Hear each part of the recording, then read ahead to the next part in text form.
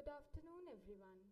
It is with immense pleasure and deep respect that we extend a warm welcome to all the esteemed delegates present here today. We at Heritage Institute of Medical Sciences, Varanasi, feel truly privileged to host the 8th Annual National Conference of the Clinical Cardiodiabetic Society of India, CCDSICON 2024, from the 20th to the 22nd of September. This event is a landmark occasion designed to foster collaboration and discussions among some of the most respected minds in the fields of diabetes and cardiology. This conference is not merely a formal gathering, it is a celebration of knowledge and a dynamic platform for building a community of experts who are united by a common goal, improving patient care. I, Saksham, and I, Aditi, cordially welcome each and every one of you to CCDSICON 2024. Your presence here underscores the commitment we all share towards advancing knowledge, improving clinical practices, and ultimately enhancing the lives of patients. We are confident that this conference will be a rewarding experience for all, filled with rich learning opportunities, productive discussions, and meaningful connections. We look forward to a successful and impactful event.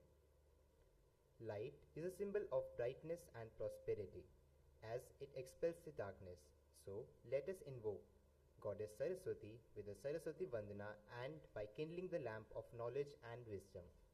For the same, I request Chairman of HIMSS Dr. Siddharth Rai, Principal of HIMSS Colonel Dr. B.K. Prasad, Medical Superintendent Brigadier Dr. Avtar Narayan, Organizing Chairman of CCDSICON 2024, Professor Dr. Madhukar Rai, Organizing Secretary Professor Dr. M.S.I. Siddiqui, Dr. Akash Rai, and Dr. Richa Rai to please come forward and light the lamp.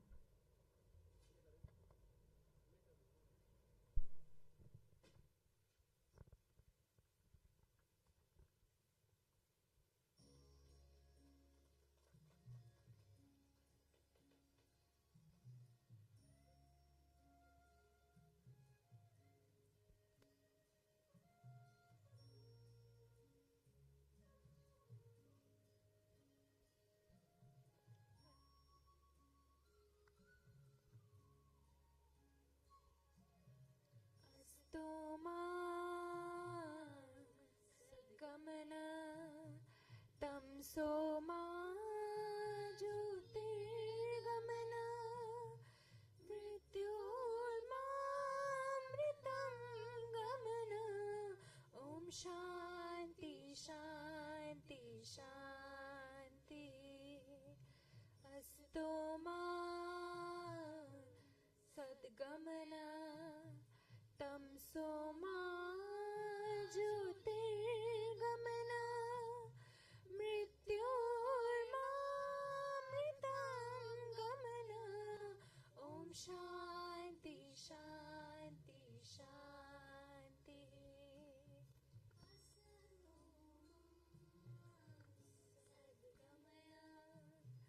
Tamsoma Jyotirgamana Mrityurmamritam Gamana Om Shanti Shanti Shanti.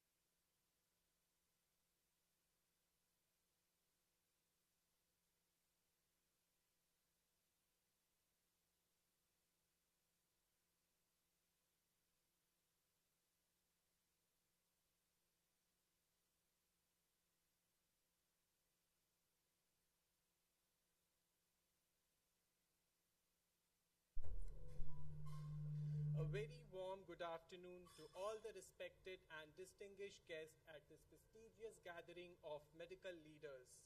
It is with great honor that I welcome each of you to the 8th Annual National Conference of Clinical Cardio-Diabetic Society of India being held in the sacred city of Varanasi, known as Kashi, the ancient land of Lord Shiva.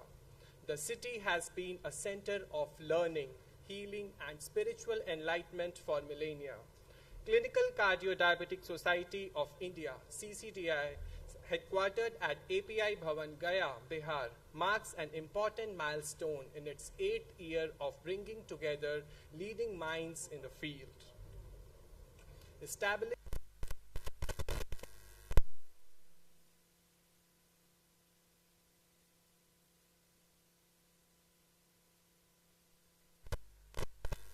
hypertension, cardiac, and renal diseases by state and national conferences. The society stands as a testament to the continued commitment and collaboration of the brightest medical professionals in the field of diabetes and cardiovascular diseases. The unwavering leadership and vision of the chief patron, Dr. Siddharth Rai, organizing chairman, Dr. Madhukar Rai, and organizing secretary, Dr. MSI Siddiqui, the 8th Annual Conference of Clinical Cardio-Diabetic Society of India has reached new heights of excellence. Their visionary guidance and commitment have been pivotal in shaping this conference, ensuring its continued success and relevance in the ever-evolving field of cardio-diabetes. We extend our sincere gratitude for the relentless dedication and efforts in making this year's event truly exceptional. Let us commence this day of learning, collaboration, and innovation as we work together to shape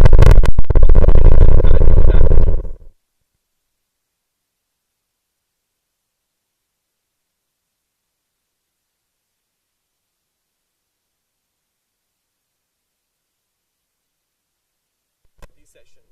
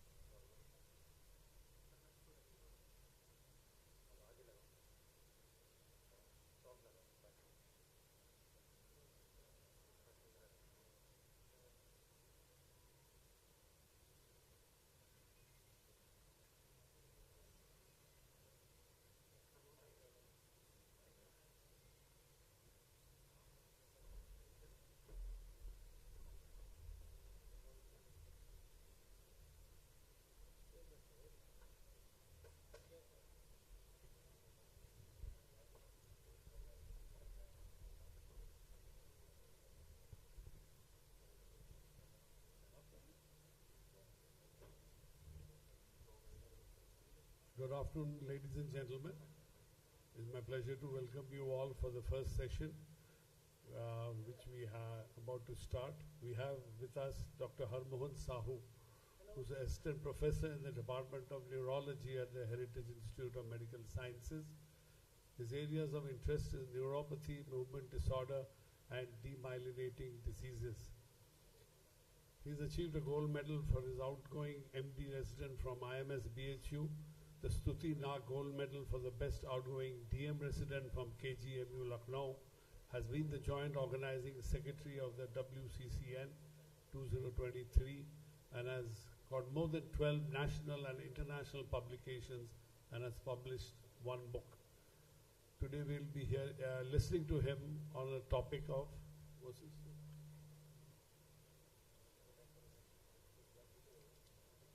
on diabetic neuropathy classification and reversible diabetic neuropathy. I request Dr. Harmohan Sahu to please come up and give his presentation. Thank you, sir, for the kind introduction. I welcome you all to the CCDSICON 8th session, and I thank to the chairperson for the invitation and to the organizing secretary and the committee of Scientific Society for inviting me to deliver a lecture on diabetic neuropathy.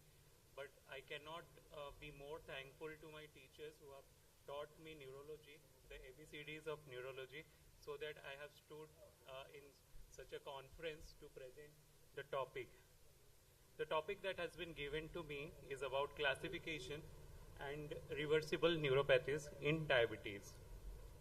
So, coming to the epidemiology of diabetes, it is the largest global epidemic of the 21st century. Almost 425 million people worldwide are affected. China, India, and the USA are having the largest population of diabetics. Now, population-based studies shows while door-to-door screening, there is a prevalence of 1 to 4% of neuropathy in the general population, and among these people 40 to 55% are secondary to diabetes only. The prevalence of diabetic neuropathy reaches almost 50% in type 2 diabetes, and of these 30 to 40% patients have neuropathic pain. When you think about the incidence between type 1 diabetes and type 2 diabetes, the incidence is higher in individuals with type 2 diabetes mellitus, but when you think about the prevalence, it is almost same in type 2 diabetes and type 1. The prevalence of diabetic neuropathy also changes with the duration of the diabetes. As the duration increases, you will get more and more number of people those are affected by diabetic neuropathy. Now, this study, which included a cohort of newly diagnosed type 2 diabetes mellitus, and they looked at the neuropathy at the onset. They found that there is 30% neuropathy when the patient first presented to the clinic, and when they followed up this cohort for over 13 years, they found that cumulative incidence was almost 10%, despite good metabolic control with strictly controlled diabetes. So it shows that even if you have stricter diabetic control, there will be neuropathy, and if you have strict diabetes control, the incidence of neuropathy is less. And this is another cohort in Denmark. They studied the neuropathy in advanced type 2 diabetes with confirmed cardiovascular disease. They saw that 50% of confirmed diabetic neuropathy was present at the baseline level, and 4-year cumulative incidence of diabetic neuropathy was 66 to 72%. So if you have uncontrolled diabetes, neuropathy will be more. Now, these are some of the risk factors of diabetic neuropathy, like duration of diabetes and HbA1c contributing more.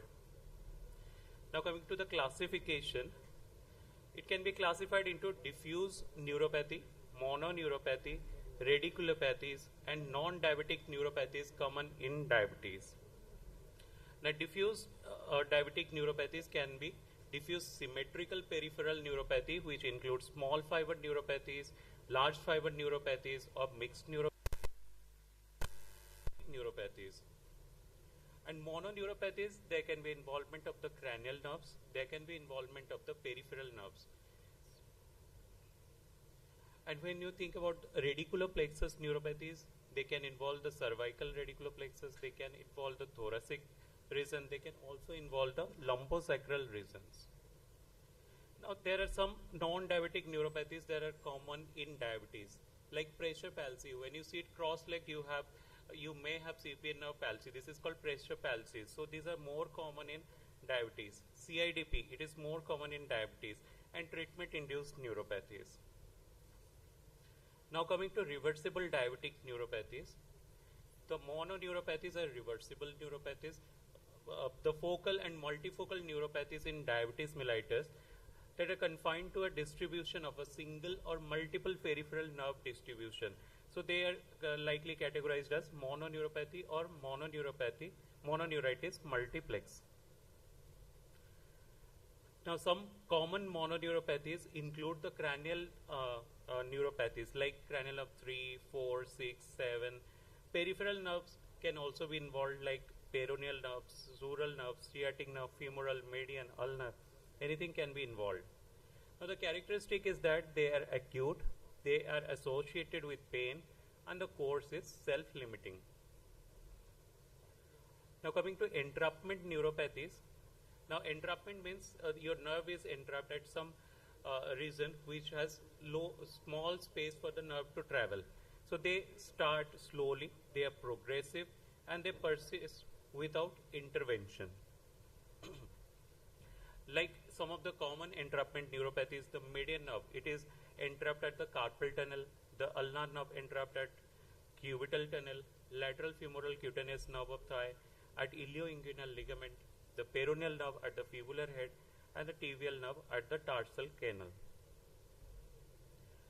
Now coming to the most common entrapment neuropathy, that is carpal tunnel syndrome, which we most frequently encountered. It is almost found in 2% of the general population, but when you think about diabetes with polyneuropathy, the incidence increases to 30%, and without polyneuropathy in diabetes it is 14%, but it is symptomatic only in almost 6% cases.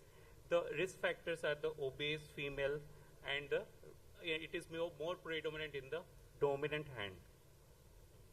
Now this is how it looks. If the median nerve is entrapped at the carpal tunnel, then there will be atrophy, which you can see at the thenar eminence, and there can be loss of sensation over the digits, as shown in the purple color. The most common signs that you can elicit in these patients are the tinel sign. That means when you tap at the entrapment site, there will be tingling, and in the phalanx site, when you overstress the nerve, like in namaskar position or reverse namaskar position, there can be pain. And the electrophysiological test, it will show signs of demyelination. Now the treatment can be non-surgical or surgical. In non-surgical treatments, we usually advise the patient to have various splints or take anti-inflammatory drugs or steroid injections into the carpal tunnel. And in surgical, we have to section the transverse carpal ligament. Now this is one of our patients which we referred to the plastic surgeon who was having severe carpal tunnel syndrome, and the ligament was excised and the nerve was released. Now coming to the radiculoplexus neuropathies, these are immune-mediated microvasculitis. This results in ischemic axonal damage. They can involve the cervical region, the thoracic, and the lumbosacral region. And the prototype is diabetic amyotrophy, which is found in 1% of diabetic patients. Most commonly affected nerves are the femoral and the sciatic nerve. More commonly found in type 2 diabetes than type 1. But what are the distinguishing features? That it is usually found in patients with better controlled diabetes, with short duration of diabetes, with lower BMI persons, and lower systemic complications. This can be, they can present with acute or subacute severe pain, asymmetric in onset. They usually begin in the proximal region, but with time it can spread to the distal region or to the contralateral side. Sensory symptoms will be there, and autonomic dysfunction may be present. However, there is associated features like significant weight loss, and the pain precedes to weakness and atrophy of that region, and the involved muscles are atrophied. Mostly monophasic course, but polyphasic course can be seen, and these symptoms can persist, protract to 3 years. When you look at the nerve conduction study findings, there will be reduced amplitudes of the motor axon potentials and reduced amplitudes of sensory nerve action potentials. EMG features will show signs of denervation because there is axonal loss. So if axons are lost, means muscle fibers are devoid of nerve. So there will be signs of denervation on EMG. And when we look at the nerve biopsy finding, we will find features of ischemic nerve injury. There will be inflammatory infiltrates, immunoglobulins, and complement deposition in small blood vessels. And the course is that the pain subsides within weeks to a few months, and slow gradual improvement in motor function, but some motor function may not recover with polyphasic course. Now the treatment are steroids, immunoglobulins, plasmapheresis, and immunosuppressants, but there is no evidence from RCTs to support the use of immunotherapy treatment. Now coming to the final section, that is diabetic craniopathies.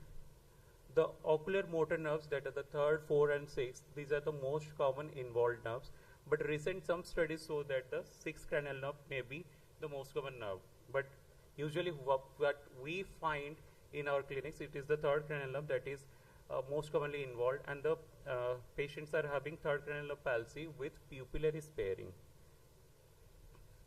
Self-recovery course is there, and each nerve has a time frame within which it always recovers. But I will draw your attention to one of my patients that is very interesting, and he presented to me when I was called to see this patient. That patient was having drooping eyelids, and the complaint was that I am having drooped right-sided eyelids. That's why I have come here, and this is what I found on examination. सब ठीक है सब ठीक है देखिए तनमनी ठीक है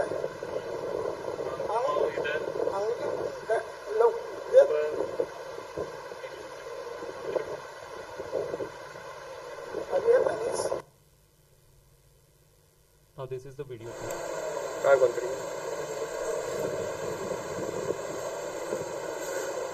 लगाइए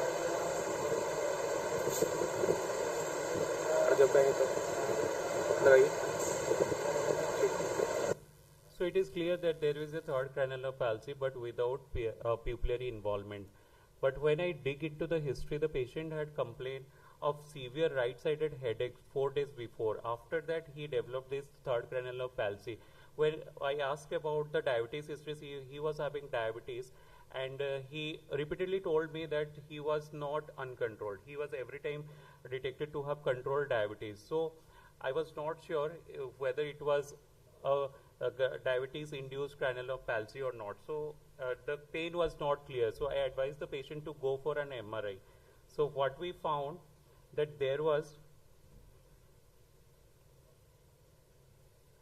a pituitary macroadenoma, and when you see the right side of the pituitary macroadenoma, it has gone towards the right side. It has an extension towards the right side. So it has crossed the internal carotid artery and has reached towards the third cranial nerve. But why pupillary sparing? We already know that if there is a compressive lesion, the pupils are always involved. But there is the pupils are not involved in this patient. So the concept is that now this is a slide where we can see that the pituitary can enlarge towards the third cranial nerve, towards the right side. But the concept is that the third cranial nerve pupillary fibers are present on the dorsal surface. Dorsally they are present. And if some tumor compresses it from the dorsal side, there will always be a pupillary paralysis with third cranial nerve palsy. But in this case, the tumor was compressing this nerve from the ventral side. So that's why there was no pupillary paralysis. So such patients may come to our clinics. Thank you.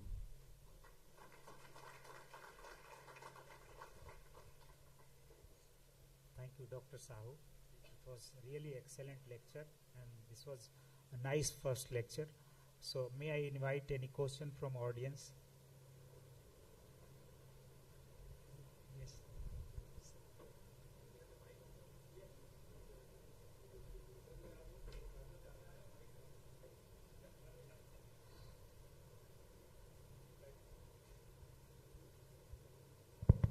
You must have realized that I am a very proud teacher of a wonderful student, and another student which is going to come. So these are like, he is sitting by my side in my OPD, and I can tell you many of the unusual presentations or neuropathic problems, especially these entrapments and mononeuropathies, and he is a very critical observer. And he gives you wonderful diagnosis. Sometimes he comes out with this autoimmune encephalitis, and sometimes and he could solve many of the problems, and he digs into the problem. With this, And he has very clearly brought out that diabetes has got a garden variety of neuropathy, and the one which is reversible is a mononeuropathic, whether it is a lumbar, radicular. So, and he has very clearly brought out how to treat these things. And in a diabetic neuropathy, most of the time it is difficult to treat. Only what we do is to manage the pain. But here are certain cases which he brought out. They can be completely reverted and they could be treated. So the importance is to reassure the patient that you will be perfectly fine after some time, because it takes time. As you have seen, it can take as much as like 3 months, 4 months, 6 months. So you have to reassure the patient and tell them you are going to be fine, but have to have patience so that the patient doesn't have much of the investigation and other things. Thank you, sir. Thank you, sir. I just have one question. Yes, sir. Do you have any experience about pre-diabetic cases? Is you are finding neuropathy in pre-diabetic cases? Yes, sir. We are conducting a trial right now. One of our PG students are collecting data for the diabetes and pre-diabetic patients. And mostly we find that in pre-diabetic patients also there is some subtle changes in neuropathy. Subtle neuropathic changes is always there. Thank in you. Mostly 30-40% cases we find it. Yes, sir. Yes, sir. Cranial involvement in Yes, sir.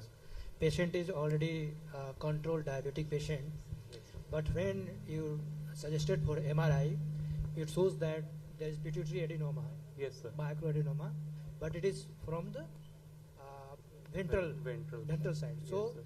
pupillary sparing can be due to diabetic or can be due to Yes, sir. adenoma, Yes, sir. but it has to be from ventral side. Yes, sir. If it is From compressed dorsal. from dorsal side, Yes, sir. it has to pupillary It's sparing gone. should be not be there. Yes, sir. So that case is not due to diabetic The craniopathy, cranial nerve palsy was not related not to diabetes. diabetic, right? Yes, sir. It is due to Microadenoma. Thank you. Yes, sir. Nice case. Thank you, sir. How do you suspect CIDP in a case of diabetic neuropathy? Patients in a diabetic who has got a very similar symptoms of even diabetic neuropathy. Sir, the CIDP part is going to be spoken by Dr. Abhishek Pathak, sir. Red flags in diabetes. Thank you, Dr. Sahu.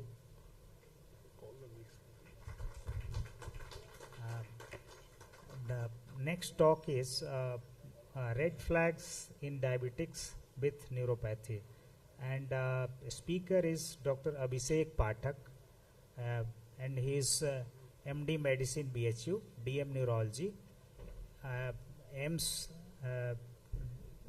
New Delhi. Areas of interest is stroke, dementia, autoimmune neurology, epilepsy, and awards and achievements are fellow in NCD, reporting by American College of Neurosonology, and I invite Dr. Pathak. Thank you so much, sir.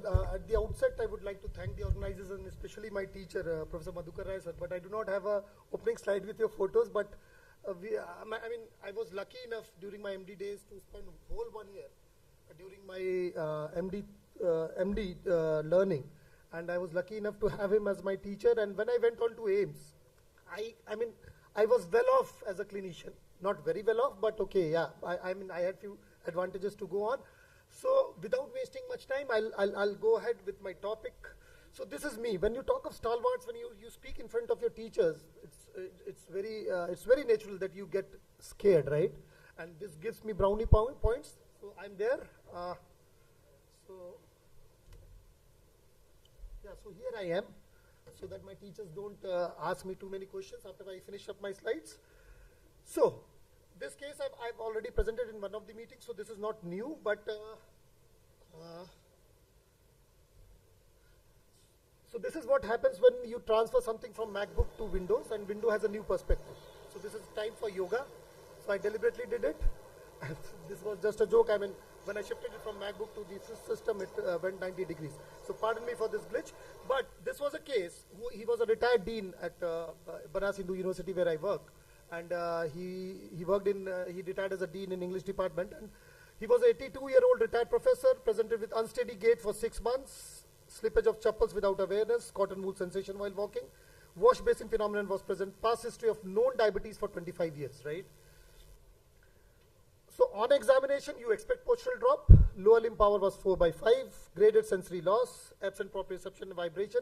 DTR reflexes when he was areflexic. Gait broad base, ataxic gait with impaired tandem walking, Romberg's test was positive.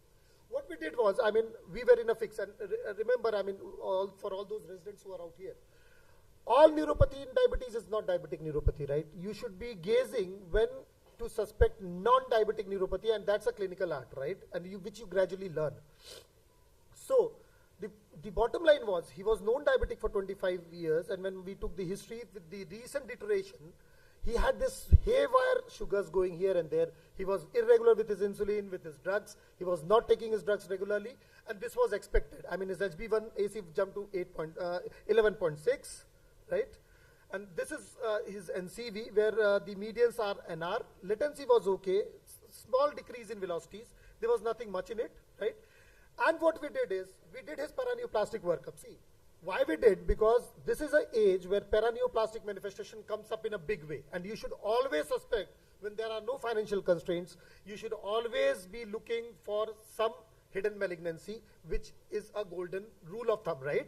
So we did everything. We did paraneoplastic workup. We counseled him. We put him on insulin with regular monitoring of sugars. His sugars improved, and the patient, as you saw in the last slide, he was walking comfortably, right? So this was a diabetic neuropathy with some red flags, but you have to be cautious. You need to work up, right?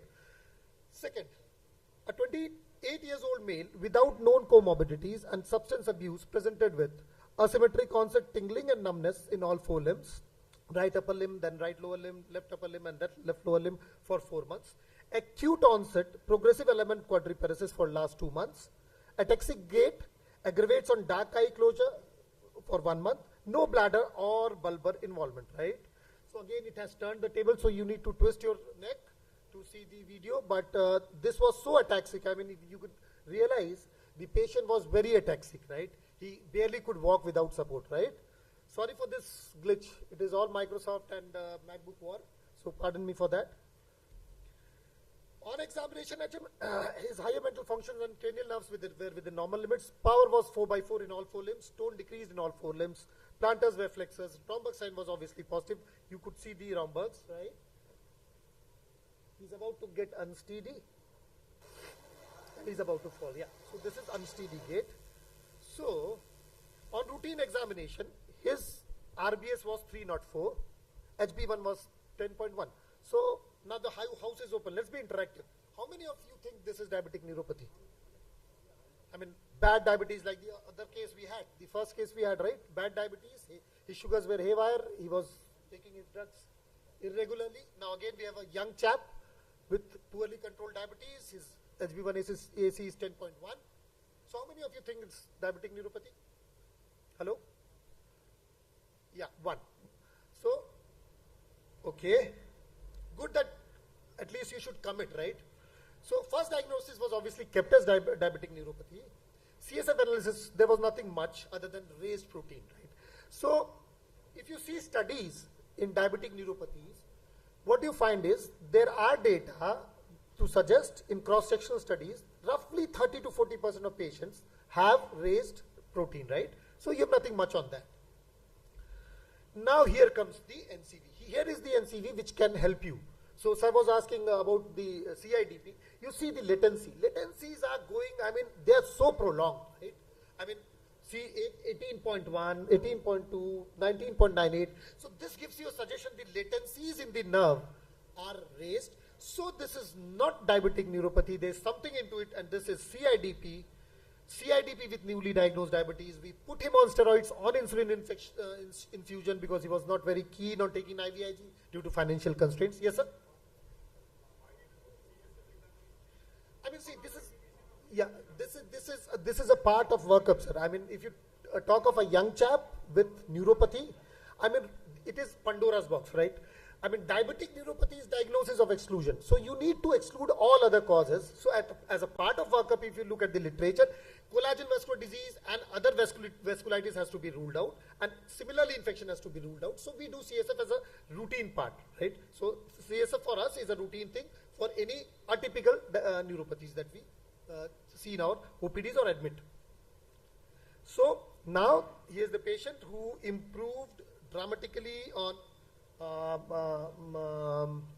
treatment, right? And here he is, independent. So you need to turn your neck again, but I can tell you he has improved a lot, right, on treatment. Now case number 3. I hope audio is there. There is no audio. जना फूल लिया है, सूजन हो गया है। कितने third case? साल भर से ऊपर है। और शुगर कितना दिन से आपको? 20-22 से। शुगर दवा लेते थे रेगुलर? जी। और पहले दवा खाते थे, अब इंसुलिन लेते हैं। और चलने फिरने में फिर दिक्कत कब से शुरू हुआ है? यही 2 बरस से। 2 साल से।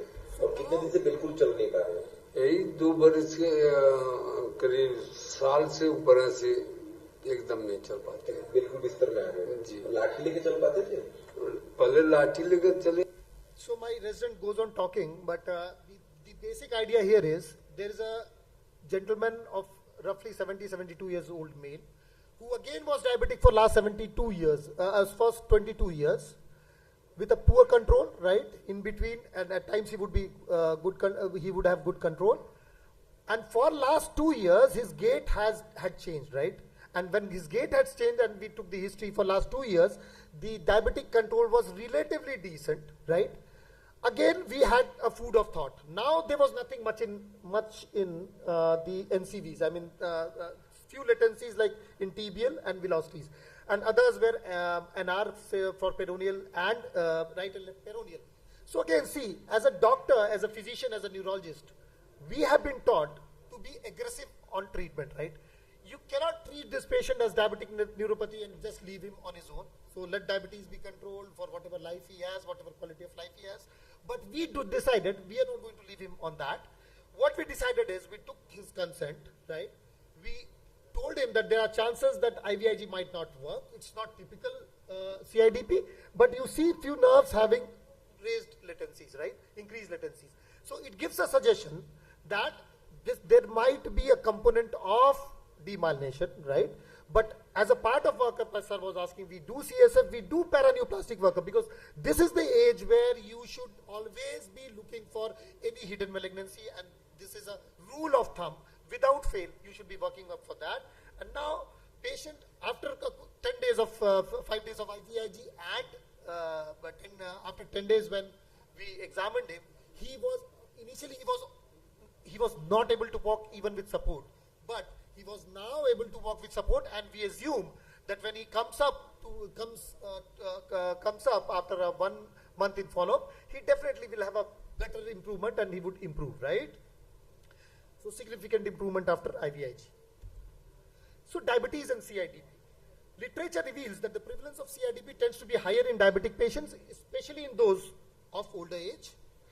In review article, the percentage prevalence of CIDP without diabetes mellitus was 0.006%, where the CIDP with diabetes mellitus was 0.054%. And association between CIDP and diabetes is still being debated. But as I showed you a few cases, and there are not many to be shown. I mean, I've not put them here, but subsequently when we have future meetings, I'll be showing you up.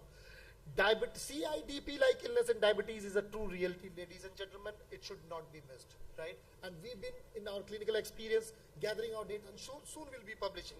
But it has to be seriously considered, right? So what are the hypotheses for mechanism of CIDP in diabetes? First, pre-existing nerve damage due to diabetic neuropathy, even if very minor, may facilitate antigen presentation. So we all know, I mean, these are just hypotheses for any autoimmune diseases, right? Second, in type 2 diabetes mellitus, increased activation of pro-inflammatory cytokines and matrix metalloproteinase 9 in the peripheral nerve was reported. And third, microangiopathy. So, I mean, there are many theories being floated by the scientists, what could be the possible mechanisms, right? But we all know that it is a reality, and what the literature has been reporting is, I'm sure that post-COVID era surely is going to change, right? So case 4. Now 58 years old male with long-standing type 2 diabetes mellitus presented with paresthesias in bilateral upper limb, lower limb distal for 5 months, slippage of chapels without knowledge for 3 months, sensory ataxia for 3 months. Again, you have axonal pattern being shown up, right? But in the NCV, right? And few velocities going below the levels of axonal neuropathies. So this was a mixed picture, but we erred on the demyelination side. You don't need to get bogged down about these numbers, but you need to talk to a neurologist whether it's axonal or demyelination. So we'll tell you. But what happened was he had significant autonomic dysfunction, right? Autonomic dysfunction is very normal. In diabetics, right? There's no red flag. Although I've written red flag, but there's no red flag. Dyspnea on exertion. And then as a part of workup, as I told, you need to work up everything. So see, this was a ZIS X-ray. And when we did echo, it showed restrictive cardiomyopathy with grade 3 diastolic dysfunction, right? We did a serum electrophoresis, right? Kappa free light chain was increased, lambda free light chain was increased. We did his nerve biopsy. And ladies and gentlemen, we were dealing with amyloid neuropathy. Diabetes, non-diabetic, poorly controlled, typical neuropathic symptoms. But you don't leave your workup. Try to look for other causes, and this is the message that I wanted to give. And we did a biopsy. We normally send it to NIMHANS, and we got amyloid neuropathy, right? And patient was subsequently referred to Tata Memorial, where he was on bortezomib-based therapy, and patient improved dramatically. What are the common differential diagnoses? See, talking of old ages, talking of neuropathy, you should always be skeptical. Of hidden malignancy, as I told. Poems, Castlemans, they can come up in a big way, right? Genetic neuropathies, neoplasia, medication-induced amyloidosis, chronic, on the other hand, when you talk of typical diabetes neuropathy, you have this chronic, slowly progressive symptoms. It will never progress in very rapidly until unless his diabetic status is haywire. Sensory predominant, if there's a prominent motor involvement, always reconsider your diagnosis and length dependent manner. So if these 3 things are not there to your neuropathy diabetic patient, please reconsider your diagnosis. That's a humble request. And what are the features of atypical neuropathy?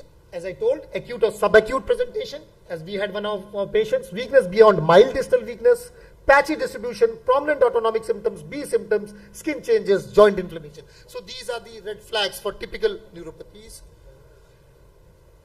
And obviously we all know that alternation consciousness, cranial nerve dysfunction, cerebellar dysfunction. So the plus symptoms that it comes with neuropathy again makes you feel that you are not typically dealing with diabetic neuropathy. What are the lab testing that should be done? These are the routine things which should be done in all the cases, right from B1, B2, serum protein immunofixation, thyroid functions, anti-nuclear antibody, anti-Rho, anti-La. In selected group of patients, you also consider for cryoglobulinemia, the vasculitic workup, anti-gliadin antibodies, serum light chains, immunofixations. So this is another interesting case where this was a priest, Hindu priest, who was again diabetic for last 15 years, presented with paresthesias in feet and hand for 3 years, distal and proximal weakness for 6 months, and gait abnormality without bladder ball dysfunction. The RBS was 254 and HB1AC was 8.5. You would believe that not an adequate control as per a diabetologist. And again, this is post-improvement. What we did was, we did his workup, and in NCV, you could see that the velocity, few NR values here and there, and amplitudes are okay. Few ulnar and ulnar neuropathies in ulna and peroneal is NR, and ulna has low amplitudes. But there was something to it. What we found was, do you see the hamartos, right? The patient, this is said कि ये मेरी family में है, ये सालों से चल रहा है. We did his whole exome sequencing, and ladies and gentlemen, it turned out to be Charcot-Marie-Tooth disease. But in view of recent worsening, and we all know that CMT can have CIDP-like presentation, we treated him with steroids, and the last video where you saw him walking, he was post-treatment. Pre-treatment, he was almost on bed, right? So CMT with...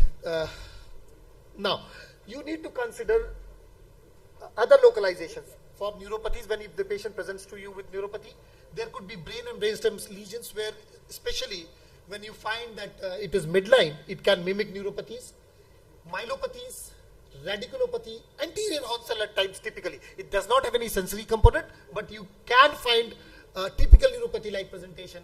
Dorsal root ganglion, sensory neuronopathy, where the patient will be ataxic, severely ataxic as soon as he closes his eyes. Right. Sometimes myopathy can have typical distal myopathies can have this presentation of distal onset weakness, right? Neuromuscular junction, we all know. These are atypical presentations. So my time is over. So with that, I'll have my concluding slide. Diabetic neuropathy is most common peripheral neuropathy worldwide, but all patients of diabetic neuropathy are not diabetic neuropathy. Early recognition of red flags and thorough workup is essential for successful treatment. Thank you. So now I would be happy to answer if there are any questions. Hello. Dr. Pathak, I got a question. Yeah. Is uncontrolled diabetes a prelude to the neuropathies, or if the diabetic control is all right, you don't really expect it, then think of something else? Sir, we have seen, I mean, this is what I was talking. We have seen AIDP-like presentation. In fact, we have few of our residents have diagnosed AIDP in poorly controlled diabetes, recent onset, poorly controlled sugars. Patient have rapidly progressed to sensory motor quadriparesis. So we all know that poorly controlled diabetes will have background neuropathy, but it's only the red flags that you need to pick up. And when you have teachers like Madhukar Rai sir, this is what is the art. I mean, as you train yourself, you keep your eyes and ears open, and if your clinical history matches with your examination and matches with your final diagnosis, you are well placed, right? But of the three, if anything has a mismatch, right, then you are on a wrong footing. Please reconsider. Although we've seen atypical presentations, but the idea is not to talk of case reports, talk of common settings. So this is it. So, Dr. Abhishek, wonderful presentation as usual.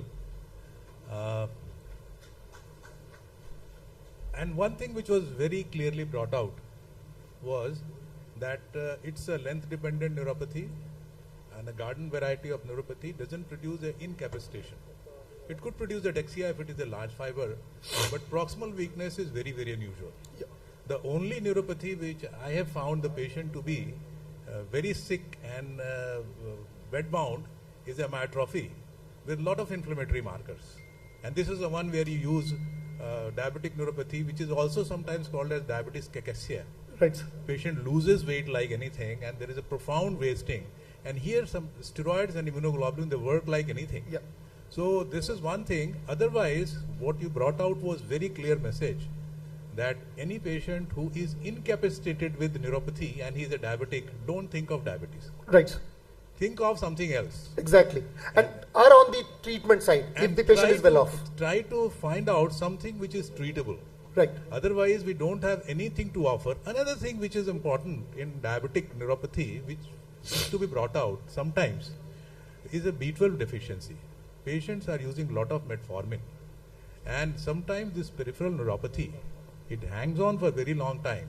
And these patients have got B12 deficiency. So that Right. should also be looked into, because sometimes it will progress on. So of course when it goes on to subacute combined degeneration, you start getting reflexes to be brisk and other things. But initial part, you could get a confusion, and that could be one treatable condition where you can give B12 and the patient will improve drastically. Yeah. Thank you, sir. Thank you, Dr. Abhishek, for an excellent presentation.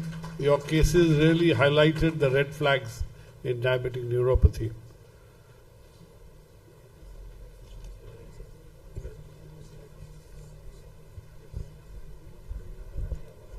Thank you to all the chairpersons and speaker of this session for their insightful discussions. I would now like to invite the chairpersons of the next session, Professor K.N. Padihari, Dr. Santosh Savan, and Dr. Jigyashu Singh, on the dais.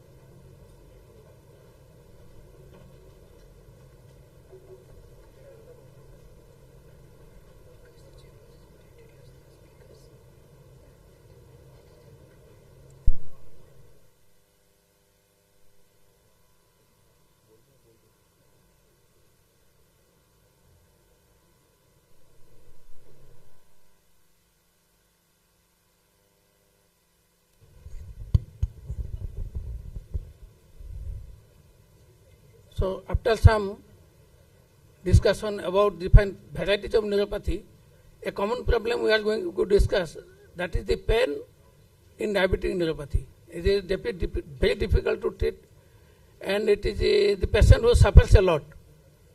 So let us see what is the advances and what we can do best. And we listen to our speaker, and the speaker is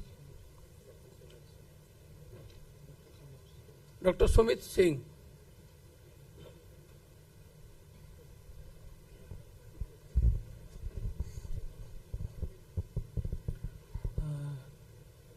Dr. Sumit Singh is the Chief of Neurology at Artemis Crest Institute of Neuroscience. He has the special interest in the neuromuscular disorders and movement disorders. Over to you, sir.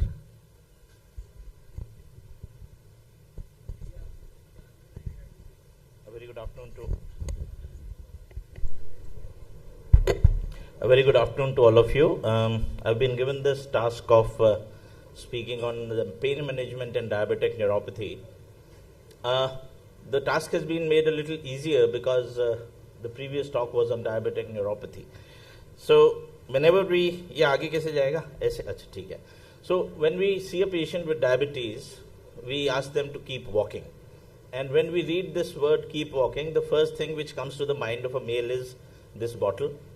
And then you find these patients who have diabetic neuropathy and their feet are so badly injured because of the diabetic neuropathy and the loss of sensation that they can't walk. The dilemma is that these patients complain that I don't have any sensation below my knee, and they also say that I have such a severe pain that I can actually cut my legs off. So diabetes, if you have it, then neuropathy has to be there.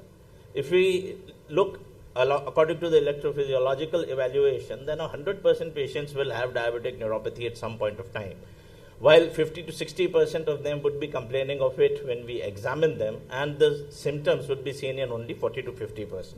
So diabetic neuropathy in this diabetic capital of the world is almost ubiquitous, and it has already been told the types of neuropathies which are there in diabetes, but the ones which are painful are the distal sensory motor neuropathy and the distal sensory neuropathy, which are the commonest ones to cause pain. The plexopathy and the proximal amyotrophy, which someone was alluding to just now, is also extremely painful, and the entrapment neuropathies are the ones which are painful. Rest of the neuropathies usually cause impairment in sensation, and they do not cause pain to that extent. So once we have understood what are the neuropathic pain associated neuropathies, then we have to understand the definition of pain. So pain is an unpleasant sensory and emotional experience which is primarily associated with tissue damage or described in terms of this damage or both.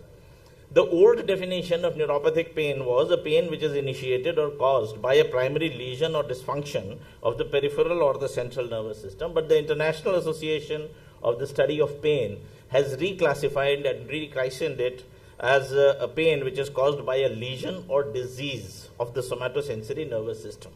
So disorders like phantom limb pain, in which there is nothing abnormal, the limb has actually been chopped off, but the pain exists. Then complex regional pain syndromes, these are also taken away because in those conditions, the end points and the sensory nerves are absolutely normal. So this is the current definition of neuropathic pain. Now, there are two types of pain. One is what we call as the nociceptive pain, and the second is what we call as the neuropathic pain. A nociceptive pain is what you get when you are injured. So in this case, the receptors are normal, the transmission of pain is normal, the brain is normal, the conditioned receptors are normal. In contrast to this, in neuropathic pain, there are abnormal nociceptors and there is a central reorganization of pain assessing mechanisms, and that's why you have the pain. This is very important to understand as to how the pain carries itself to the brain. So it is perceived at the level of the skin or the tissues by the free nerve endings. It's taken care of by the small fibers which enter into the dorsal root ganglion, and they ascend or descend a couple of segments, and then they cross over to the opposite side in the spinothalamic tract, and then they go to the thalamus where they are perceived, and then they are reflected to the cortex where they are localized. Now, this is important because at each point, there are certain complex mechanisms which are taking place. At the peripheral nerve ending, there are the sodium channels, which in a normal person would be normal, but if you have a neuropathy, these sodium channels are hypertrophied and they have a decreased threshold towards hyperpolarization. So they would be hyperpolarizing and depolarizing at a lesser threshold than normal. Then when these fibers, they enter into the spinal cord, there are certain gates which decide how much pain is going to travel and how much not. And this is decided by GABA, substance P, and glycine. Then the spinothalamic tract is controlled by two mechanisms. One is a descending mechanism which inhibits the pain, and this is taken care of by 5-hydroxytryptamine and norepinephrine. And then there is a ascending pathway which takes care of potentiation of pain, which is again taken care of by NADH and glycine. And then you have at the thalamus, where you again have sodium channels where the second order neuron relays, and then it is transmitted to the cortex. Now, why mechanism is important in understanding is because the drugs act on these different mechanisms. And that is how you control the pain. So, when we look at the options which are available for our pain control, then we have to look for things which act on the peripheral sensitization, which means the damaged nerve endings. Those which act on the ectopic neuronal transmission, those which act on the abnormal crosstalk which is happening in these nerves, and those that decrease the entry of pain into the dorsal root ganglion and take care of the ascending and descending pain pathways. So what are the drugs which are available to us? I think I'll come to this. Yeah. So there are certain drugs which will be acting at the descending inhibitory pathways. So these are the SNRIs predominantly. The SSRIs are not so good. The tricyclic antidepressants, the opioids and the tramadol. Those which act at the level of the central sensitization are gabapentin, levetiracetam, oxcarbazepine, lamotrigine and pregabalin. Those which act at the peripheral sensitization are carbamazepine, oxcarbazepine, tricyclic antidepressants, topiramate, lamotrigine and lignocaine. So if you are targeting a pain in a diabetic neuropathy, then you have to mix and match these drugs. A drug which acts on two mechanisms would probably be the best because it is going to take care of the peripheral mechanism and the central mechanism simultaneously. So what are the treatment options available? So before we come to the treatment, we have to diagnose diabetic neuropathy. So nerve conductions come into handy. There are no way by which we can quantify pain. There are hardly any ways to quantify pain. So the way to look forward to the presence of small fiber involvement is what we call as a sympathetic skin response and the quantitative sensory testing. So if there is a significant impairment in the QST and in the SSR, then we are reasonably sure that the small fibers are impaired, and that is what is probably causing the pain. So when we manage diabetic neuropathic pain, first we have to manage the diabetes, because the only thing which can probably slow down the progression of a diabetic neuropathy is a strict glycemic control. But this glycemic control should not be so significant and so strict that it should cause hypoglycemia, because hypoglycemia in itself can cause a significant amount of neuropathy. Second is that you manage the neuropathy. So there are no drugs which are useful in the treatment of diabetic neuropathy. I am reasonably sure in the stalls outside you must be seeing every single stall which would be showing some sort of methylcobalamin, some sort of omega-3 fatty acid, some sort of ginkgo biloba, which is given in various permutations and combination to slow down or to treat diabetic neuropathy. Nothing works. The only drug which is known to have some impact in slowing down the progression of diabetic neuropathy is Ilparacet, because it takes care of the aldose reductase pathway. So what we are left with is to get a strict control of diabetes and to manage the diabetic neuropathic pain. Non-steroidal drugs don't act in the diabetic neuropathic pain. They are acting on nociceptive pain, where the receptors are normal. Here the receptors are at fault, so they would not work. Opioids will have addiction potential. They can cause constipation, they can cause sedation. So we are left with anticonvulsants like carbamazepine, gabapentin, pregabalin, tricyclic antidepressants and SNRIs. The SSRIs are less effective. So the first drug which was used for the treatment of diabetic neuropathy was duloxetine, and this is one drug which was first to be permitted by the FDA to be used in diabetic neuropathic pain. It's an SSRI. It increases the level of serotonin and norepinephrine, and I told in my communication that these two chemicals, these two neurotransmitters are the one which increase the descending inhibition to control the inhibitory pain pathways. So that is how they manage the central mechanisms of control of pain. They are antidepressants, but their analgesic properties are definitely much, much more than their antidepressant properties alone. So there are two randomized double-blinded placebo-controlled trials in which a reasonable number of patients have been evaluated with diabetic neuropathic pain for 12 weeks, and the dosage which have been tried are up to 220 milligrams, and the least dose which has been tried is 20 milligrams. Duloxetine was found to have improvement in the pain score, and this is started as early as the first week, and this continued for as long as the drug was being given. The side effects are significant with duloxetine, and one should be careful about retrograde ejaculation in young males because they already have a diabetic neuropathy.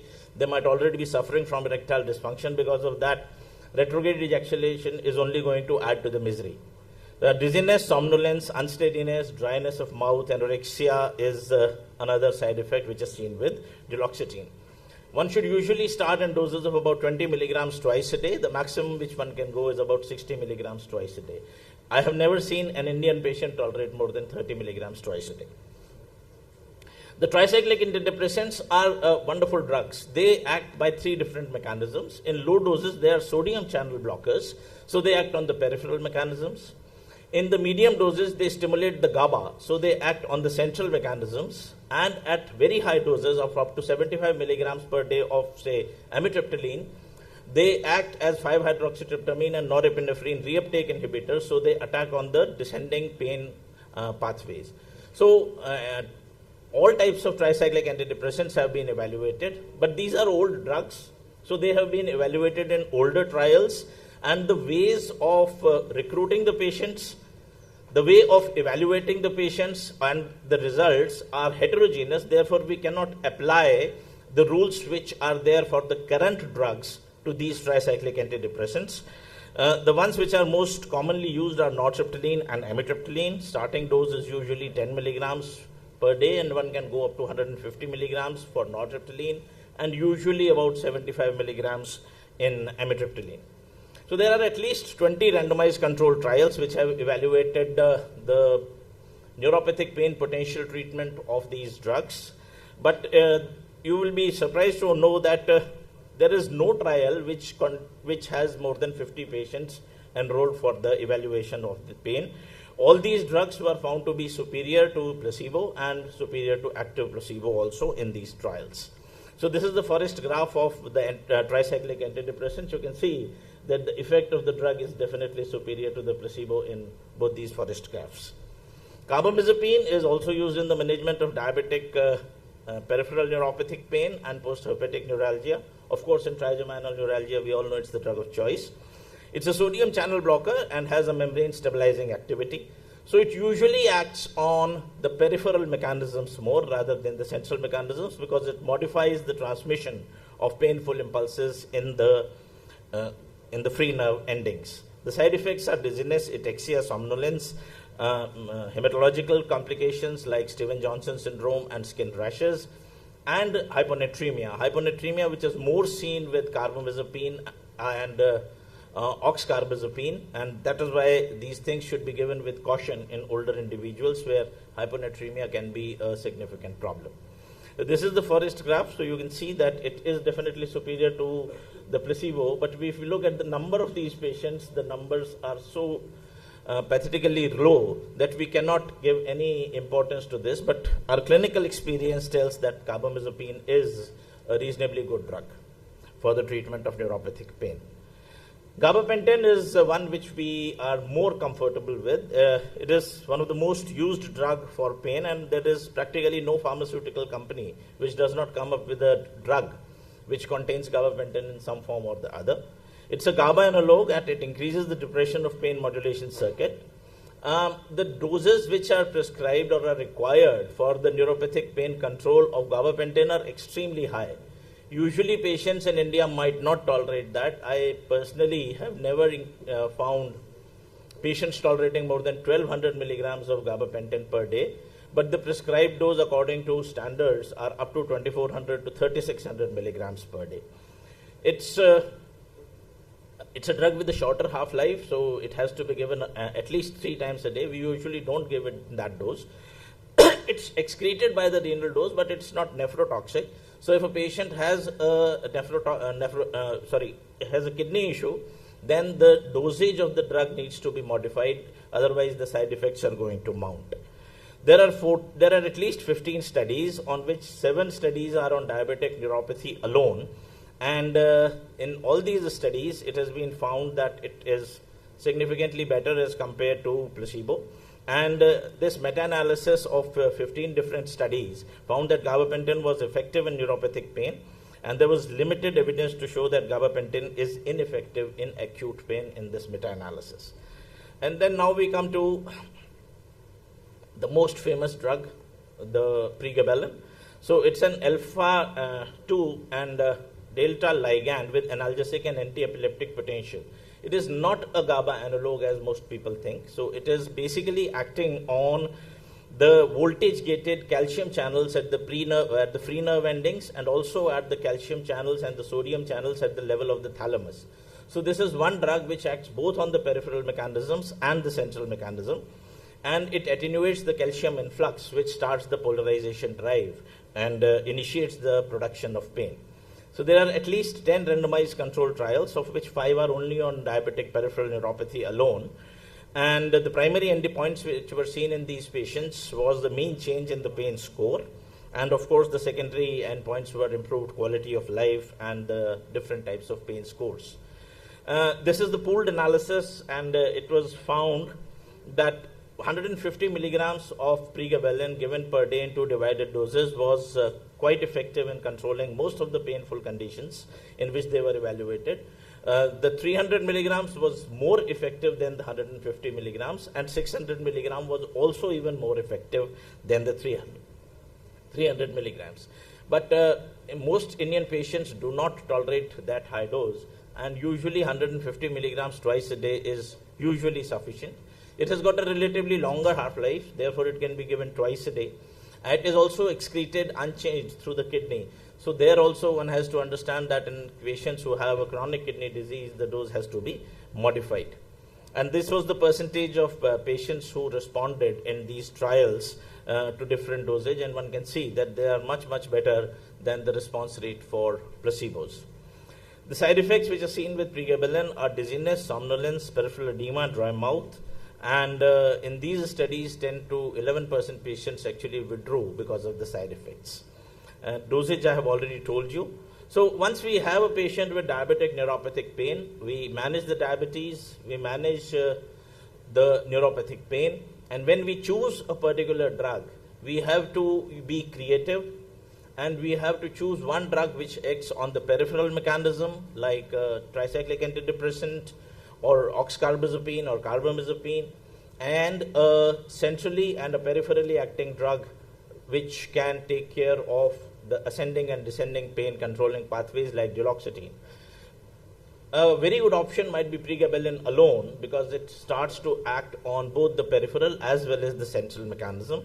So these are the various combinations which can be used in these patients.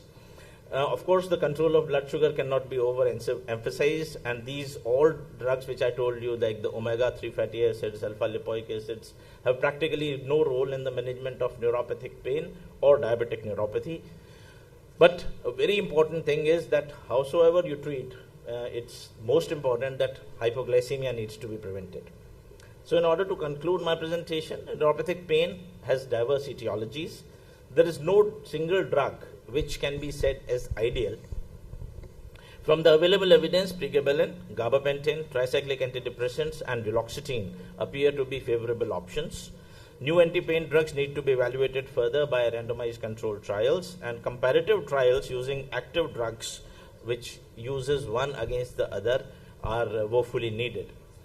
So it is very common to have diabetic neuropathy. It is very common to have diabetic neuropathic pain. It is very heterogeneous entity. It's very difficult to treat. Therefore, prevent, retard progression, and try to reconstruct if you can. Thank you very much for your kind attention.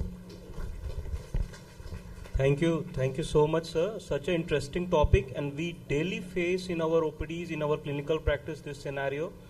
So I will take one question from my side. So how you approach the patients who have got like resistant cases where you have already combined the pregabalines and duloxetines and still they are not responding? Is there any nerve block, or you how you approach those cases in your practice? How is your approach? See, about 30 to 40% of patients who have any chronic painful condition will have chronic coexistent depression. So a very good combination would be to give a drug which takes care of the neuropathic pain and is antidepressant as well. So a very good combination in those resistant cases would be pregabalin and duloxetine, pregabalin and tricyclic antidepressants. And in those cases where actually nothing works, mirtazapine is a very good drug which can be very good in taking care of the depression part, and when the depression improves, the pain also improves. So my combination is this. We can't give so many blocks because this is a distal neuropathic pain. We can give nerve blocks only for selected cases where you have either an entrapment neuropathy which is extremely painful, or you have a proximal amyotrophic neuropathy of diabetes where there is only the femoral nerve which is involved. So it is very difficult to give blocks in these patients. We have tried a couple of patients with spinal cord stimulation. But spinal cord stimulation is an invasive technique, it's extremely costly, and the trials with the spinal cord stimulation are not very encouraging. And any local ointments also you provide? They have all been tried. They are just counter irritants. They have actually very little role, and these patients usually have a very significant sensory impairment also apart from pain. So many times I have seen that these patients apply a lot of that ointment, they develop skin rash to it, then they develop a diabetic foot, and they end into amputation previously, so there is no foot left for the neuropathic pain to be treated. Thank you, thank you. If One any question. more question? What is your approach to, very difficult to stand, what is your approach to just assess the severity of neuropathy, depending on which, severity, depending on which we can say we can start with the combination drug like OHA, like antihypertensive. So what is your approach? Should we start with combination of drugs, suboptimal dose, or single drug up to maximum dose? No. See, the recommendations of international pain societies are that always start low and go slow. So always start with the lowest possible dose of one drug, increase and build that drug to the maximum. If we start pregabalin today, the efficacy in its pain control is going to come after 2.5 to 3 weeks. So you have to wait for some time, and you have to give the patient probably some degree of painkillers during the time when this drug is going to take act. And after 2 weeks, when the dose is adequate and if the patient is stable, then you increase the dose. When you reach the full dose of one, then you add the second dose. Sir, are there trials some related to patches for the treatment of continuous release? Yes, there are trials, but these are all drugs which are either opioids or non-steroidal anti-inflammatory drugs or semi-opioids. So they usually have a very high addictive potential. So they cannot be used for long term.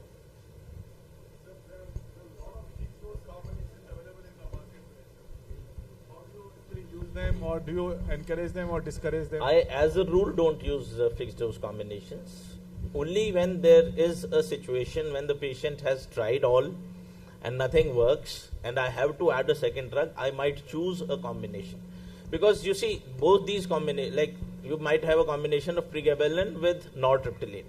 Now if you give nortriptyline even in 10 milligrams of dosage to an Indian in the morning, he's going to curse you. He will sleep whole day. He will have lots of dry mouth and he will not be able to perform. And giving it twice a day is even going to be problematic. Duloxetine, I agree that might be a better combination as compared to nortriptyline. And sir, you have not touched anything about methylcobalamin combinations drugs which are flooded in the market and everyone is left and right using them, sir. I told, sir. I said, that's what I said, that there is not going to be a single stall where there will not be a drug in which methylcobalamin or alpha-lipoic acid or ginkgo biloba is not there in any combination. Even pregabalin is available along with methylcobalamin combination. It is. Thank you, sir. Thank you. Thank you. We can move on to another session. Thank you so much, sir. Thank you. Over to organizers.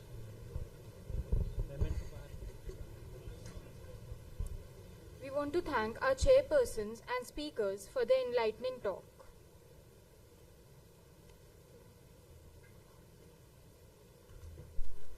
We also request our chairpersons to come forward and felicitate the speakers. First on, we have Dr. Harmohan Sahu.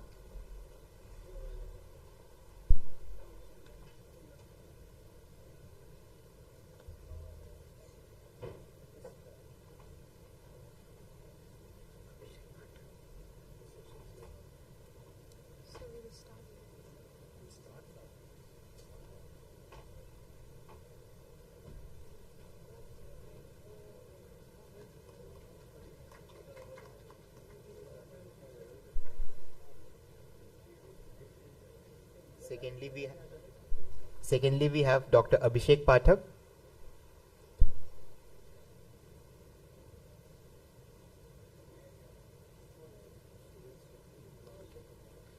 Dr. Sumit Singh.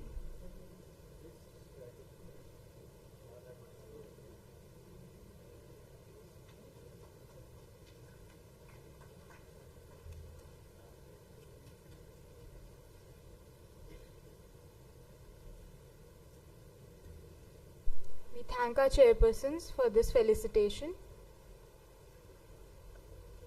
We would now like to move on towards the next agenda on the scientific program, a pregnancy symposium. The chairpersons for this session are Dr. Madhu Jain, Dr. Shashinath Pandey and Dr. Sumant K. Panda. The symposium will be moderated by Dr. Gagan Gunjan. We also have Dr. Vinay Dhanandya as a course coordinator.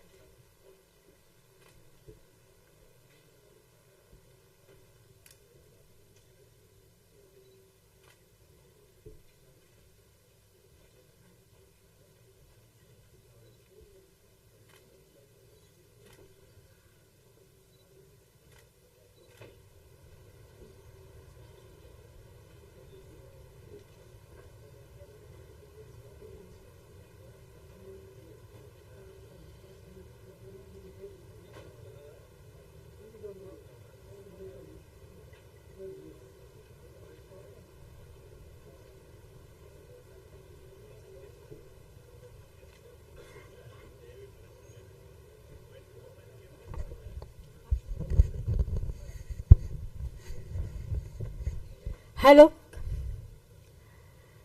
So thank you for giving us this opportunity on chairing the session on CCDSICON 2024 conference. As we know, I belong to the obstetric department. I am the HOD of this gynae obstetrics. In this symposium, we are having a pregnancy symposium. So you can think that how the gestational diabetes and hypertension, they are getting importance nowadays during pregnancy.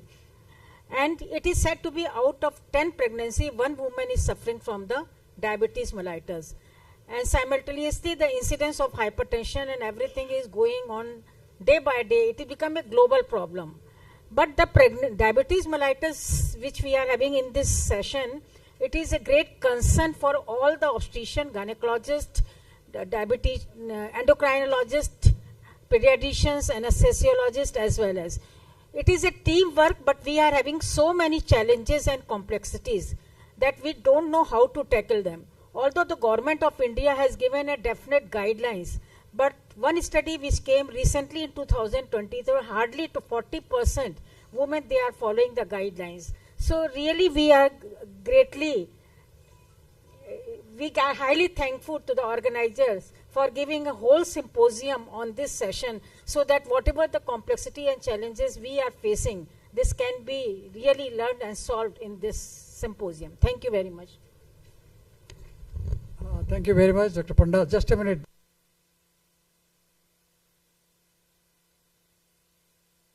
Very important. It is because this is the stage where we can treat 3 stages: the past, the present, and the future. And in the pregnancy, the most vital. You can decode the ADA or ASC or RSDI for that matter. But this is in short. Go, as Dr. Sumit Singh very nicely said, the dictum is go low, go slow. But definitely, immediately or go to for insulin therapy for better treatment. Euglycemia is very important, but hyperglycemia is very dangerous. This is with this. Thank you very much. And let and I hand over the mic to Dr. Gagan Gunjan.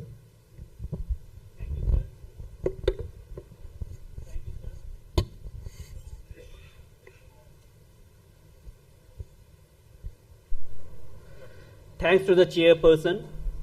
As a moderator to this entire session, the concept of bringing this symposium was the same as highlighted by the madam just now. Everyday complications and pregnancy or diabetes or complications due to diabetes in pregnancy is on rise, and we get call every day from Obs-Gynae department for managing such patients. That's why we came with the concept of this symposium, and we have a total of 12 to 13 speakers in this entire symposium who will be tackling with or dealing with all the concerned topics that you face in daily to daily practice. And without wasting much further time, I would like to introduce our first speaker to the session, that is Dr. Vinay Dhandania, who is also the co-moderator to this entire symposium and will be taking a further and enlightening you further with his better slides and words. Thank you. Thank you, Gagan. Thank you, chairpersons, madam, respected seniors, dear friends. I thank you, each and every one of you, for being here today, this evening. At the onset, I would like to thank Dr. Madhukar Rai, who has been the key person in actually conceptualizing this idea. He has actually fixed up the topics and the symposia, and he has handed over to me. And I'm extremely thankful to him for this particular opportunity.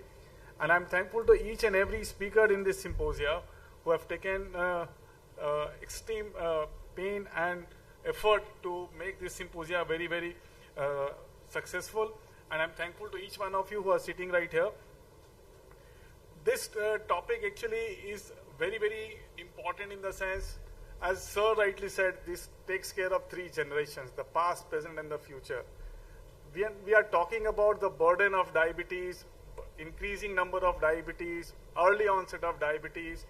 We fail to talk about prevention of diabetes. And let me tell you, the prevention of diabetes starts here with the pregnancy symposia.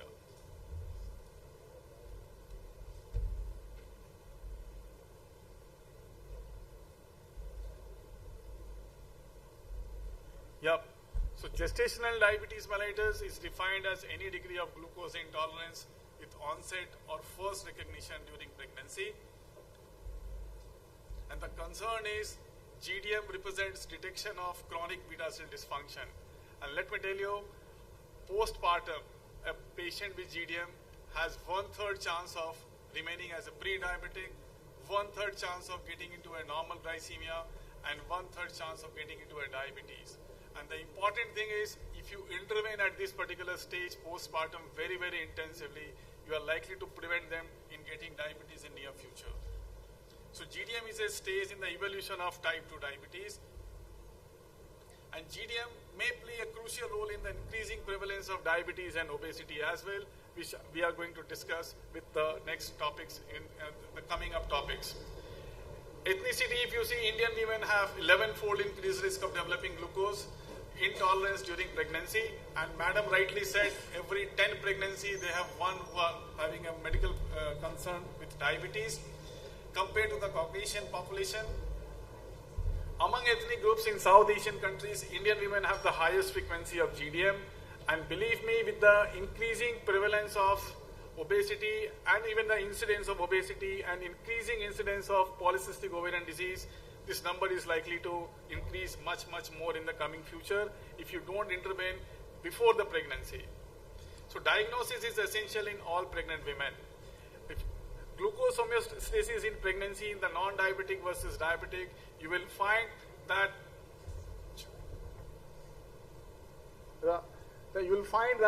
the glucose intolerance increases as the duration of pregnancy increases. At the same time, the insulin compensates for that.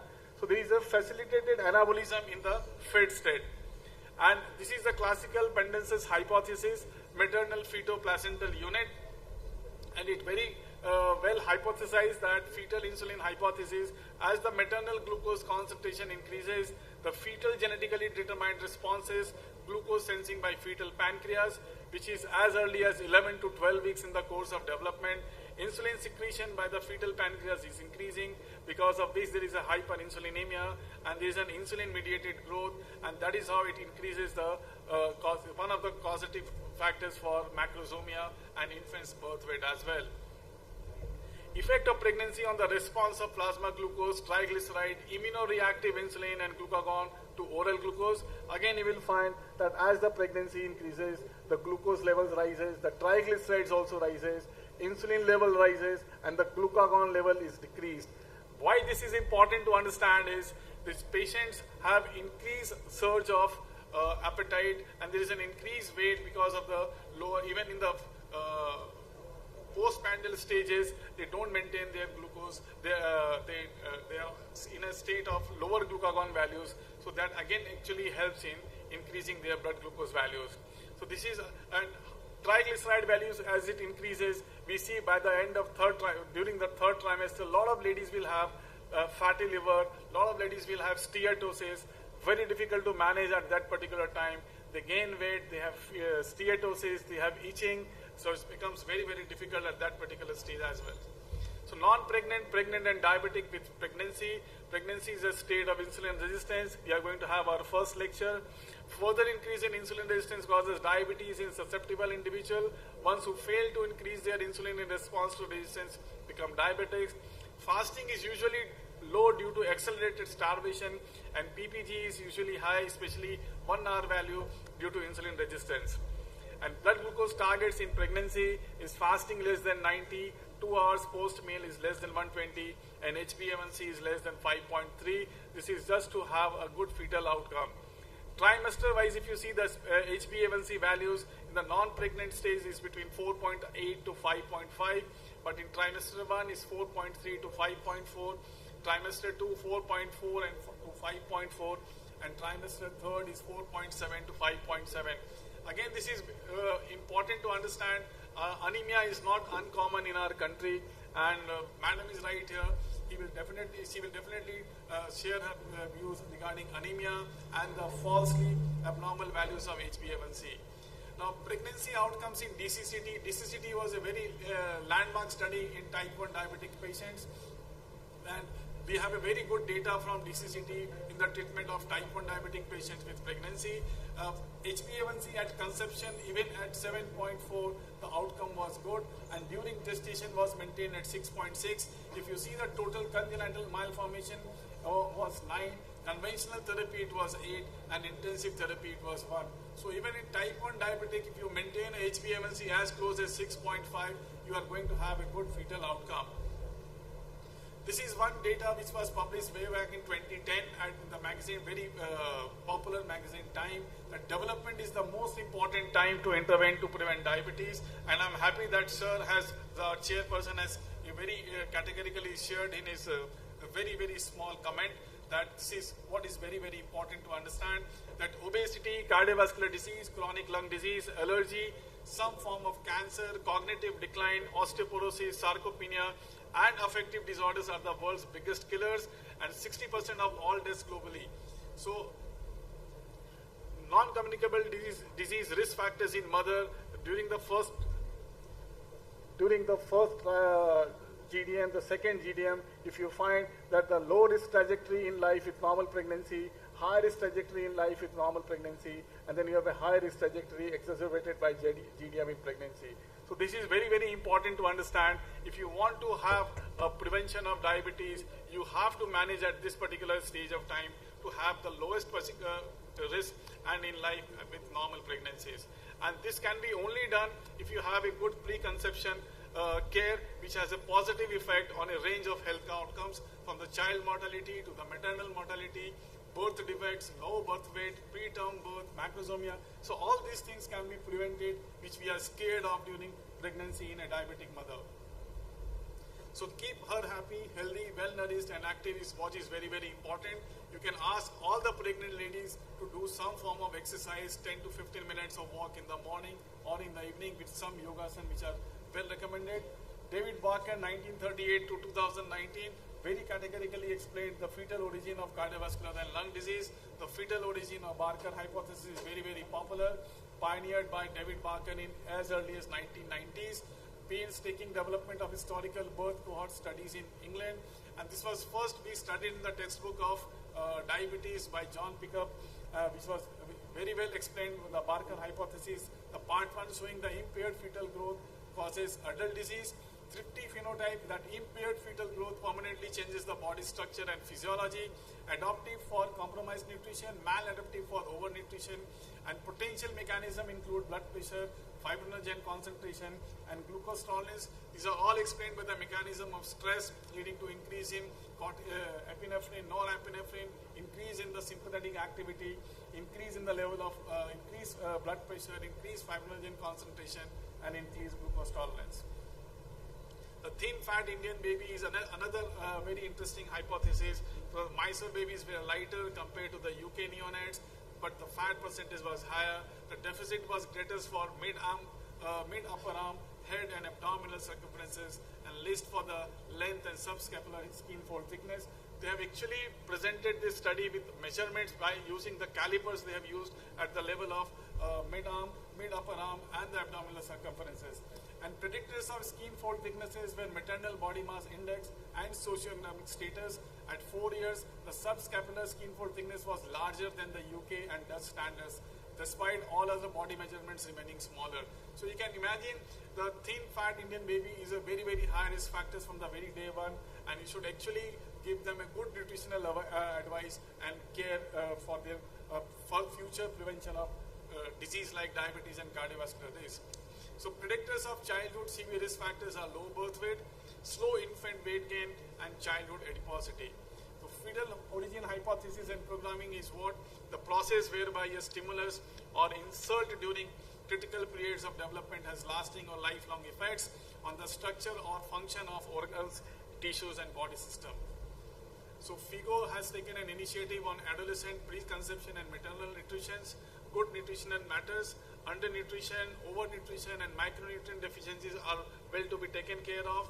Think nutrition first, good nutrition, good health, improving nutrition. These are very, very important initiatives which are taken by FIGO, and I'm sure Madam can definitely highlight on all these topics. So FIGO IDF joint statement and declaration on hyperglycemia and pregnancy is that all pregnant women attending health facilities will be tested for hyperglycemia using a single-step procedure as advocated by FIGO, IDF, and WHO. Promote and celebrate National GDM Awareness Day as an instrument to bring public attention and raise awareness of problem. And this was in Abu Dhabi, UAE, 6th of December 2017. And what the operational guidelines is that this will be an universal testing for GDM. All the pregnant women in the community testing for GDM at the first ANC, 75-gram oral glucose, irrespective of the last meal, whether she is fasting, whether she has taken a meal 1 hour before or the tea before, doesn't matter. And check her blood sugar 2 hours after the glucose value. And if is positive, this is more than 140, manage as GDM as per guidelines. And if it is negative, less than 140, repeat testing at 24 to 28 weeks. If you're again positive, you need to treat them as GDM guidelines. So this is a very, very simple universal testing for GDM, which can be practiced by all of us sitting here. So India's contributions have made an impact on GDM diagnosis and management at the level of even WHO. So I thank you all for your patient listening, and I thank once again Dr. Madhukar Rai sir for this opportunity. So I call upon our next speaker, Dr. Srikant Kumar Dhar. Yes, sir. Yes, sir. Yes, sir.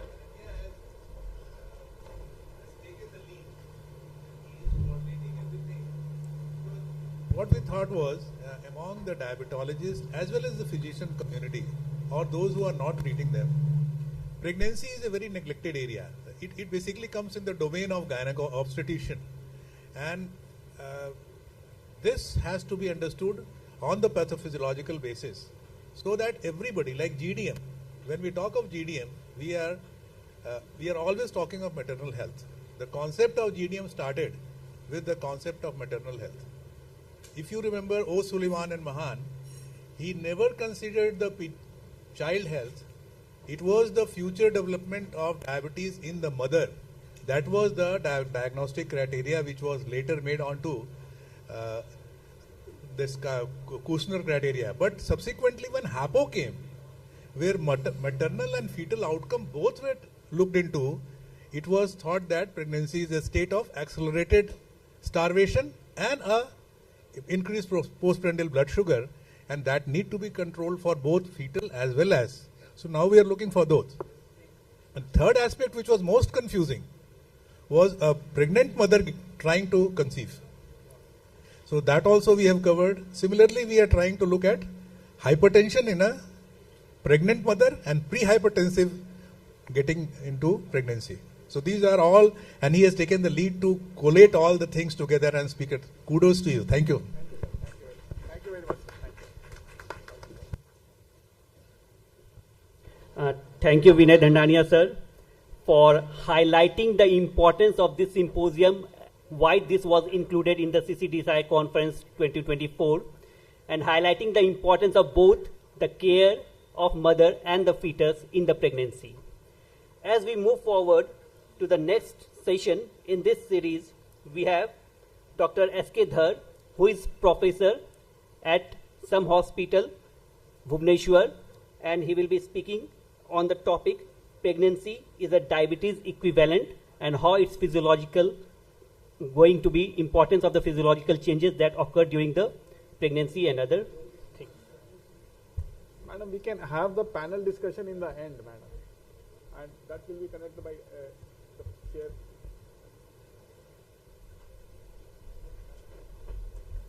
Thank you, sir, for the kind word, and thank you for giving me opportunity to this holy land to present here a topic, and nicely said this topic is nicely be chosen, and so many topics.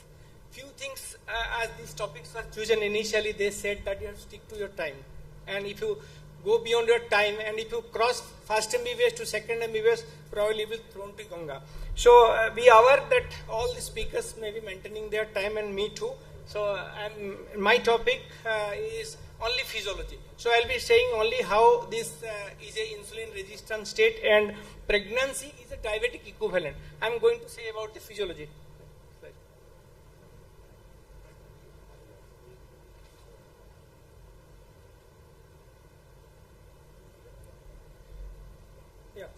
My topic is pregnancy is a diabetic equivalent, so I am talking about the physiology part of this.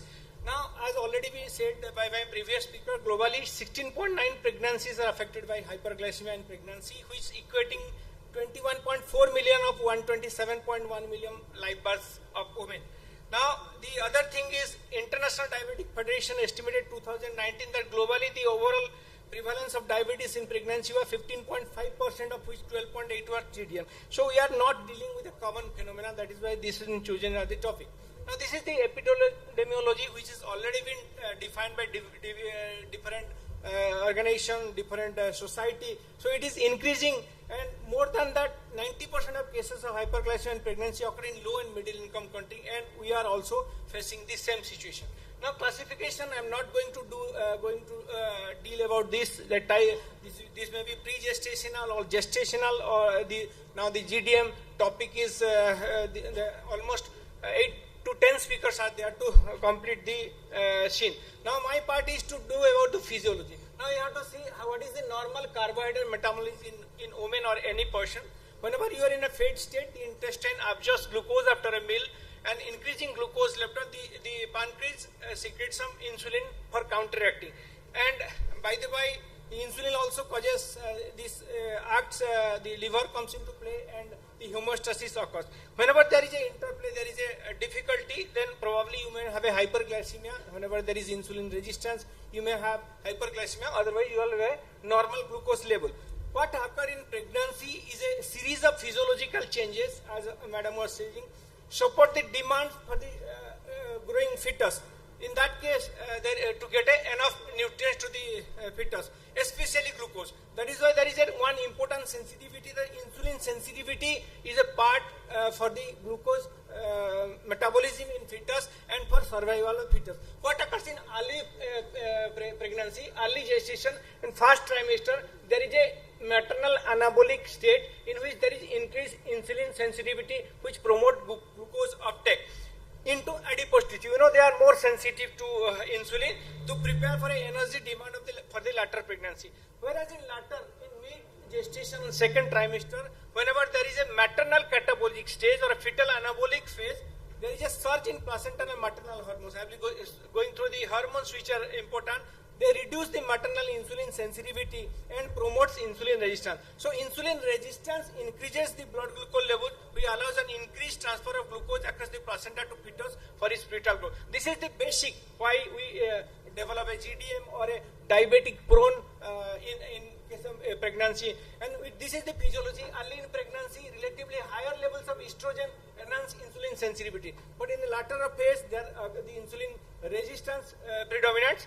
As the placenta develops, the estrogen decreases and the HPL and the progesterone rise, so high, the resulting in increased insulin resistance. In that case, to feed the end organs, so there is a insulin resistance, so there is a increased glucose level as well. Increased insulin resistance is most marked in the third trimester, at which time GDM is most occurs. That is why 24 to 28 week is important. This is the maternal fetus nutrient flux, which sir has already mentioned. You have to mention about this thing. The insulin and glucose are not passing the placenta, so there is a different homeostasis inside the fetus. So you have to see this and that the major fetal growth hormone is insulin, and which produces excessive fetal growth, particularly in fat, and this is the cause is insulin. The insulin clearance mechanism also there is a defect. It is said that 20% increase in insulin clearance among lean women and 30% among obese women. This is also a mechanism. The other thing is insulin variability. There is always insulin secretion variability as well. There is a response variability. Progressive increase in insulin secretion in response to glucose challenges in pregnancy advances. Lean versus obese. There are some difference in lean versus obese. Lean women show a more pronounced increase in insulin response compared to obese. So there is a more insulin resistance in obese patient. Now the role of placenta, which is the main cause of this insulin resistance. The placenta regulates the availability of glucose by inducing insulin resistance. As I have already said, first trimester is okay. In second trimester, it secretes mostly the hormones, those who are causing insulin resistance. As you know, it secretes hormonal estrogen, progesterone, leptin, cortisol, placental lactogen, like this bunch of hormones and placental growth hormones which promotes insulin. All these hormones which are being secreted from the placenta, they cause insulin resistance. Thereby, the maternal insulin sensitivity returns to pre-pregnancy levels. Once it's come down, the placenta is out. So this is a insulin resistant state causing a diabetic-like state. Now, whenever there is a placenta, for a normal person, whenever this glucose is higher, it can be transported inside, and there causes hyperglycemia inside the fetus. More glucose is available to the fetus whenever there is insulin resistance. Glucose can enter inside, but as there is insulin resistance inside, you can have a more hyperglycemia, and there will be more changes in the fetus, causing more problem to the fetus. Then these are the changes. Insulin causing beta cell hyperplasia due to increased demand, hypoglycemia, and there is a increased glucose to the fetus, there is increased growth to the, so you can have a macrosomia to this the baby who is having diabetes. This is how the flow of the pathophysiology that occurs in a diabetic patient. So the placenta hormone and insulin resistance puts a pregnant woman in a diabetic show. So the pregnancy you can say is a diabetic condition.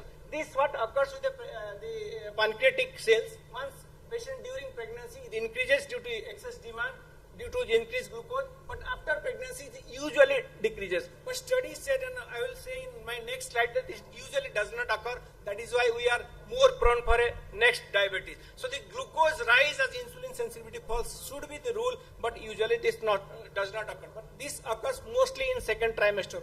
Is there a change in gluconeogenesis? Yes. There are some studies that say that hepatic gluconeogenesis increase in women both with and without GDM. So this is also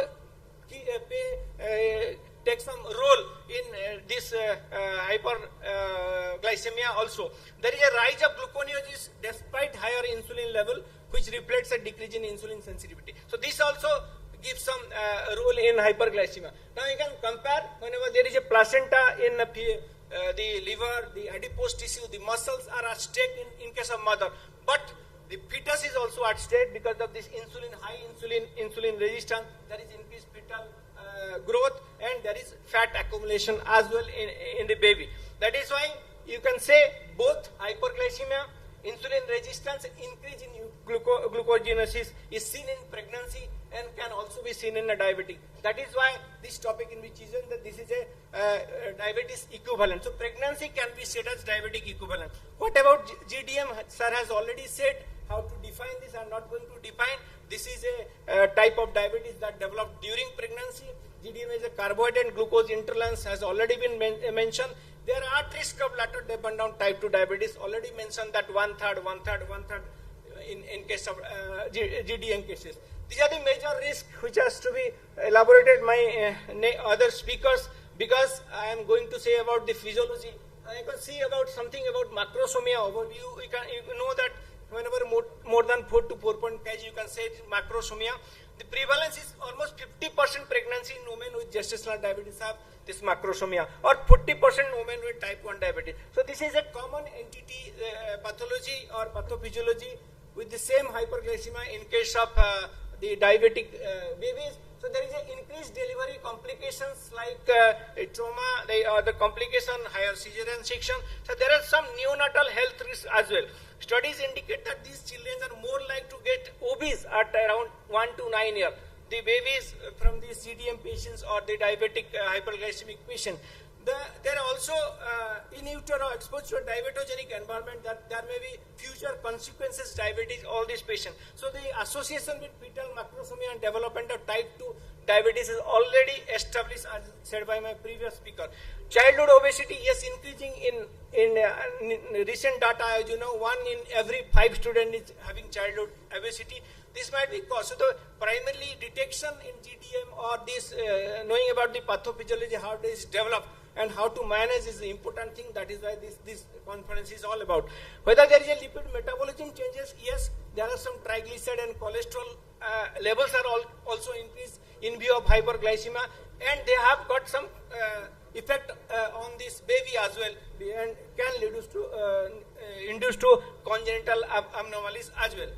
Fetal pathology, as I have already mentioned, there is macrosomia. There are other fetal pathology like hypoglycemia can occur. There may occur jaundice. There may occur respiratory distress syndrome. There may be low calcium and magnesium level. Most of the babies, those who have been delivered to this patient, they go to ICU at the time of the post-delivery. This is what I have said in not said, because it is messy, so I am not going to elaborate this.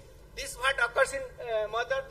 Most of the physiology are due to insulin resistance and hyperglycemia, and there are changes as well in fetus, which I have already mentioned. This gestational diabetes, in that case there is insulin concentration, hyperinsulinemia, there is increased glucose concentration like hyperglycemia, leading to neonatal hypoglycemia, macrosomia, type 2 diabetes in future, obesity and cardiovascular disease. What I was saying in the previous slide, gestational diabetes, the beta cell fails to compensate the demand. That is why they increase. But combined with reduced insulin sensitivity. This is cause of insulin resistance. But following pregnancy, it is seen that it may remain impaired. You can see it may remain impaired, and the insulin sensitivity also decreases. So in future, you may develop diabetes, as I has already mentioned. So these are the organs, as I already mentioned: the adipose tissue, the muscles, the liver, the placenta, the gut is also affected, and brain is also affected. So these are the pathology or pathophysiology by which you develop hyperglycemia in case of the patients, those who develop GDM or so. This is the diagnostic criteria already mentioned by previous speaker, not going to say. And these are the effects of GDM on the mother. I have already mentioned this, not going to elaborate. Effects on pregnancy on diabetes I have to mention, because there are studies say that there might be progressive retinopathy in some cases with severe proliferative retinopathy. There might be nephropathy, especially it may induce renal failure, risk of coronary artery disease also is there, and cardiomyopathy. So these are the changes that can occur with the mother also. So this is a healthy pregnancy, and there is some hormonal changes and metabolic changes in pregnancy which is seen in patients with diabetes. Thank you. Thank you for present here.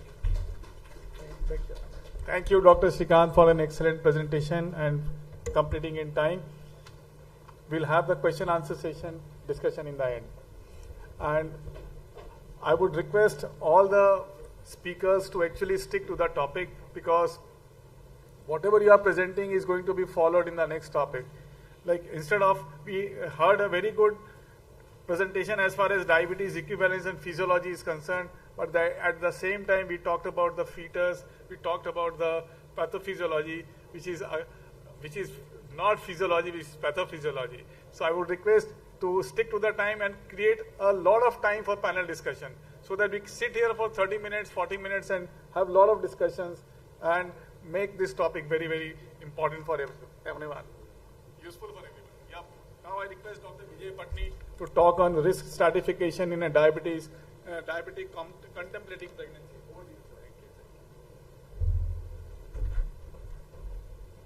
At the outset, I would like to thank the team CCDSICON, and thank you, Dr. Vinay, for giving us the direction, what need to be done, and thank you for planning out this particular symposium. Thank you, Chairperson, sir. So my job is to tell you about the risk stratification in diabetic contemplating pregnancy. So the patient is already diabetic. So we don't use the word diabetic nowadays. People with diabetes, the woman with diabetes who is contemplating pregnancy. So we need to stratify the risk, extremely important. All the parameters why we need to give so much of importance, our chairperson already told about, and even Dr. Vinay during introductory speech has spoken about. So I'll try to stick to the subject and give you a little bit of insight into how to go about it. So this is the agenda of my talk. Introduction, the importance of risk stratification, preconception assessment, glycemic control and target levels, assessment of comorbidities, medication review and adjustment, psychosocial consideration, individualized risk stratification, and I'll conclude the talk.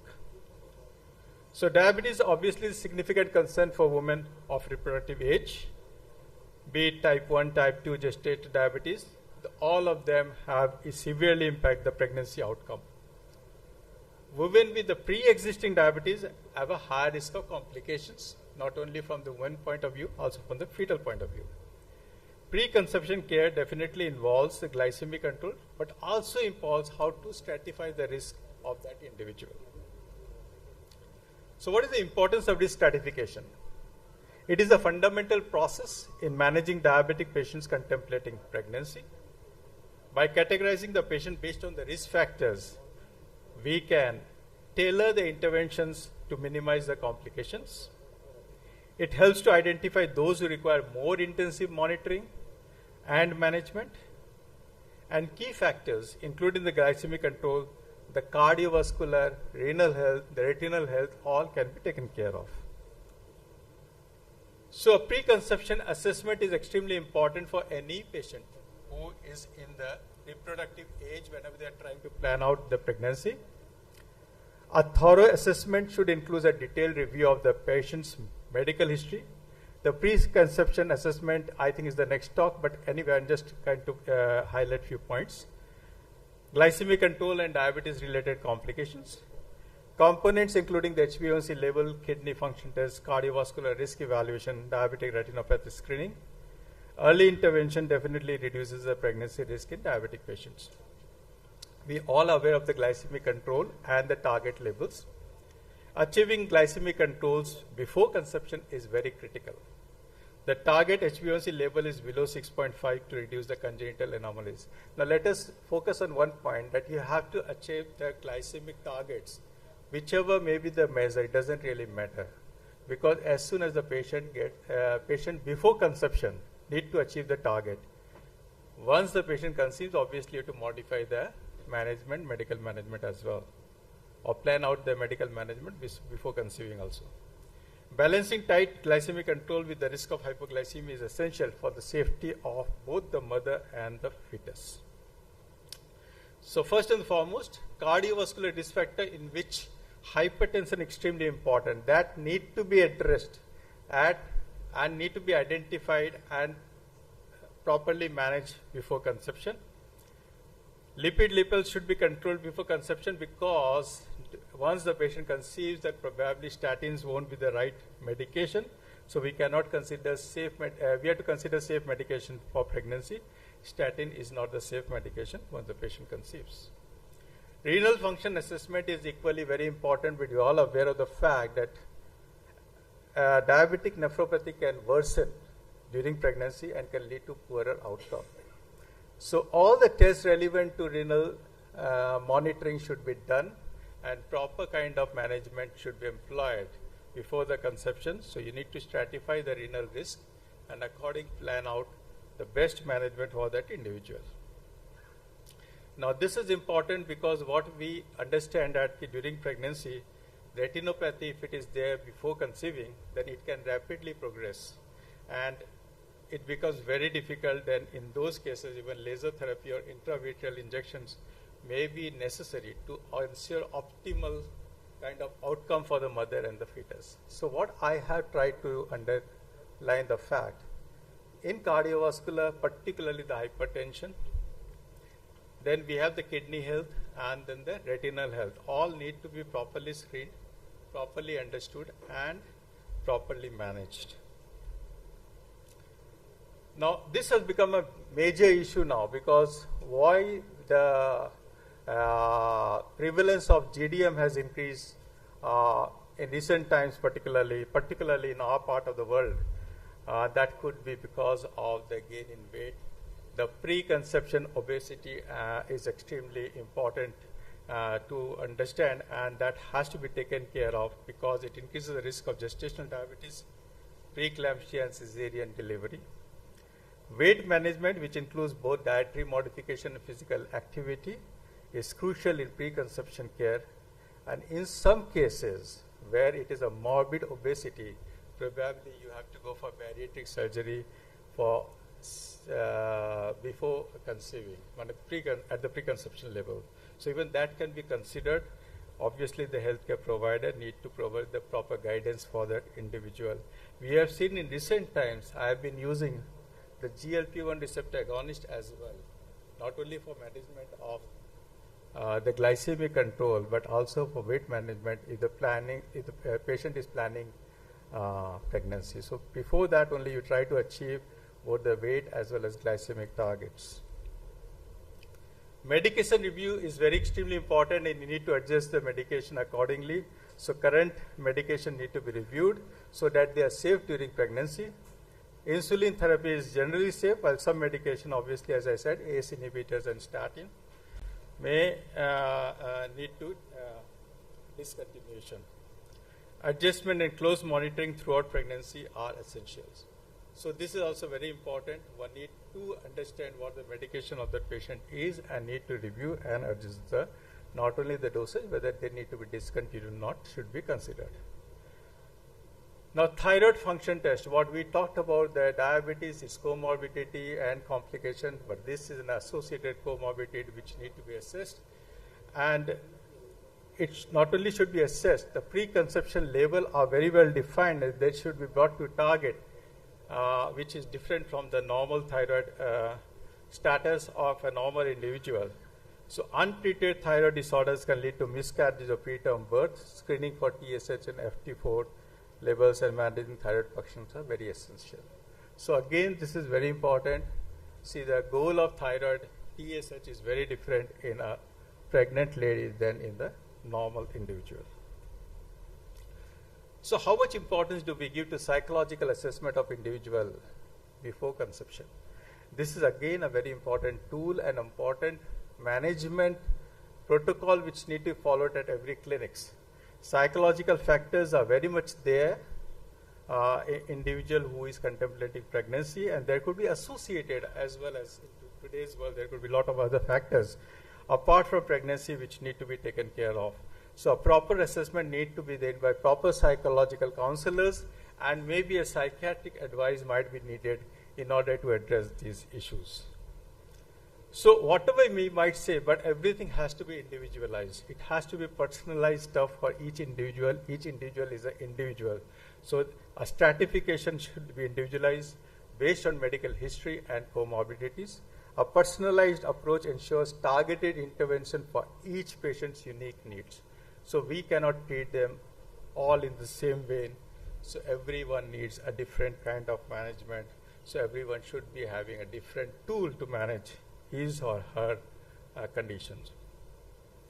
So after saying all those stuff, basically what we have realized, it has to be a multidisciplinary, a holistic approach whenever for a person planning pregnancy. So collaboration between endocrinologists, obstetricians, dietitians, and other specialists is essential for a comprehensive care. So we should not forget that the team should be there to address the issues for that individual who is contemplating pregnancy. Patient education and counseling throughout, at the preconception level till the delivery and post-delivery also should be there. Integral part, as and when it is addressed at every visits, it should be taken care of. So not only you need to make them understand about the physiology, as Dr. Dhar said, to make them understand what they are going to undergo while being pregnant, and thereafter what they can expect. Visual aids, written material, and one-to-one counseling are effective strategies. Group counseling can also be done, but that's very difficult. So one-to-one counseling are effective tool and should be practiced. This becomes very important. Once you, even if you identify the risk, you have to monitor and properly follow up the case. So this is how you can actually undertake. I wanted to make it very simple, and as guided by Dr. Vinay, we tried to play it very straightforward and try to address the main issues for an individual to understand and bring that into the practice. So to conclude, the key points include the preconception assessment, glycemic control, the cardiovascular, renal, and retinal assessment, and having a multidisciplinary collaboration. So risk stratification, diabetic patient contemplating pregnancy not only improve the outcome of the mother, but also the outcome of the baby, which are very important. Thank you, friends, for listening.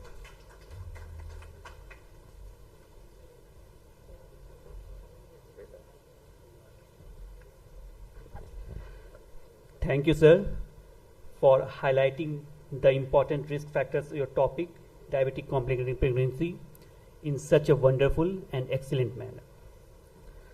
Now, whenever a lady becomes pregnant, there are many physiological changes that happen in the body or in the various systems.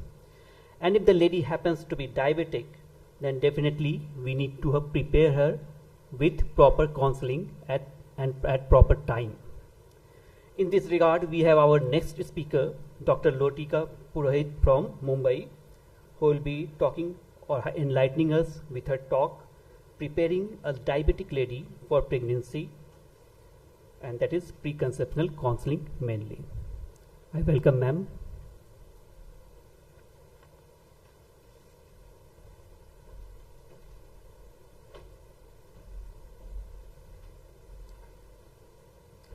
So, good afternoon, and thank you for inviting me here.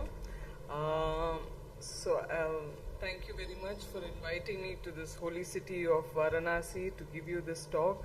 I'm very grateful to all the organizers. what do we do? How do we prepare a woman for pregnancy? Unfortunately, you can never prepare them too much, but still, because we still see a lot of women who know that they are diabetic, but somewhere down the line they have not been told that what is the preparation that is required for them to have a normal pregnancy. Like sir just now said that, you know, pregnancy is a very important part of life. It is not just an event which occurs. It is the past, the present and the future. You're not able to hear? Is there something? Everything's okay? Okay, fine. So it is a very important event in the life of not just the woman but the life of the family also.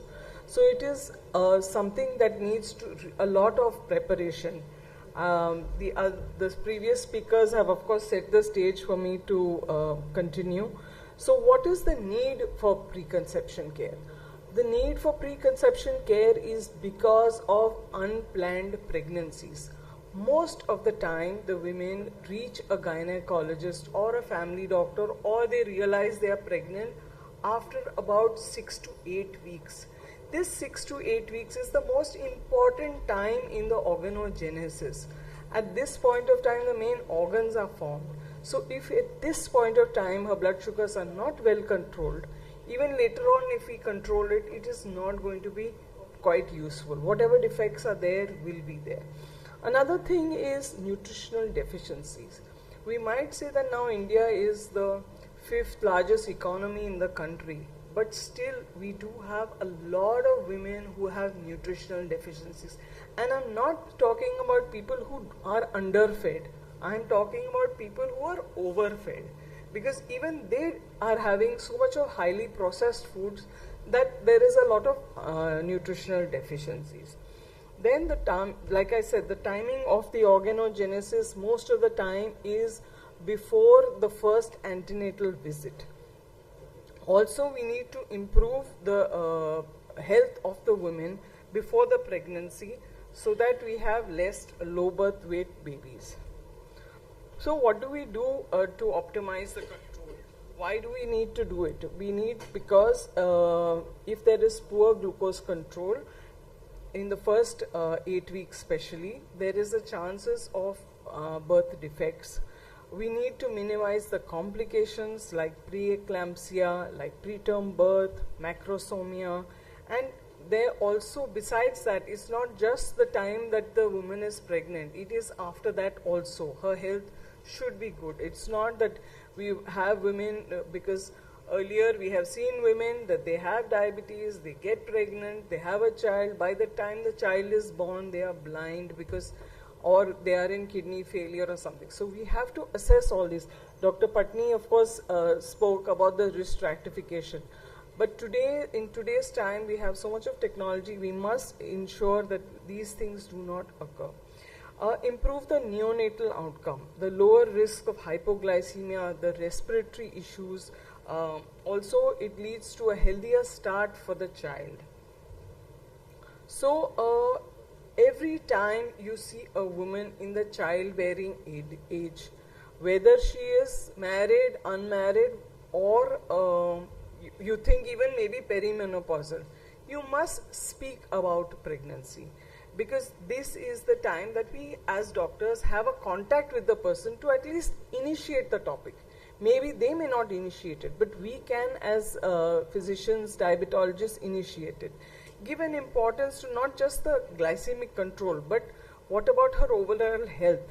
What are the potential risks of uncontrolled diabetes in pregnancy?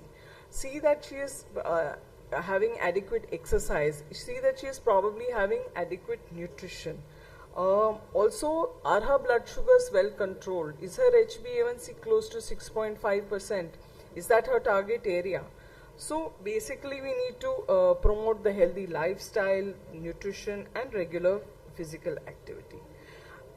But what is very important is encourage the discussion. Most of the time we just see the patient, we do not think that this person could probably come back with a pregnancy. Even if they are not planning it, still talk.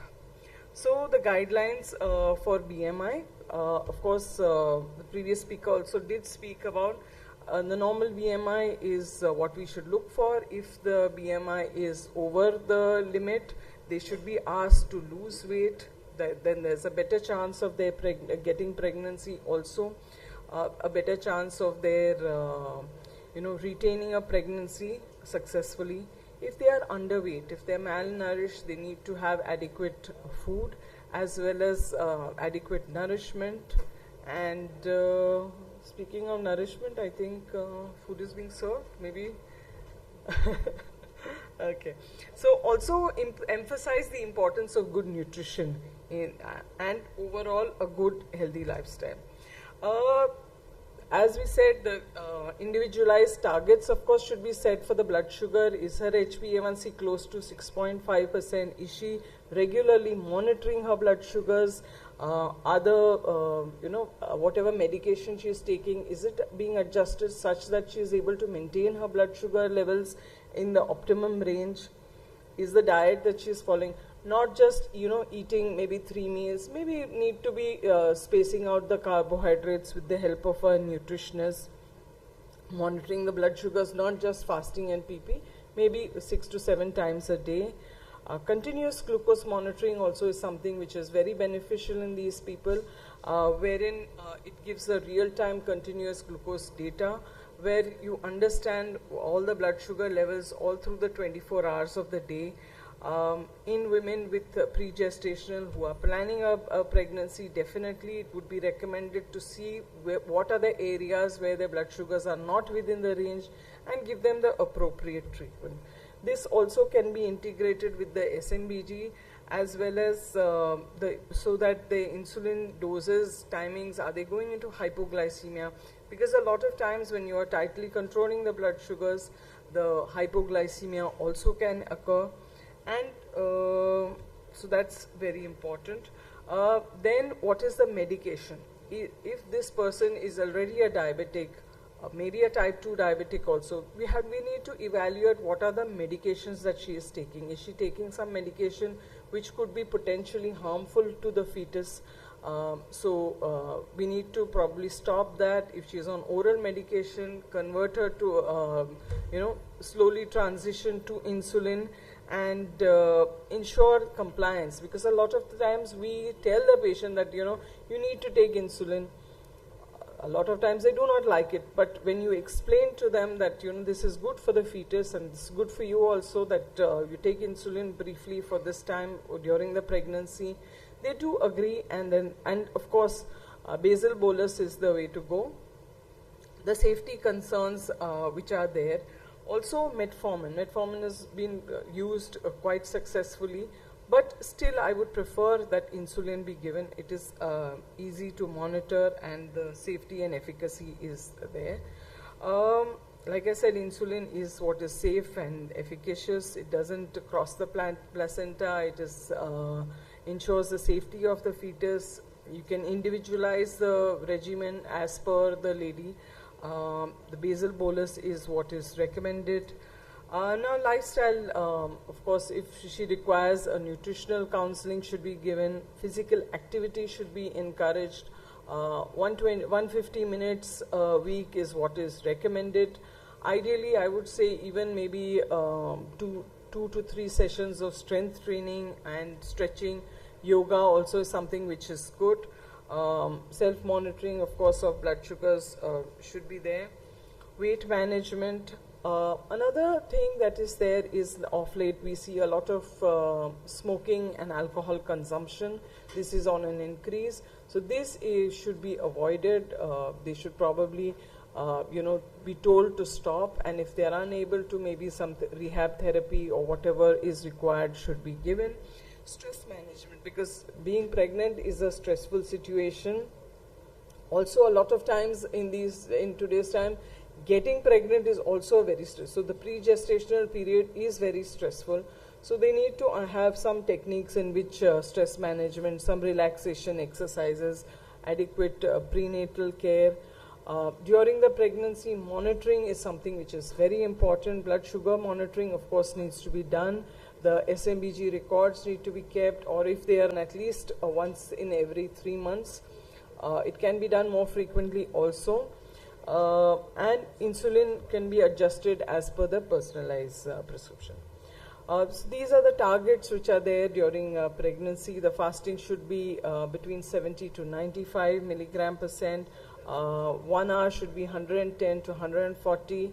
2 hours should be 100 to 120 milligram percent. And the TIR, which is the time in range, should be more than 70%. Besides just the blood sugar levels, it is the other comorbidities which are there, the other retinopathy, nephropathy, neuropathy, all these must be evaluated. Retinal evaluation should be done every 3 months at least. Neuropathy evaluation should be done pre-pregnancy and subsequently also followed up. Neuropathy also should be evaluated. A lot of patients who BMI, that's harsh.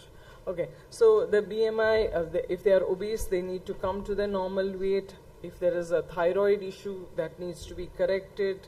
Anemia, we did speak about anemia earlier. This is something which is very important. We need to see that the hemoglobins are within normal limits. Blood pressure needs to be in control, and the medications should be suitable for gestational diabetes. Then cardiovascular risk assessment, whether their lipids are elevated, they should see to it that they maintain their target. Like I said, a lot of times we have missed opportunities wherein, we can speak to the women about pre-gestational diabetes. We should look for these opportunities, educate ourselves and educate our team.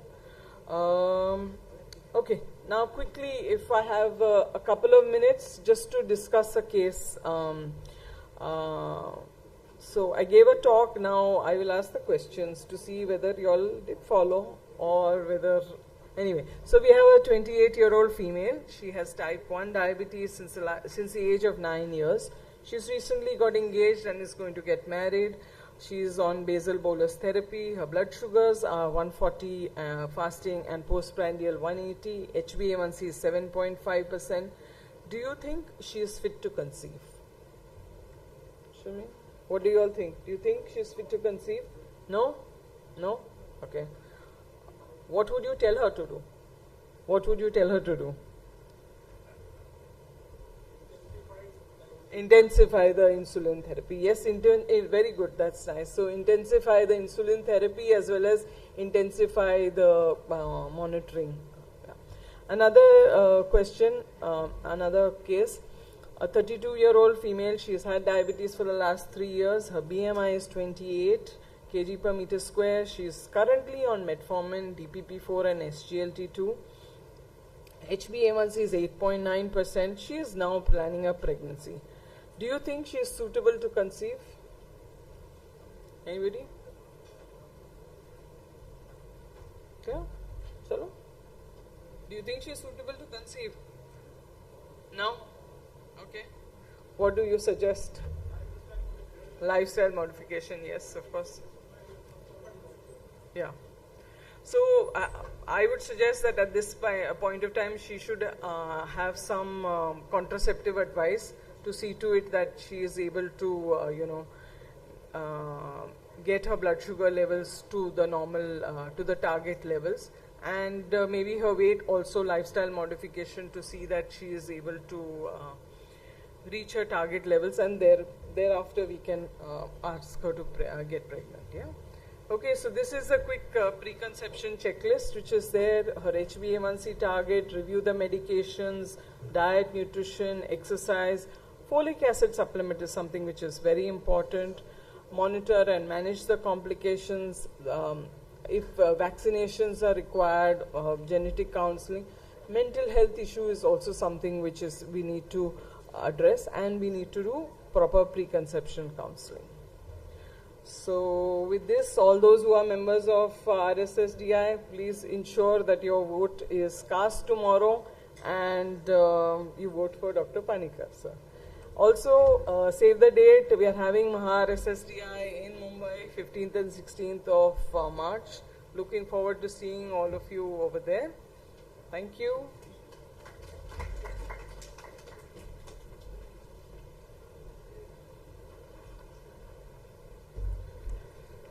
Thank you, ma'am, for highlighting the preconceptual counseling to all of us in such a simple and easy way, which we can incorporate in our day-to-day practice. Now we have persons to stay back with us so that we can have the panel discussion and felicitation at the end of this symposium.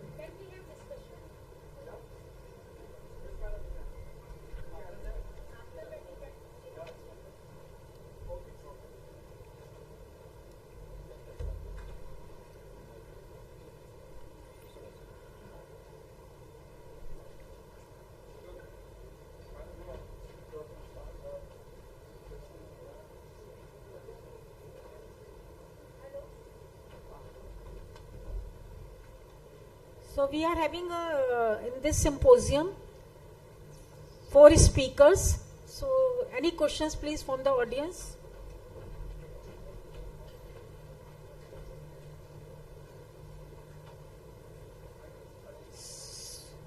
So I think all the speakers, they have done very justice to the topic, and they have highlighted all the importance of the preconceptional counseling and how to manage the pregnancy complications and everything, and why it is so important to diagnose a pregnancy before the conception, because it not only carries the maternal mortality, as Dr. Madhukar Rai has said initially, but also associated with the fetal and the neonatal complications also. And if we want to prevent the diabetes mellitus in our country, it is very important that we have to control, we have to hold the neck of the pregnant woman at the time of the utero. When she was in the utero, means it is passing from one generation to next generation. So seed is the most important thing that is affected by the diet, stress, or environmental factors, or by the toxins, whatever you say. Case देना है? नहीं जरूरत नहीं है. अभी तो उन्होंने 3 case पढ़ा है.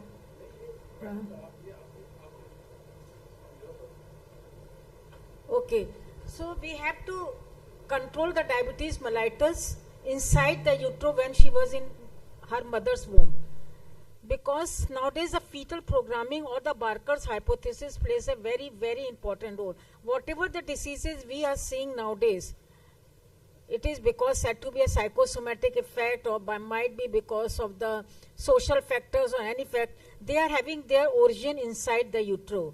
So I am highly thankful to all the physicians or who are there sitting. They have given so much importance to the pregnancy, because unless you don't correct these all diseases inside the utero, this disease, diabetes, hypertension, or Alzheimer's disease, or cardiovascular, CNS, they will go on increasing and increasing, and our NCD diseases we cannot tolerate, cannot control all this burden in our country. So this is my request, humble request with the folded hands. At Dr. Madhukar Rai, we are sitting in the Heritage Medical Institute Center. As we are giving so much importance to this conference, at least 1-2 pregnant women you should see free from your clinic, so that we can send our patient to your clinic, to your centers, and they can be given priority, because she cannot wait for so long in the queue. So I think that we should start the diabetic clinic and all the high-risk complaints with the cooperation of the physician, so that we can control all these risk factors, or we can prevent all these dreaded diseases in our country. So if any questions or you want to my speaker center, one very important thing some important points during pregnancy is the folic acid supplementation. Preconceptionally, we have to give, never forget, whether it is managed by the physician, that at least folic acid has to be given 3 months prior to this, because neural tube defects and whatever the congenital abnormalities we are facing, they are very common during pregnancy. Incidence has been increased 4 to 5 times. So even if you are treating the non-pregnant woman preconceptionally, don't forget to give the folic acid. And I would say that not only the obesity, but what quality of the food the woman is taking, that is also. If you are taking pizza, burger and all these things, the baby would be born if she won't be given this pizza burger after, then she definitely will have the diabetes mellitus, because fetal programming has been occurred like this. So woman has to be told, the pregnant woman has to taught to the fetus inside the utero what she has to eat, what the fetus should eat, not to eat, and how to take, what not to take, so that the baby can be developed very well after the delivery, can be growth very well. So all these factors, diet, nutrition, obesity, psychological impact of the pregnant woman, they are playing a very important role in the Barker's hypothesis. So my request with the folded hand with all the physicians, please pay attention to the pregnant women. They are not the poor ladies. They are not the poor ladies. They are the women who are carrying the whole burden of the society on their shoulders. So don't disobey them. Don't wait them for a long time. Plus, please be careful with them and give time to them. Treat their psychology and take their, but do the whatever the best you can do the pregnant woman. Whatever you want to say. Thank you very much. Just to extend her speech, only 1 in 2 sentences. Decode the AD and AAC's recent remarks on these preventive aspects. And Dr. Patni has very nicely said the TSH and how important. They have already said before pre-counseling, pre-pregnancy counseling, they say you must keep folic acid, number 1. Number 2, potassium iodide before the pregnancy also, number 2. And if it is preeclampsia or like that, so you can start from 12th week onward, not 80 milligram, recent, not even 100 milligram, it is more than 100 milligram. This is what I have to say. And before I conclude, I would say, I said also in cryptic in the year, this is the phase where you can strike the best. The generations depend on this. So past, present and the future, and not to have NCDs. NCDs, now the DM is parallel with the obesity. And it is obesity with this, that we have already discussed. So thank you very much for listening to us. Any questions? Thank you for nice lectures. I personally said that these all we are discussing here are preventable diseases. We prevent it by our joint effort, and this is the time where we should start vigorously to reduce down this type of metabolic disorders, and these all are the preventable diseases. This should be prevented in utero, first beginning from the utero. This is my thank you all learned person and learned speakers, and thank you for the sessions. Thank you. Once again, on behalf of the Department of Obstetrics Gynae, we are highly thankful to all the physicians, especially to Dr. Madhukar Rai and Dr. Siddiqui, for keeping a whole session on the pregnancy. Thank you very much.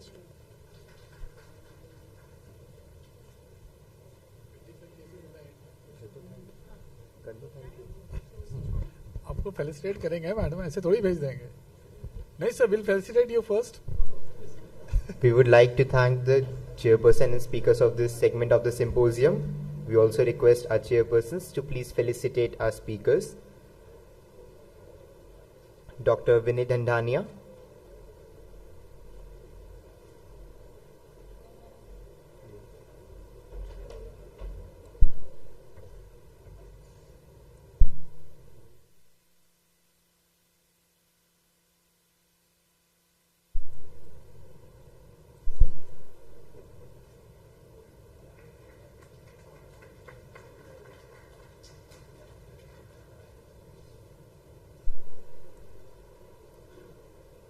Dr. Shrikant Kumar Dhar,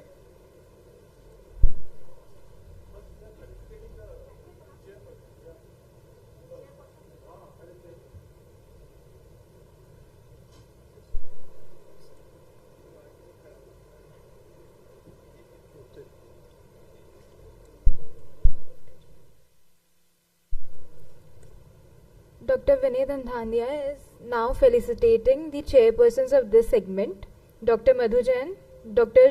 Shashinath Pandey and Dr. Sumant K. Panda.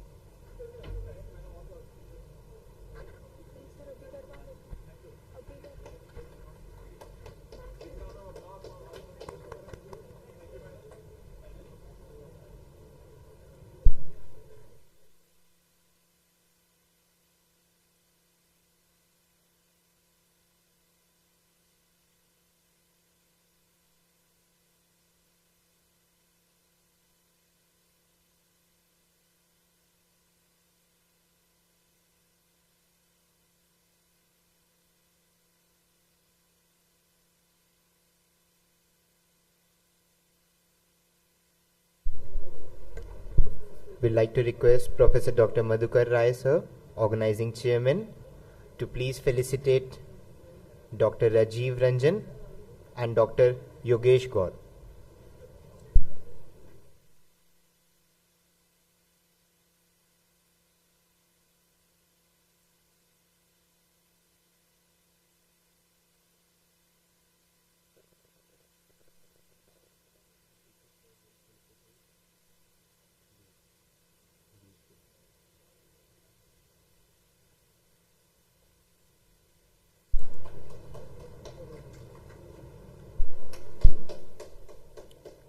Dr. Rajiv Ranjan.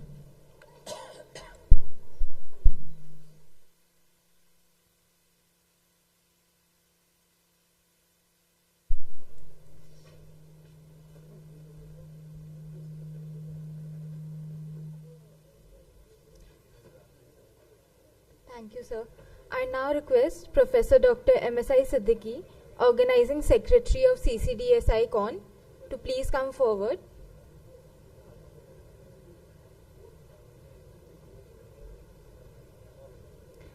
So I request you to felicitate Professor K.N. Padihari.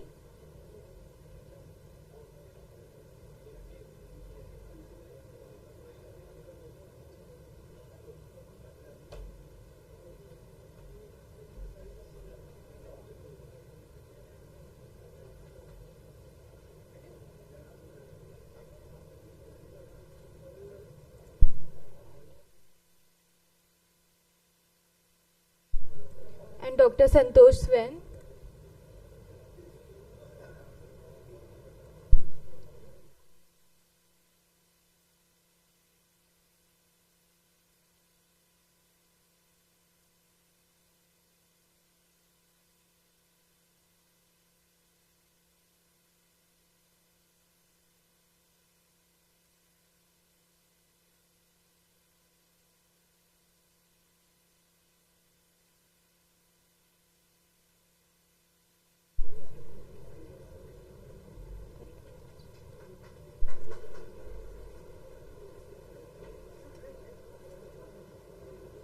Thank you so much, sir.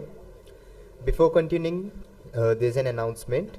Anyone who is interested in getting a fibroscan can go to stall number 9 set up by Zydus as they are providing the services.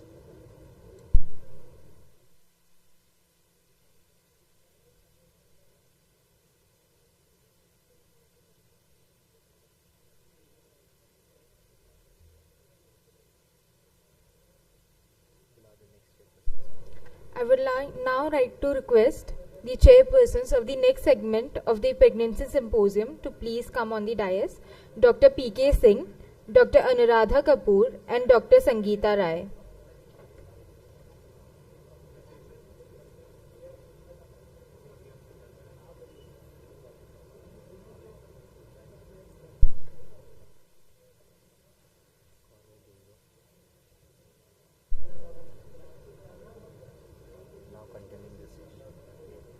We would like to continue the next segment of the Pregnancy Symposium. For the same, we invite.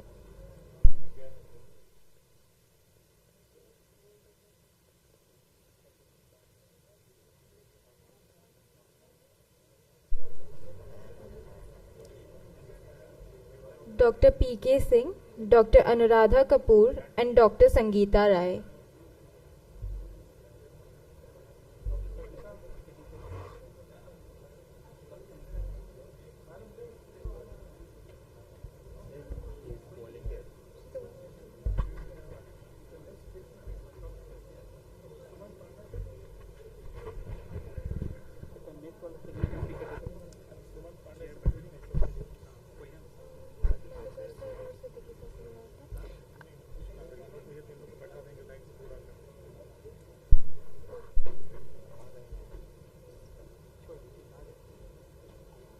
We have Professor Dr. Madhukar Rai sir and Professor Dr. MSI Siddiqui sir as the chairpersons for the next segment of the pregnancy symposium.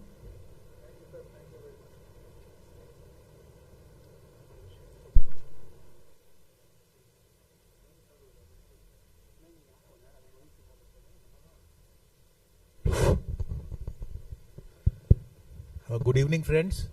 Welcome to this next symposium on pregnancy. And previous speaker has set up the background that why a diabetic mother should plan a pregnancy to prevent the embryopathy, future development, and looking at the high incidence of diabetes in India, looking for GDM. Now that we will be looking at the management of a diabetic mother, pre-diabetic mother during pregnancy.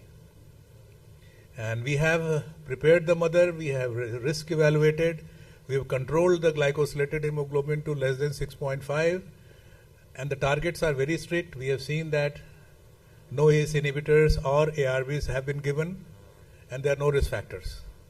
And if there are risk factors, a very meticulous monitoring of that.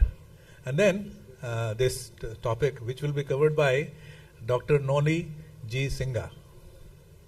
And we have a representative from Assam. And welcome, Dr. Sir, for this session. And he is an executive member of IRA, Assam, and several publications in journals, books, monogram. He is a very avid speaker, local faculty at local, regional, and at national level. And the stage is all yours. Respected chairpersons and my dear seniors, colleagues, and ladies and gentlemen. And I am very fortunate to have the organizing president and chairperson, president of the CCDSICON as my chairpersons. So I'll be talking on the pre-diabetes management in pregnancy. And we all know that we have heard from the previous speakers that the hyperglycemia of any sort has got deleterious effects on the both mother, fetus, and the neonatal. Controlling them, we have a better outcome. So everyone's quoted. I like to concentrate on the right side of the slide. It is from the IDF 2021 that 1 in 4 live births are affected with hyperglycemia in pregnancy. You can appreciate the nice yellow bars in the right side. The prevalence of hyperglycemia in pregnancy, as age increases, the prevalence also increases to the tune of 30 to 40% in the 4th decade. Pre-diabetes cardia, the learned audience, I think we need not discuss. For the younger, the sitting behind, for them, just in short, A1C is 5.7 to 6.4, FPG from 100 to 125, PPG from 140 to 199 are said to be pre-diabetic. Now, pre-diabetic includes both IFG and IGT, and which display difference in the insulin resistance.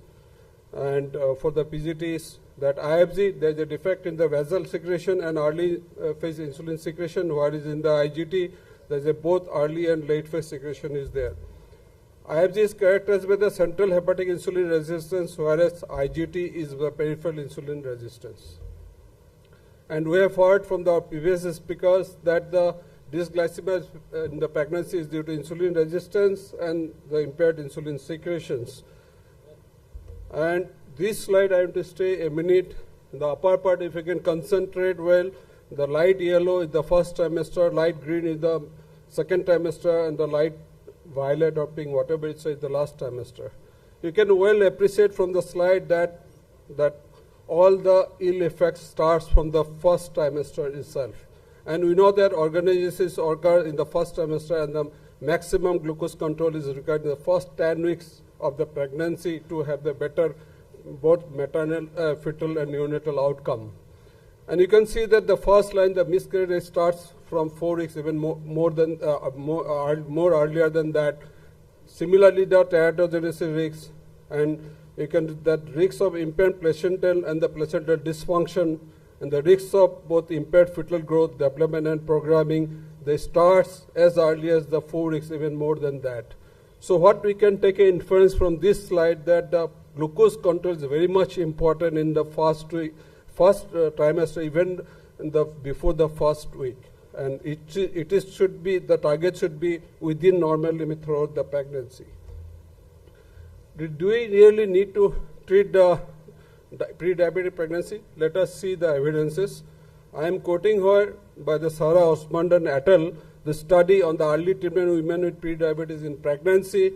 What they have shown, the pre-diabetic mother, if you can treat well in the first trimester, they have a lower ANC in the second and the final trimester, also at the delivery. They have shown that there is a non-significant loss cesarean section at the pre-diabetes group, and the non-obese women, the treatment reduced the rate of GTM. Now this is, I'm quoting from the Journal of Maternal Fetal and Neonatal Medicines, where the Tyseler et al. Has studied on the pre-diabetes in the pregnancy, and they have compared the pre-gestational pre-diabetic mother with the pre-gestational type 2 diabetes, where they have shown that the pre-gestational pre-diabetic mother needed significantly less treatment to achieve the glycemic control, and the glycated hemoglobin remained lower throughout the pregnancy in this pre-gestational pre-diabetic population. Maternal fetal outcomes were similar in both the groups, and there is significant high rates of macrosomia and neonatal jaundice were observed in the type 2 group. So there is lies the importance of referral of this pre-diabetic women for the early lifestyle modifications. So these are the recommendations. My previous speaker, Purohit Madam, has already said. I am skipping. This is about the preconception counseling, preconception plan, and immunization already spoke, checklist already spoke. Only thing is that here I want to mention that already Madam has said that one should have the eye checkup. By the previous speaker, Patnis also spoke. Only thing is, I like to mention that one should also go for one ECG if ever somebody is 35 years old or other cardiovascular or hypertension comorbidity is there. Multidisciplinary approach is needed. Target already spoke by the madam. I am just repeating them. Any form of hyperglycemia in pregnancy, fasting should be less than 95, 1 hour PP less than 140, and the 2 hours is less than 120. And we know that A1C is slightly lower in the pregnancy because of the increased red cell turnover in the people with diabetes, and the A1C target should be less than 6. As the previous speaker quoted, less than 5. I am talking of the pre-diabetic, and the outcome should be less than 6. If you can achieve this well without hypoglycemia. If there is a hypoglycemia trends are seen, it can be extended up to 7. And the monitoring is important. Fasting and postprandial monitoring is essential, but sometimes you need to do preprandial insulin check also. The most important part in the management of a pre-diabetic mother during pregnancy is the lifestyle modification, and the MNT is the most important step in controlling the pre-diabetic hyperglycemia, and it can control up to the 80 to 90% of the pre-diabetes during the pregnancy, and is the cornerstone of the therapy in the women with the pre-diabetes. And the moderate physical activity also recommended a part of treatment. And weight gain, as madam already spoke, I'm skipping. And what should the medical nutrition therapy, what should be the idea behind this? Actually, this idea to get an euglycemia, and the people should be prescribed with a low glycemic index food. It should be nutritious, and the test should be to the patient satisfaction. But one should be careful, their calories should not be less than 1600 kilocalories, and according to ADA also the carbs should not be less than 175, and the protein also should not be less than 71 gram. And there will be 3 meals, major meals, and 3 to 4 small snacks sort of thing. Physical activity, Adil already spoke, 30 minutes a day is essential, but if not, at least 20 minutes, if possible, up to 50 minutes a day should be advised. But one should not advise to people who have the obstetric, obstetric contraindications or some medical contraindications there. But same time, one should be very much careful to avoid the trauma, falls, and to avoid the increase in the abdominal pressure. And this physical activity should be avoided where the people who have preterm labor, cardiopulmonary disease, preeclampsia, vaginal bleed, and amniotic fluid leak. Calorie consideration for this and the MNT, probably we need to have registered nutrition dietitian, nutritionist help regarding the calorie requirement. According to the pre-gestational weight, we are going to give the calorie. And sometime in the overweight GDM or the pregnant pre-diabetic mother, there is a tendency to give hypocaloric diet, and what the studies have shown that the hypocaloric diet in the GDM, obese GDM mother adversely impact the fetal growth and leading to ketonemia and ketonuria, so it should be avoided. But moderate caloric restriction up to the 30% estimated energy need in obese women with GDM has shown potential benefits. It improves glycemic control and reduction in the maternal weight gain. I'm just skipping this slide. I like to concentrate on one of the slide, and it should be this in the dietary fibers. I like to come to this slide where I like to give some newer insight on the probiotic and minoacidial insight. It is by the Kapoor et al. In the Nutrition Management of Gestational Diabetic Mellitus in Annual Nutrition Metabolism 2021. Here they have quoted that the probiotic supplemental, including the Lactobacillus rhamnosus and Bifidobacterium lactis B12, decreases the GDM incidence 36 to 13%. And it does by modifying the intestinal microbiota, influencing dietary polysaccharide fermentation, and enhancing the intestinal barrier function. So that is one probably we can think of. And myoinositol supplement 4 gram, which has been some of the gynecology using in treating the PCODs, is shown that they reduce the GDM incidence by 50 to 60% in high-risk pregnant women who are overweight, obese, or with first-degree relative with type 2 diabetes. At the same time, minoacetal is an insulin signal mediator, correlates with the insulin sensitivity in type 2 diabetes, suggesting potential benefits in the protection in preventing GDM. Probably this insight may be helpful in controlling the pre-diabetic mother also. So I already said that already 80 to 90% pre-diabetic mother can be controlled with the medical nutrition therapy and the physical exercise. Still, a minimum number, very less number of people may require the pharmacotherapy. If at all pharmacotherapy is required, then the insulin should be the first choice. And if not, insulin cannot be used, then probably we can think of metformin. That is what we can do, but it is not admitted. Metformin and glyburate should not be the first choice. And other oral and non-insulin injectable glucose lowering medications, they lack short-term data.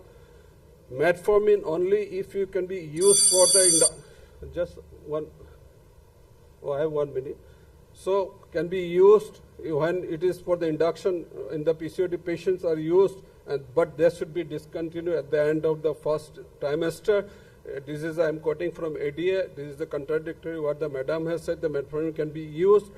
That is a point of discussion. So to summarize, I just like to impress that increased awareness and the education regarding the pre-diabetes is essential. Improve understanding of the pathophysiology of pre-diabetes is required. Increase efforts to identify and effectively manage pre-diabetes as early as possible.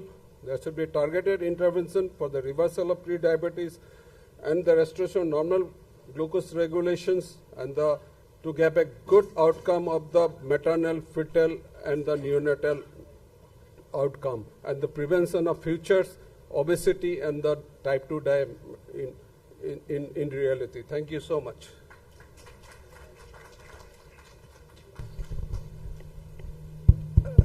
Thank you, Doctor.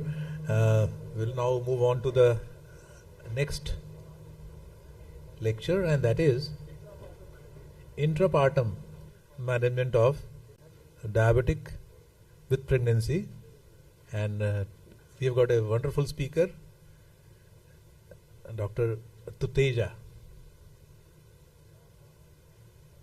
And he, in fact, enticed me to put pregnancy in this conference.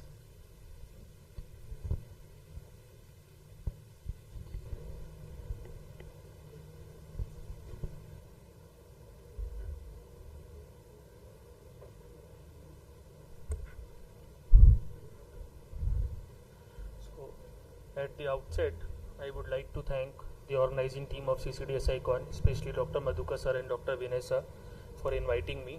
So we are on one of the most important phase of this topic, which is intrapartum management of diabetic with pregnancy. As we all know, till the time the mother is doing good, she is in the last phase of her pregnancy. The sugars are well controlled. The baby is also doing good. Now we are in the last phase, which we are going to deal with.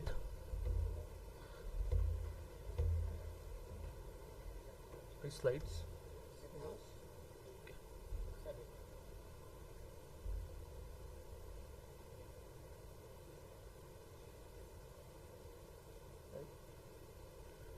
So what are the learning objectives? It is implication of diabetes in pregnancy on mother, rationale for recommendation about glycemic control in labor, to identify the complications which are associated with the management of intrapartum infusions, and to formulate a multidisciplinary plan for the safe intrapartum management of women.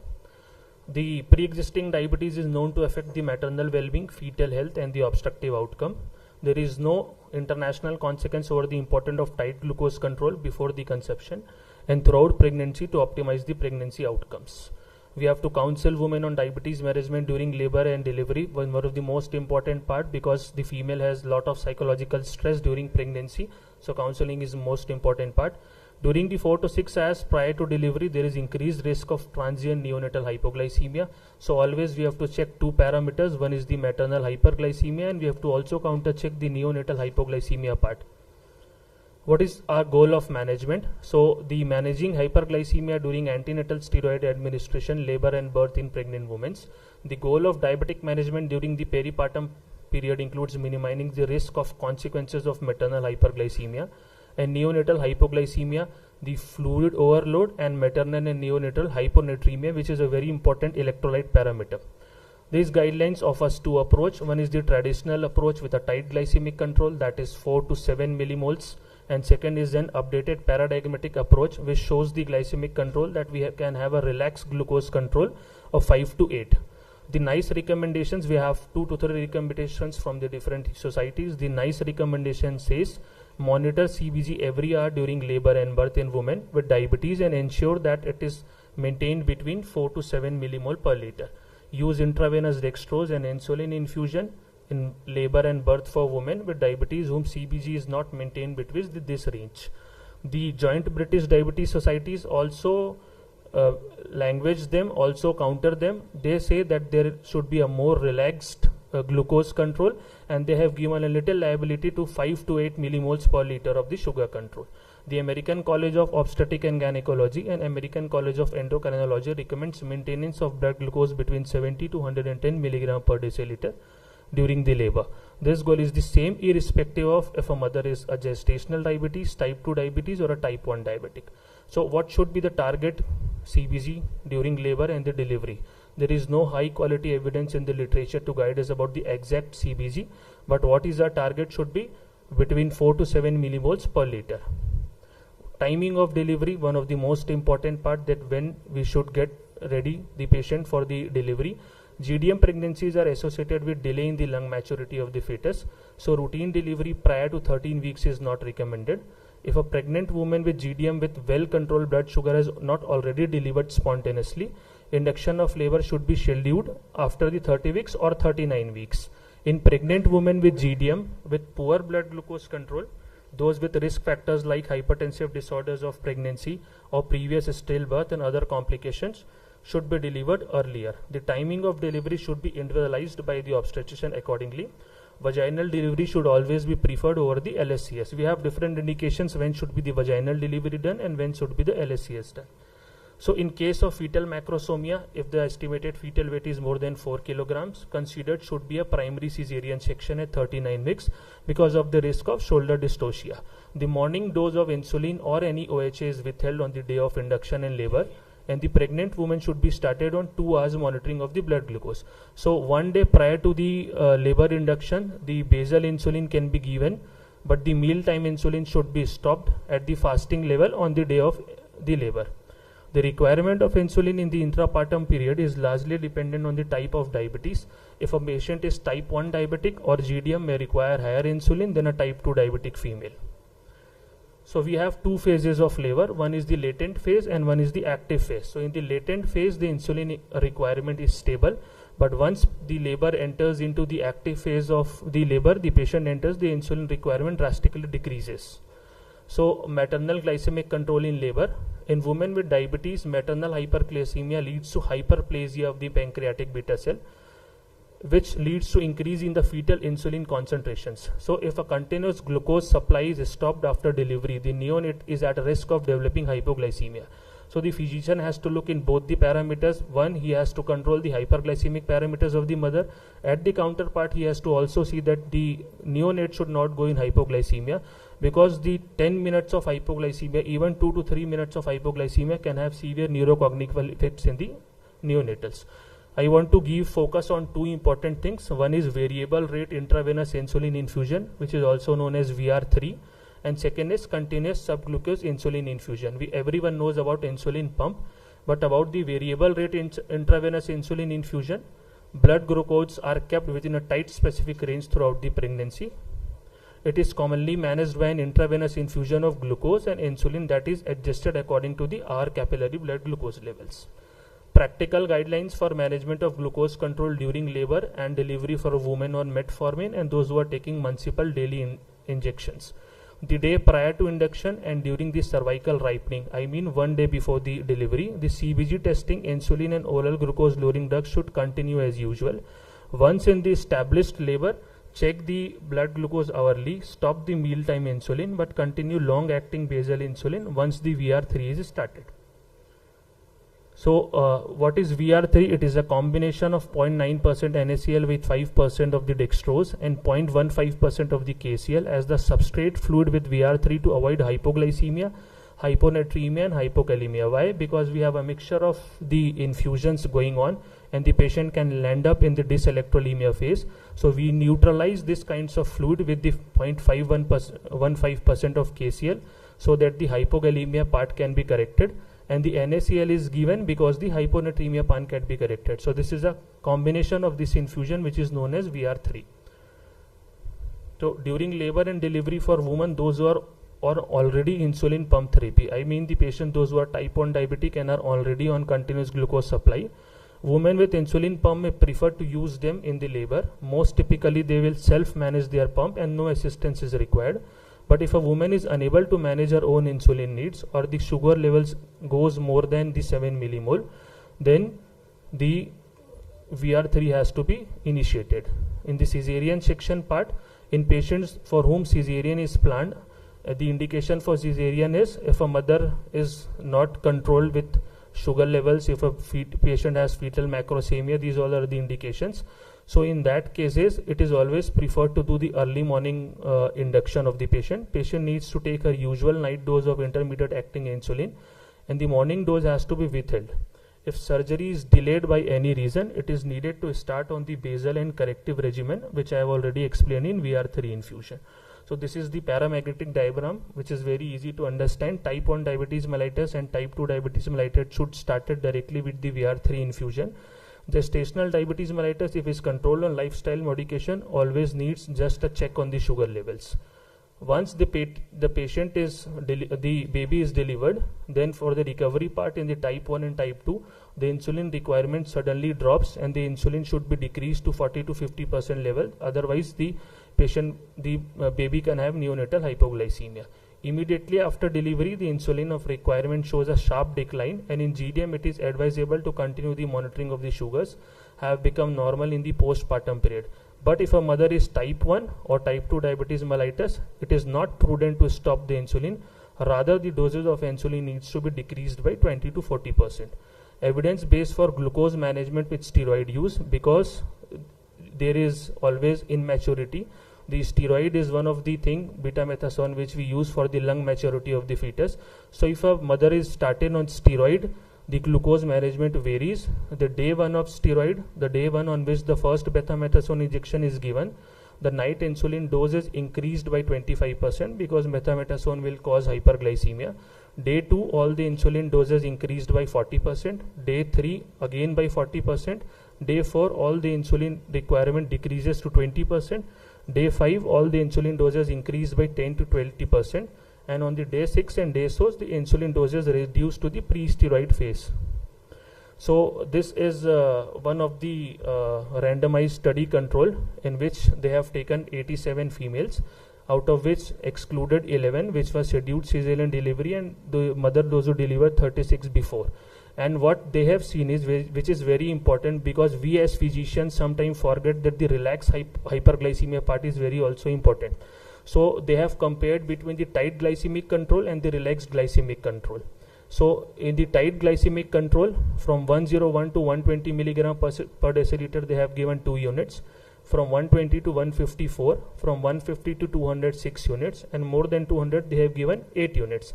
But if a patient is on relaxed protocol of diabetes, the 2 units have been decreased and the target is being maintained to 5 to 8 millimoles. So this is a very wonderful graph by which we can understand that the capillary blood glucose levels, this is A, C and E, and on the right side there is B, D and E. This graph is A, C and E shows when the patient was not put on IV insulin, the patient was already managed on diet control or either with the metformin.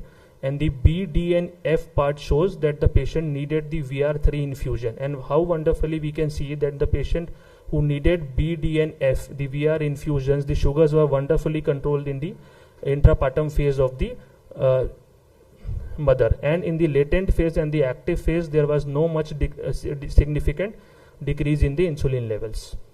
So this is the algorithm by which we have to use VR3 infusion during the labor. If a patient has hypoglycemia, the infusion should be stopped for 20 minutes and should be rechecked, and according to the guideline the 0.2 insulin is being corrected. If the patient is not maintained on the algorithm 1, the woman not controlled on algorithm 1 and needing more than 80 units is shifted to algorithm 2 of the part. So target blood glucose is 4 to 7 millimoles. And this is the second graph in which we can see that the patient, those who are on relaxed environment and have been relaxed till 5 to 8 millimole, this is the diagram which shows that if the sugar goes more than 8.6 to 11 millimole, then 4 units of insulin per hour with a IV bolus of 4 units is also required. So in summary, as we have less time, I am running little bit faster. For women with GDM, there is no benefit to tight control of glucose levels in liver, and instead supports the glucose assessment every 4 hours. So there is no strict consequences and guidelines that the sugar should be this much to this much only. We should always check sugars 2 to 4 hourly, and accordingly we should manage these kinds of cases. So at last, what we want a happy mother and a happy baby after the induction. Thank you.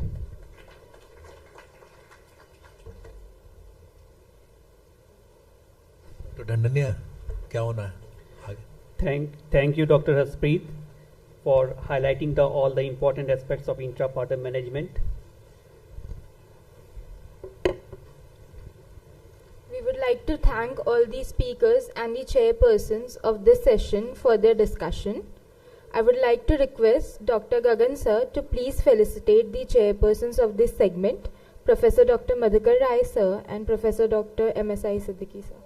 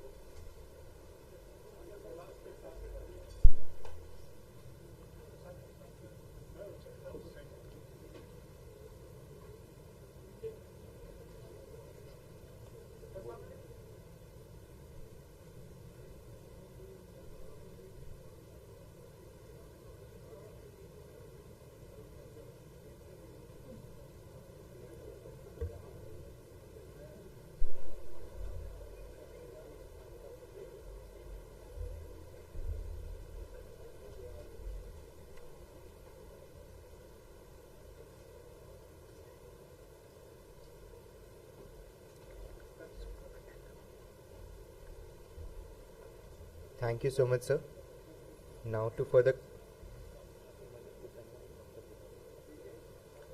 further continue the session, I request Dr. Sumant K. Panda and Dr. Vibha Mishra to please chair this segment of the session.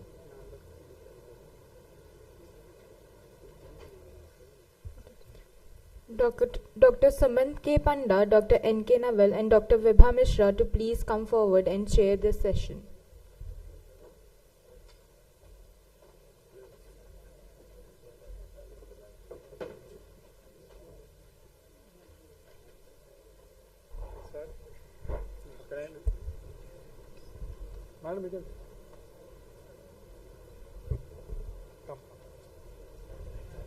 After a wonderful session on management of diabetes in pregnancy, pre-conception management and preparing a woman for having a baby, now I am inviting Dr. Arvinda for the session on heart failure in pregnancy. It's also a very important topic because the women with cardiac disorder usually have a exacerbation of the disease, and the labor is during labor there is a highest chances of the lady landing in the heart failure.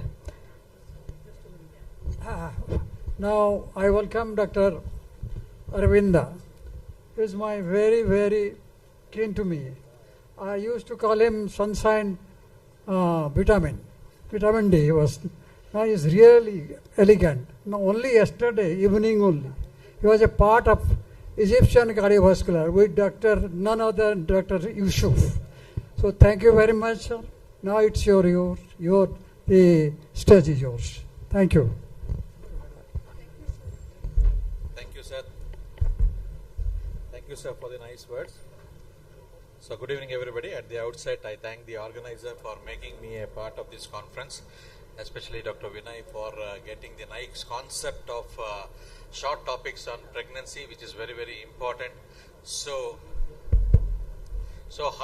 my topic is heart failure in pregnancy. So first of all, greetings to all of you from Bangalore. So if you take the introduction of heart failure in pregnancy, cardiac disease of pregnancy encompasses a broad arena of pathologies. Many cardiac diseases during pregnancy are under investigations, and many others which are still not understood require further inquiry. Pre-existing conditions that can predispose pregnant women to cardiovascular disease include hypertension, diabetes mellitus, and congenital heart disease. Regardless, cardiac disease during pregnancy is a significant cause of morbidity and mortality and has been cited to be present between 1 to 4% of all pregnancy. You can see from the left hand side here, the heart disease is the top cause of maternal morbidity and mortality in developed countries, increasing over recent decades. Cardiomyopathy and other cardiac conditions caused 26.7% of the pregnancy related death, the highest percentage. The prevalence increase in women with cardiac disease giving birth to by 24%. Heart failure is the underlying cause of over 9% of in-hospital death among pregnancy-related hospitalization. It complicates 11% of the pregnancy in women with pre-existing heart disease. High-risk pregnancy grew from 0.7% to 10.9%. Cardiomyopathy represents the largest group with heart failure, with cardiovascular adverse events nearing 50%. You can see in this interesting slide the heart failure associated with the pregnancy. You can see the graph from the left hand side. There are some modifiable factors, there are some obstetric factors, there are comorbidities and the non-modifiable factors. On the right hand side you can see the variety of modifiable factors and non-modifiable factors, obstetric factors and comorbidities can contribute to a summative increase in the risk of heart failure for pregnant women. Ultimately, heart failure can result in adverse outcomes with a greater likelihood of such outcomes occurring among those with multiple comorbidities, black race and increased age. So these are the potential etiologies. If you can see, if somebody asks like what are the causes of heart failure, if many PGs are here, if you see what are the potential causes of heart failure, this slide tells you about all the things. What is the main thing is cardiomyopathy, congenital heart disease, ischemic heart disease, pulmonary heart disease, and valvular hypertension. If you take the signs and symptoms, because it's a pregnancy, there may be a varied presentation of signs and symptoms. The commonest is it can overlap with the pregnancy as well, like fatigue, shortness of breath, paroxysmal nocturnal dyspnea, orthopnea, increasing edema, chest pain or angina, lightheadedness, syncope, personal or family history of heart disease, especially in pregnancy. If you take the signs and symptoms, tachycardia, tachypnea, hypotension, raised jugular venous pressure, cyanosis, hepatomegaly, peripheral edema, hepatojugular reflex, all this may be very difficult to identify in pregnancy, but it requires a close observation of listening to the symptoms and identifying the signs. So if you take the investigation, the ECG may be used as to diagnose chamber enlargement, arrhythmias, and conduction defects. Echo is the most important investigations to assess the left and right ventricular functions, valvular disease, congenital defects, and disease of the aorta. The chest X-ray is not routinely required for the diagnosis. Ultrasound is rarely done. One important test is the N-terminal BNP, pro-BNP, that is the brain natriuretic peptide, may be slightly elevated in normal pregnancy, but grossly elevation is abnormal, which gives a clue to the identification of heart failure in pregnancy. MRI is rarely used to identify the myocarditis. When it comes to evaluation with an echocardiography, which is a simple bedside investigation, is essential for evaluating those for undergoing cardiac insults of pregnancy. So it may reveal chamber involvement, valvular heart disease, wall motion abnormalities. The many things can be identified with echocardiography, with the identification of LV diastolic, systolic dysfunction, and the ejection fraction is also identified. Based upon that, the treatment can be titrated. So if you take the pathophysiology of pregnancy, the changes in the maternal cardiovascular physiology, if you see on the right hand side, during pregnancy, there is an anatomic and physiologic hemodynamic changes with the maternal cardiovascular system are orchestrated to support the health and safety of the mother and fetus. Increase in plasma volume and maternal heart rate occur, and arterial blood pressure and systemic vascular resistance decrease. Cardiac output increases beginning in the early pregnancy because of an increase in stroke volume and is maintained further by the way of tachycardia. So the adverse neonatal outcomes associated with the maternal heart failure means why you have to identify heart failure, why you have to treat this very significantly, because to identify the neonatal outcome. If you don't identify the neonatal outcomes, if you don't treat the heart failure properly, you can see the adverse neonatal outcomes, that is low birth weight, SGA, infant respiratory distress syndrome, lower Apgar score, prematurity, and ultimately mortality as well. Smoking during pregnancy, like multiple gestational pregnancies, cardiomyopathies, and hypertension, are among the more consistently demonstrated risk factors for neonatal adverse clinical events.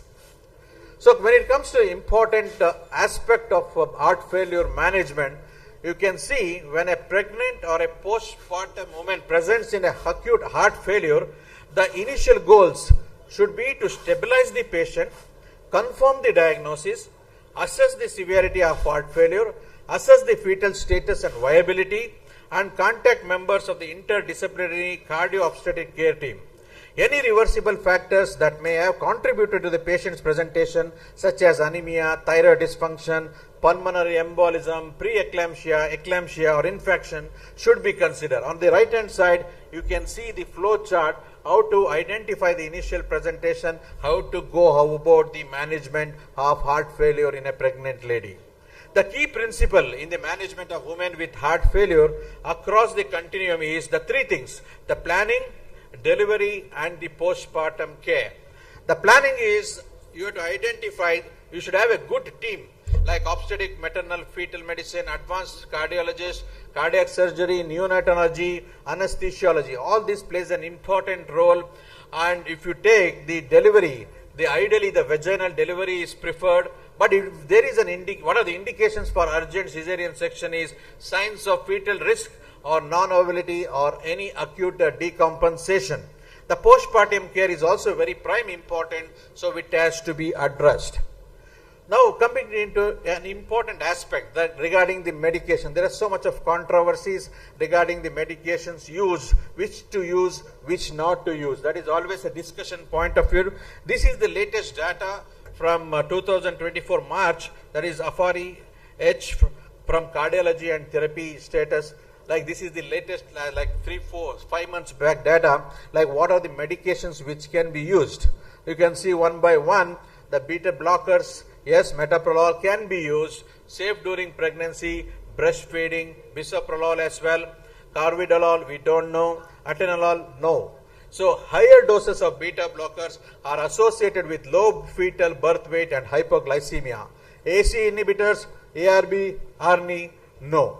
It's not be used. Then comes the spironolactone, not during pregnancy, can be considered during breastfeeding, like spironolactone is associated with anti-androgenic effects on fetus. Eplerenone, yes, can be used during pregnancy as well as breastfeeding. Eplerenone is associated with post-implantation losses at the highest administered doses in rabbits, so use with caution. So these are the certain medication where you can be used, not to be used, like that. So we should be very careful because it is a pregnancy. Next, SGLT2 inhibitors, the biggest blockbuster molecule in the recent days. If you take dapagliflozin, empagliflozin, strictly no. No during pregnancy, no during breastfeeding.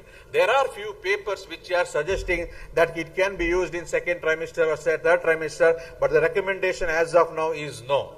So there is insufficient data. Then loop diuretics, yes, can be used. Digoxin, yes, both during pregnancy as well as breastfeeding. So monitoring has to be looked for digoxin intoxication. Then ivabradine, strictly no. Then when it comes to ionotropes, dopamine, dobutamine, milrinone definitely can be used during pregnancy as well as breastfeeding. Vasodilators, nitrates can be used except nitroprusside. Calcium channel blockers, yes, can be used. Hydrolazine, methyl dupa, definitely can be used. When it comes to vitamin K antagonist, it can be used at low doses in high-risk scenario during pregnancy. Many of these situations, there is a challenging situation, sometimes can be used. Safe during breastfeeding. Low molecular weight heparin definitely can be used during pregnancy as well as breastfeeding. So these are the various molecules which gives you a challenges where to use, not to use. Always refer, look for the latest guidelines and start using. So complications related to cardiac disease in pregnancy include excessive weight gain during pregnancy, preeclampsia, preterm birth, intrauterine growth retardation, hemorrhage, placental abruption, gestational diabetes, progressive heart failure, maternal or fetal death. So to conclude my talk, ladies and gentlemen, heart failure in pregnancy is a critical condition influenced by various factors including pre-existing cardiovascular issues or pregnancy-specific complication. The etiology of heart failure in pregnancy involves a mix of chronic hypertension, cardiomyopathies and increased cardiac demands during pregnancy. Proper history taking and a thorough physical examination are crucial for identifying early signs of heart failure in pregnant women. Evaluation involves detailed clinical assessment, including echocardiography and lab tests. Management strategies include a multidisciplinary approach with medications, lifestyle changes, and in severe cases, advanced interventions like mechanical support or delivery planning. Prognosis and complication depends on the underlying cause, the timing of the diagnosis, and the effectiveness of management with potential risk to both the mother and fetus. Thank you for your patience hearing. If you have any questions, we can have a panel discussion.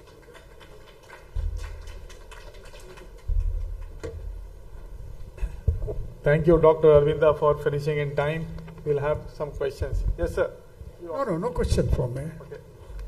So we have a little change in the program as Dr. Jayant Panda has to leave early. Yes. Can I request him to come over and start his presentation? Dr. Jayant Panda is a very well-known personality here for CCDSICON. Thank you for being here, sir. Also oration. Dr. A.N. Hello. Thank you. Most respected. Now everybody must be knowing Professor Panda. Just a minute, I will tell you. And before this, you must thank everybody here. Professor Panda, because in 2017, if I am not wrong, in Odisha, RSSDI final was there. And there was whole day session about pregnancy, diabetes, care of fetus, care of mother. Thank you very much, sir. Today we were continuing. Professor Madhukar Rai and Professor Siddiqui. Thank you very much. Thank you very much. Thank you, sir. Thank you for those kind words. And actually, I'm breaking the schedule because we are running a little late and I have a train to catch. My job is very simple. As all of you know, it's a nice program, and here in the seat of learning, the beautiful city of Banaras, which houses the BHU, Banaras Hindu University, and it's a seat of learning which disseminates the knowledge. So I'm very happy that on this, just give a little more sound. On 8th CCDSI, we are here under the leadership of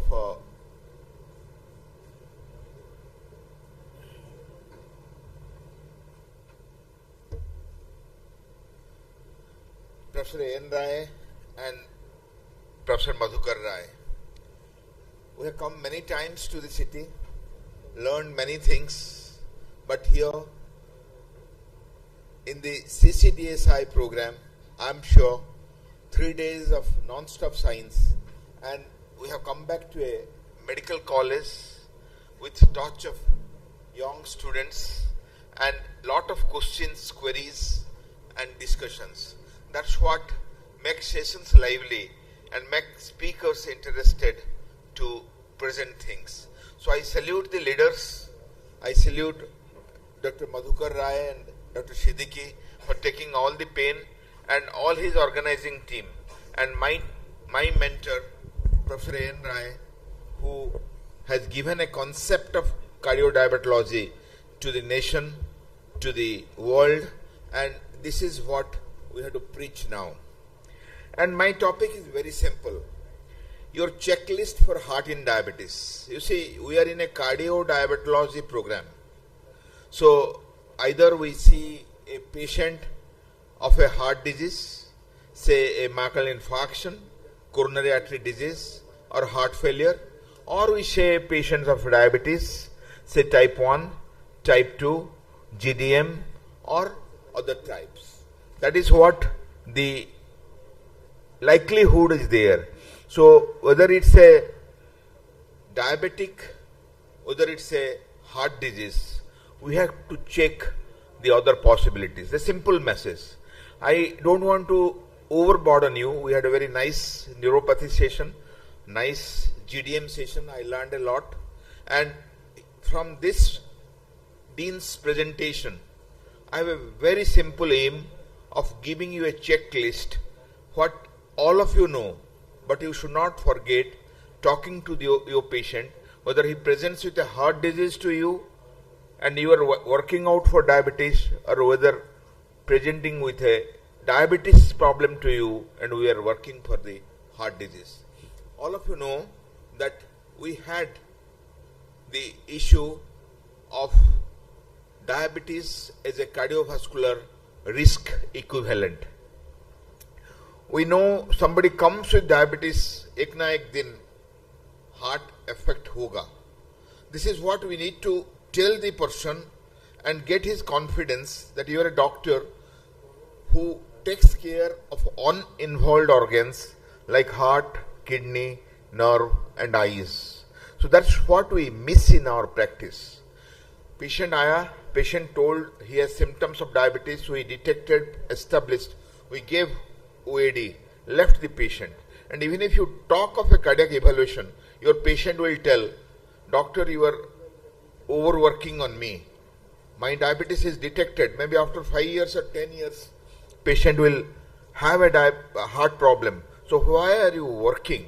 But you will be surprised, in a pre-diabetes patient, in a patient who is in pre-hypertension, a obese person, almost 1/3 of the people, they have coronary artery disease, they have heart failure, and they have the disease in progression. So very swiftly I will take you through the diabetes, heart disease, the common thing in both, and the checklist. And I'll just tell you the clue that in 1883, this was the teaching, you have to ask for urine glucose examination if a patient has angina. So in 19th century, we knew that somebody coming with angina, and we should examine the urine for blood sugar, for urine sugar, or for diabetes. But throughout 20th century, less was known about the pathophysiology. In 21st century, we are well versed that we are in a country which is going to be the metabolic disease capital of the world. We are already the heart attack capital of the world, and we are going to be the diabetes capital of the world very soon, bypassing China. So, is it the right thing that we should head for? That's why WHO told the slogan, let's prove this wrong and protect our people. So the relative risk of coronary heart disease increases 1.5 to 2.5 times higher in diabetic men and 4 times higher in diabetic women compared with age-matched non-diabetic subjects. So diabetic person has a 2 to 4-fold greater risk of developing CVD. That's what all of us need to remember. And we know diabetes is the 4th most common cause of death in a developed country like US, and 75% of all mortality are because of the coronary heart disease in diabetic patients. And our UKPDS shows the fatal CVD was 70 times more common than microvascular complications after 9 years of follow-up, and life expectancy decreased by 5 to 10 years in diabetic subjects with CVD. So that's why you need a checklist for your patients. And in diabetes, you know, you'll tell in a LADA, in a MODI, or in type 1, in a pancreatic diabetes, why should I worry? Whichever may be the diabetes type, if the patient undergoes a hyperglycemia, a very high blood glucose environment is at risk of developing a heart failure or a coronary artery disease. All the symptoms you know very well, and diabetes screening has become very common. I am very happy that even a patient goes, test himself for the diabetes, comes to a consultant, tell doctor, I have detected hypoglycemic. It has reached every person. Those who browse Google, those who browse WhatsApp, they come because the history taking and the clinical examination has changed. Patient come with his own proposition, but the early symptoms are very important to remember. And not only diabetes, like all of you deal with HIV and tuberculosis. Each HIV patient is tested for tuberculosis. Each tuberculosis patient is tested for HIV. You know the policy. That should be your policy of testing each diabetic patient for a heart failure or a coronary artery disease, and each heart failure and coronary artery disease for a glucose intolerance, even pre-diabetes, even pre-hypertension. So this chart is to show you that pre-diabetes, pre-hypertension, obesity and metabolic syndrome are equally exposes your patient to the heart disease like diabetes. And the sole notorious component in your lipid is LDL, and target in diabetic, hypertensive and obesity is not even 100, it's 70 and low, and we are going to reach 55 as per our own Lipid Association of India guideline. Complications, all of you know the long-term complications, the short-term complications. Here the heart is an important component, and if you see the other components, you see the brain, you see the eye, you see the kidney, they are also the cardiovascular system comes. But if it's not heart, it's the vessel which is affected in the system. So that's why cardiovascular, heart and vessels are the summary of diabetic complications. And here we have to realize that the vessel component which leads to a diabetic complication is important, and what is important for you to stress upon is lifestyle, like a low fat, high fiber diet, fruits and veggies, quitting smoking, giving up alcohol, coupled with increased physical activity and less stress goes a long way in improving cardiovascular health. Because the recent publication, previously we were happy looking not taking alcohol as a risk factor for heart disease, but recent publication, alcohol in minimum amount can cause irreversible damage to the heart and the vessels also. So now it's time, it has come very clearly that like nicotine, we have to say no to alcohol if we want a good heart lifelong. And the symptoms may relate to coronary heart disease, a myocardial infarction, a arrhythmia or heart failure. It's not just a myocardial infarction or acute coronary syndrome. And of late, the heart failure has come with a bigger problem, bigger challenge, and I'll take 1 minute to tell you details of the heart failure. So heart disease is so common in people with diabetes because of the mechanism, because of the intermediary products which cause the diabetic complications, and surely the blood glucose level play a cardiac risk factor in the patient, where more than 90% of patients with diabetes have one or more of additional risk factors. And solution is lifestyle. I'll take you through in next 2 minutes regarding the preventing and delaying the heart disease, the physical activity, the eating right, the shedding some weight, no smoking, no alcohol, and living together. Those who are envious of each other and fight, they are with much stress, and that aids to the cardiovascular illness. We have to remember, living happily and spreading happiness aids to your cardiovascular well-being. So the level I have already told, the actions I have already told. The heart failure, you have to know that the inflammation, the fibrosis, the cardiac stiffness proceeds to the heart failure, and of late it's a recognized problem more than that of the coronary artery disease in patients of diabetes. So this is the all common risk factors and the mechanism which contributes to the cardiac illness, and the sign symptoms, this central mechanism and the pathophysiology and peripheral mechanism, these are all important for every patient of diabetes you detect to evaluate. So this shows how to approach with a unknown ECG or a known ECG, A1C, and the screening for microangiopathy, and the echocardiography. What you have to look for as a systolic function, diastolic function, and the stress echo evaluating the risk and the heart failure patients. Remember, those who are old timers, gone are the days you will look to the JVP, pedal edema, tender liver, basal crepes and diagnose heart failure. A echocardiography is a must, and ejection fraction is a must, because the heart failure is classified as a preserved ejection fraction and reduced ejection fraction. So it has become a routine examination. Many people think that why should I go for echocardiography so early? I've seen people advised ECG in the right time, but the echocardiography we are not doing liberally. The purpose is glycemic control.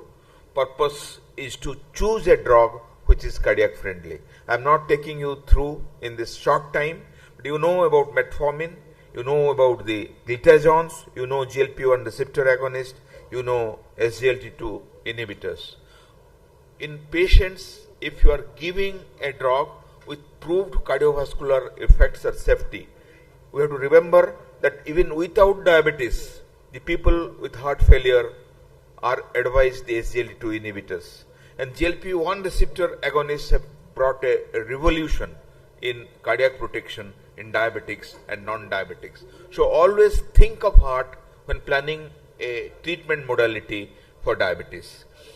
no smoking, at least 30 minutes exercise, eat healthy, check the unhealthy foods, limit alcohol, control stress, maintain a healthy weight, get regular healthy checkups, and your attention for this contribute to a very important effect of cardiac protection.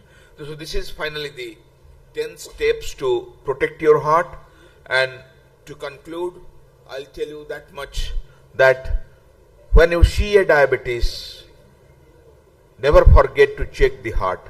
When you see a heart failure or a coronary artery disease, never fail to check for glucose intolerance. Both are very synergistic, interrelated problems, and by checking, detecting early and intervening, you can aid to quality and quantity of patient's life. Thank you very much for the time.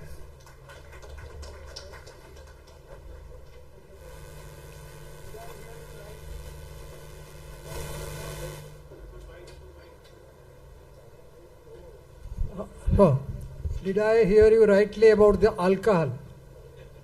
It's 1 pack a day, or 1 to 2 packs per day for male, and 1 pack for that. Still, I didn't know this one which you said. Did hear you rightly? I mean, this is a bad news for boozers. Of late it has come. Even minimal quantity of alcohol can be a risk factor for your heart and your liver health. Thank you so much. Any questions, please? 2 questions allowed for the lack of time for his personal. I welcome to the members, delegates and faculties from Jharkhand and Bihar, to whom I have seen now recently come. Thank you very much, sir.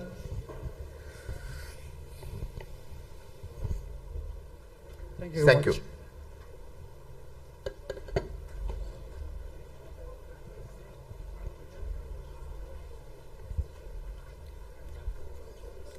We want to thank the speakers and the chairpersons of this segment. I request our chairperson, Dr. Sumant K. Panda, to please come on the stage and felicitate Dr. Jayant Panda, sir.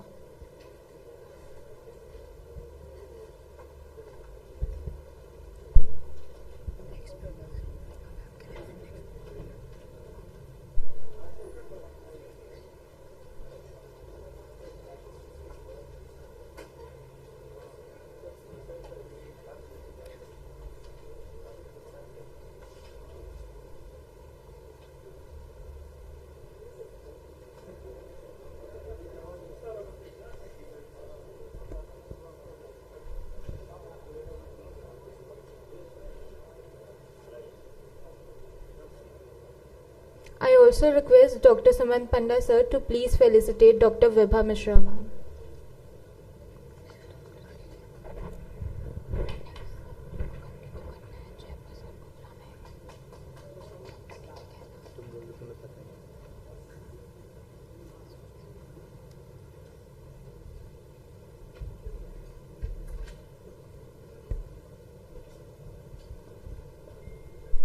Thank you, sir. Thank you, ma'am. Now to continue this very same session, I want to request the chairpersons of the next segment, Dr. D.P. Khaitan and Dr. Vitul Gupta, to please come on the dais.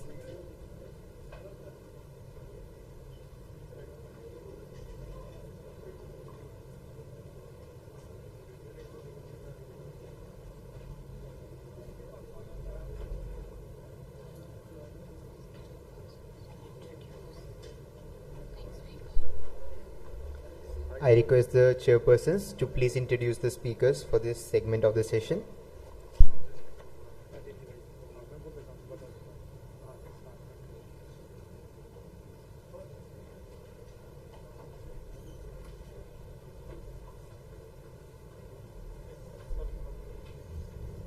I invite Dr. Ajay Tiwari for his speech on GDM, future burden of new onset diabetes. Please, Dr. Ajay Tiwari.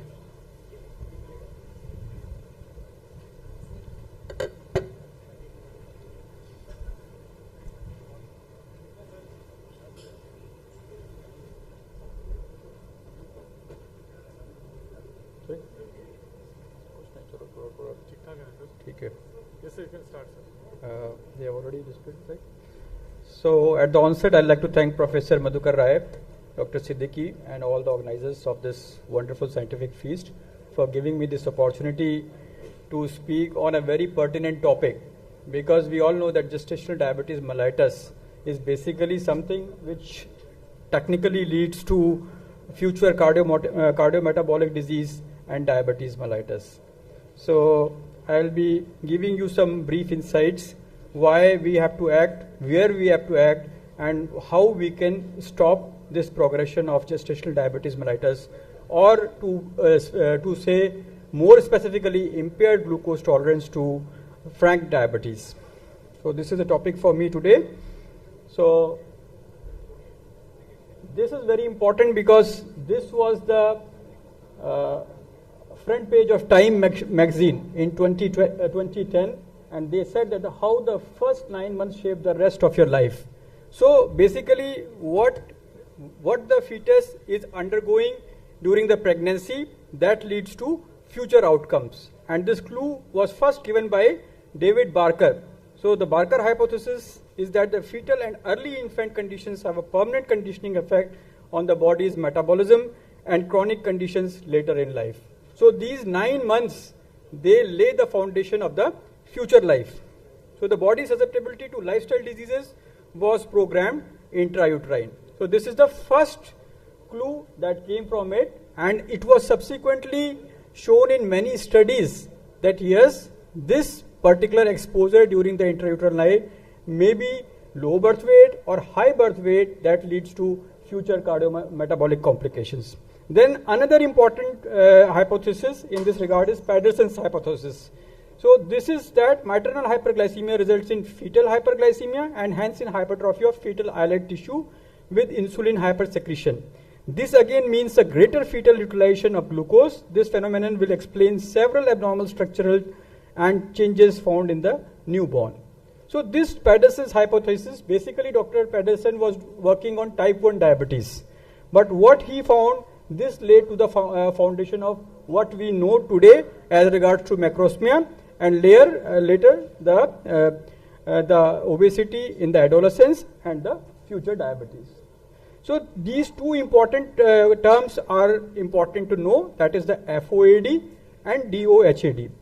So the fetal origin of adult disease. So Katkins et al., they again came forward with these things that if you want to have a more comprehensive word, it will be developmental origin of health and disease that is being laid in the intrauterine period.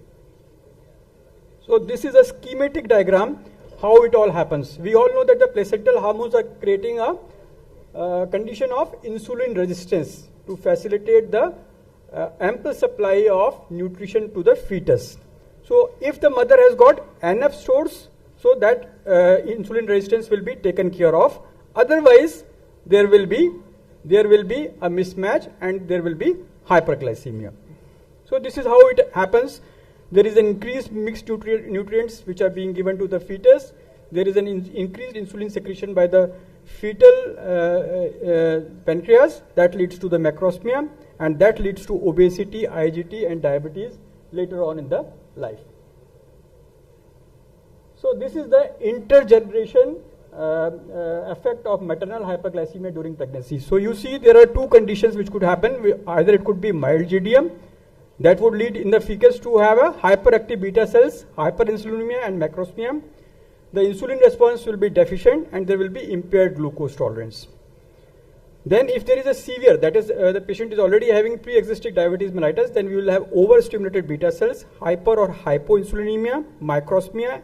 The insulin response will be excessive and there will be insulin resistance, and this will lead to, in the next generation it will lead to gestational diabetes mellitus, and the child will again have hyperinsulinemia and macrosomia, and this will lead to impaired glucose tolerance. So this cycle, vicious cycle of gestational diabetes mellitus, macrosomia in the child, obesity in the adolescence or in the growing phase, and again that lady conceiving with the gestational. So this goes on and on. So this cycle needs to be broken. So this is the basically how we see to it that this gestational diabetes mellitus leads to the increased maternal fuels, altered fetal islets, childhood obesity, impaired adult islet function, and gestational diabetes mellitus. So this keeps on going around. So do we have proof for this? So we have got studies, and very nice studies. In every age group of offspring of gestational diabetes mothers, higher chances of IGT and diabetes. So if you see 5 to 9 years, diabetes, offsprings were 46 in this study, and the prevalence of abnormal glucose tolerance was to the tune of 10.9%. In 10 to 14 years, again, the incidence was to the tune of 37.7%, 15 to 19, 62.5%, and in 20 to 24, it was 64%. So now coming to the most important part, and that is what is preventable, the mother. So we all know that the period of gestational is a very good period where we can educate the patient. The patient is highly compliant. He wants to learn about the things. So that is a very important opportunity, and that opportunity need not be missed. So this I have already told you that this is basically the mismatch of the insulin resistance that is physiologically created to facilitate for the child's nutrition, and if it is not compensated by the insulin secretion by the mother, then it will be. So basically gestational diabetes is a state of impaired glucose tolerance. So this is the epidemiology. So 8 to 10-fold higher risk of developing type 2 diabetes, increased risk of type 2 diabetes, a small percentage around 9.5% of women with a history of GDM develop type 1 diabetes postpartum. So it could be type 1 diabetes or it could be type 2 diabetes. So both ways it could be there. And a recent meta-analysis involving over 5 million women showed that women with a history of GDM have a 2-fold higher risk of developing CVD compared with women without GDM. So we are exposing the patient to a whole gamut of cardiovascular disease and future diabetes mellitus. So diabetes in pregnancy is highly variable, generally reflecting the underlying patterns of NIDDM in the particular population. So they match with the existing trends of what is of the non-insulin dependent diabetes mellitus.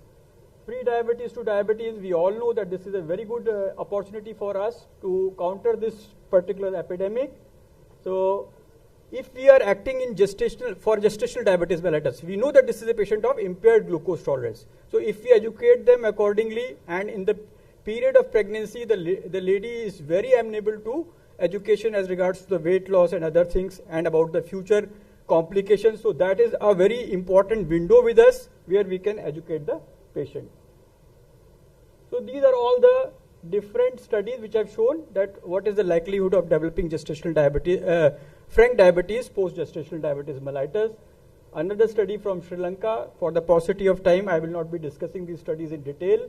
Then another study from North India, they found that at 6 weeks, when we have to go for an OGTT, the extent of impaired glucose tolerance in these ladies who are having gestational diabetes mellitus was to the tune of 14.5%, impaired glucose tolerance 4.8%, both IFG and IGT 8%, and type 2 diabetes 6.4%.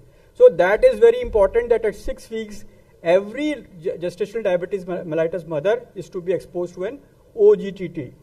So that is very important, and this follow-up visit is very important, and this is usually missed in most of the cases.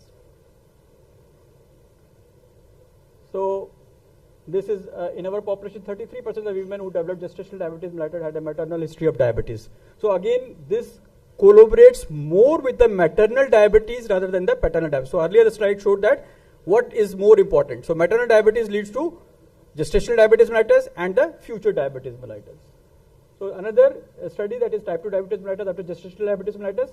Again, you see the overall the relative risk is around to the tune of 7.43, and in this particular meta-analysis, one study from India, and there you see the relative risk is to the tune of 22.70. So our set of populations are very, very prone to developing type 2 diabetes post gestational diabetes mellitus. So what are the factors which could contribute to it? So the general factors are age, body mass index, waist circumference, hypertension, family history of diabetes, fasting glucose levels, pregnancy-related factors, gestational diabetes mellitus, use of insulin for GDM, gestational weight gain, and short duration of breastfeeding. So all these factors can lead to the development, progression of gestational diabetes to type 2 diabetes. So hyperglycemia diagnosed in the first trimester. So now we already have a term for that, and Dr. Mohan has already given a very nice paper on this.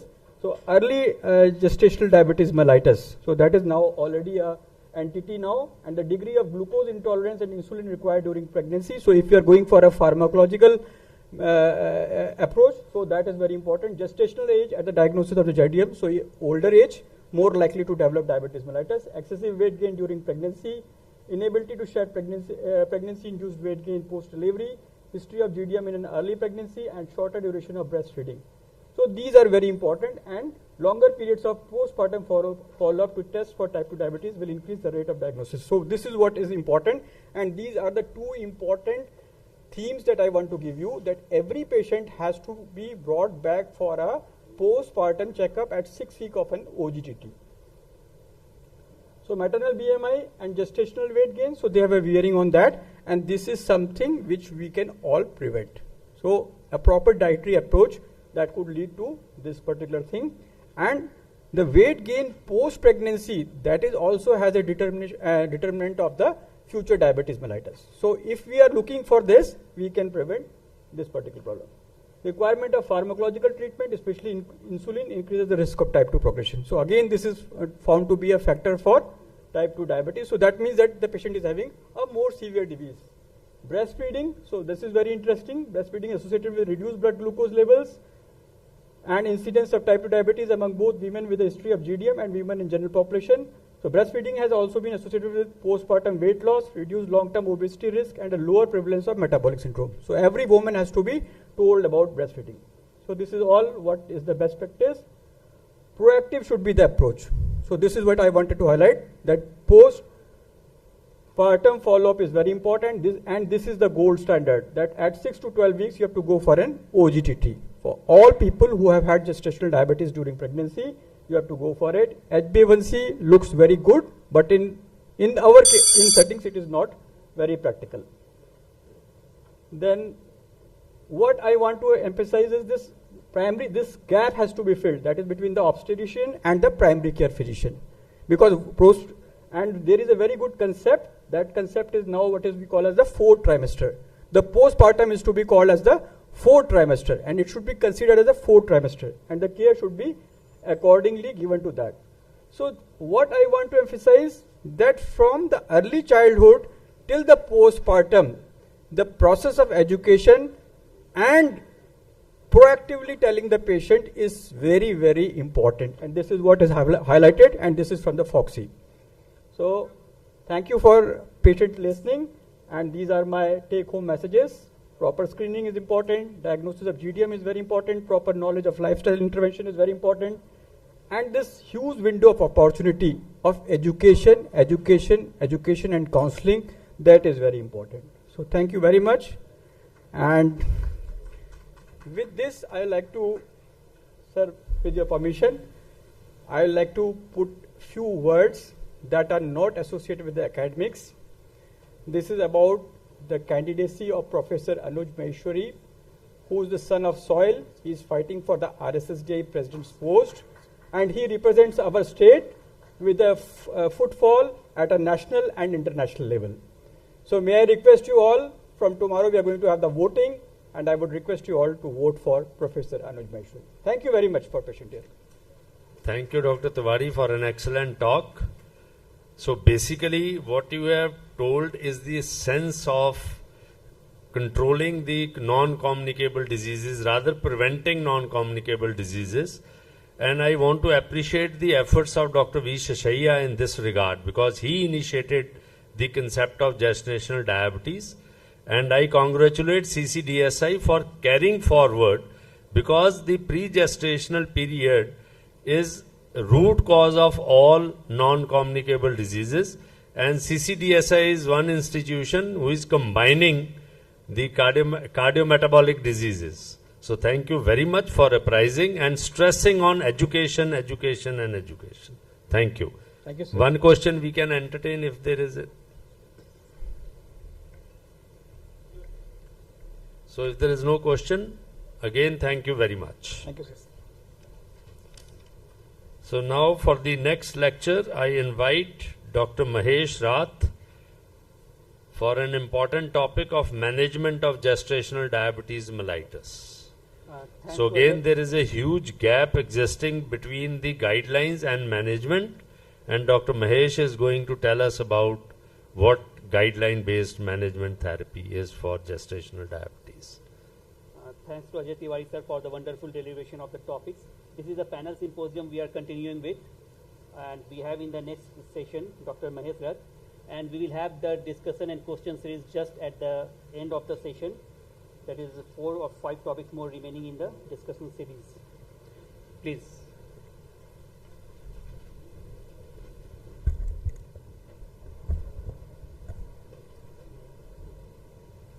Thank you, sir. Thank you, chairpersons. Very good evening, everyone. At the outset, I would like to thank the organizers of the conference for inviting me here, especially Dr. Dandania and Dr. Jayant Panda for introducing me to the beautiful CCDSI conference.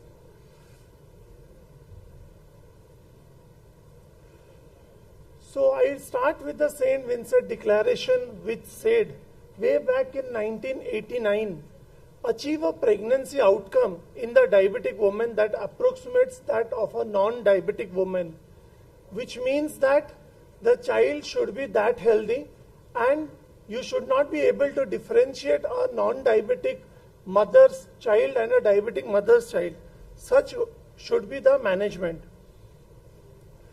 So why such a importance given to GDM or maternal hyperglycemia? So if we look here, when there is maternal hyperglycemia, then the glucose crosses and fetal pancreas is stimulated, which causes fetal hyperinsulinemia and insulin resistance syndrome in the fetus. Insulin does not cross the placental barrier, while the IgG antibody bound insulin crosses it. So, but sulfonylurea crosses it. That is why we do not recommend sulfonylurea in management of GDM. So the primary goal of treatment in pregnancy complicated by diabetes is to prevent this cycle from starting, and this can be accomplished by achieving and maintaining as normal maternal glycemia as feasible beginning prior to the conception. So diabetes in pregnancy can be a pre-gestational diabetes, that is type 1 or type 2, and a GDM. So in management of diabetes in pregnancy, most of these topics have been covered. Monitoring and targets are there, nutrition and lifestyle, insulin therapy, and we will discuss the role of OADs. So firstly, while we are going to control it, we need to first monitor it. So this is the simplest algorithm by which we can control it, by doing at least 2 tests every day, so that in 6 days we are covering all the time period of the meals, and it will help us in better management. So the glycemic targets, the ADA, ACOG, ACE, everyone tells that the A1C should be less than 6 if a patient is gestational diabetes, or if it is a pre-existing type 1 or type 2, then also it should be less than 6. The fasting should be less than 95, a bit stricter control when it is a pre-existing type 1 or 2, 1 hour postprandial less than 140, 2 hours less than 120. So all the guidelines are in sync and they say the same thing. Coming to the medical nutritional therapy, the aim is to provide adequate nutrition, avoid hyperglycemia and avoid excess weight gain. Preferential intake of carbohydrates with low GI, lean proteins, unsaturated fats and PUFA, and frequent small meals. So this is the weight gain recommendation according to the pregnancy BMI. Remember, we need to tell the patient that you do not have to eat for 2. Mostly the females, they have a tendency that I am pregnant and I need to eat more. There is where the challenge comes in managing the glycemia. So this has already been shared. So I'll just want to emphasize that medical nutrition therapy, we need to emphasize for euglycemia, it should be nutritious, it should be to the satisfaction of the patient. The weight gain should be within 7 to 11.5 kilo and it should not hamper the fetal growth. While considering this, we should know the do not, that the daily intake should not be less than 1600 kilocalorie. The daily intake should not be less than 45% of carbs and less than 175 gram of carbs with high GI. Additional consideration, 3 meals per 3 snacks, and the timing is very important. Physical activity, again this has been shared. So if there is no contraindication, then obviously 30 minutes after breakfast, ask them to walk 10 minutes. 30 minutes after lunch and dinner, ask them to walk 10 minutes, which is feasible, which is not stressful for the mother or the fetus. So when to consider pharmacotherapy? So with lifestyle management, 90% achieve euglycemia, but immediate insulin therapy in pre-existing diabetes or overt diabetes, after trial of 1 to 2 weeks of lifestyle management, if blood glucose is not achieved and there is evidence of macrosomia. Pre-existing diabetes insulin requirements, you can see the table there.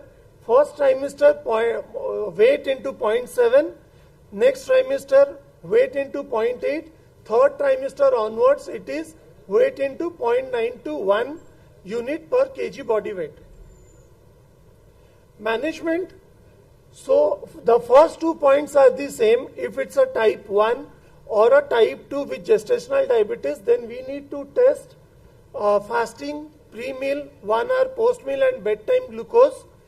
If advise the pregnant woman with type 2 diabetes or gestational diabetes to test their fasting and 1 hour post-meal during pregnancy if they are on diet and exercise therapy or taking oral therapy. When to initiate, the ACOG, IDF and DIPSI all are in sync with the guidelines that when the fasting plasma level is more than 95, 1 hour more than 140 and 2 hour more than 120, then we need to start insulin. We cannot manage the patient anymore with lifestyle management. So here, any one of the values, if it is more than which is mentioned, then we need to start. And it should be a targeted therapy. From RSSDI, the recommendation is there in the image which has been written here. It should be initiated pharmacotherapy if lifestyle management does not work. As insulin does not cross the placenta as I showed, it is the preferred agent. Aspart or Lispro may be preferred over human insulin. NPH or Detamir can be used. So insulin is considered more suitable than oral agents. Oral agents should not be given. Individualized insulin therapy or regimen for every patient. Regular or rapid analogs are recommended. Detamir and glargine can be used in pre-existing diabetes as an alternative to NPH. So women on type 1 diabetes and treated with type 2 who receive antenatal corticosteroid to improve the fetal lung maturation should follow a protocol which has been explained by my predecessor. Insulin therapy. So insulin dosing in pregnancy, it is a weight-based dosing. Trimester wise, I have already explained. There is no conclusive evidence which says for the threshold values in which a clinician should start. It is individualized experience and individualized decision. So these are the insulins which are available to us in pregnancy. I'll just highlight the no ones. Glulysin we cannot use. Then Lispro we cannot use. The biphagic Lispros. Then biphagic Aspart cannot be used. Ideg Lira cannot be used. And insulin glargine U300 cannot be used. If the patient is already taking glargine, then the patient should continue it, but newly we shouldn't start it. It is what the guidelines say. Counseling is the most important. We just write the insulin or the lifestyle management and leave the patient, then it will not work.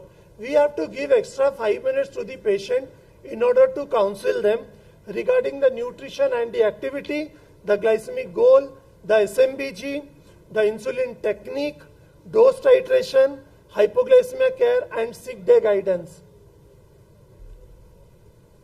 So in OHA, glyburide was used earlier. Now it is not used because of these concerns: neonatal hypoglycemia, higher birth weight, and macrosomia. Next, coming to metformin. Earlier metformin was being used, but in the latest ADA 2024, they have told not to use metformin. Why not to use metformin? Because as a mother takes the metformin, then there is deficiency in vitamin B12 and folate. That causes the transplacental metformin exposure to the fetus. It is taken up by the placenta. Impaired mitochondrial respiration is there, and decreased nutrient uptake occurs. Then impaired 1-carbon metabolism leads to gene methylation, which alters the fetal programming, which increases the risk of future cardiovascular diseases. Also, due to all these mechanisms, it can result in a small for gestational age baby also. So it is better to avoid metformin. So pharmacotherapy, summarizing: MNT, exercise, compliance, preferred is insulin. If alternate, the second path is giving metformin if the patient is not willing, but the down one, we should explain them that these are the risks that you are willing to undertake if you are taking metformin. The path C is no more option for us.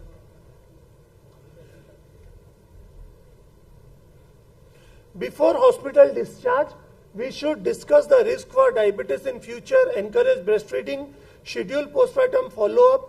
6 to 12 weeks, we should do a OGTT and test if there is diabetes, lifestyle, and medication. Medication will again have insulin, no OHs. If impaired, then lifestyle modification. If the patient is going toward diabetes, manage it. If not, then no problem, regularly testing. If the patient is normal, then only lifestyle modification. Ask the patient to come back to the pre-gestational weight gain. Whatever weight gain the patient had, if the patient is able to shred it, then well and good, the risk of diabetes in the future decreases. Summarizing my talk, pregnancy with diabetes is associated with an increased risk of maternal and fetal complication. Guidelines recommend optimum glycemic control to prevent the risk of maternal and fetal complication. ADA, ACOG, and NICE guideline recommend targeting fasting, PPG, and 1 hour, 2 hour for optimum control of diabetes in pregnancy. Thank you very much. Thank you again for giving me this opportunity. Thanks a lot, Dr. Rath, for your nice talk, oriented to the point, and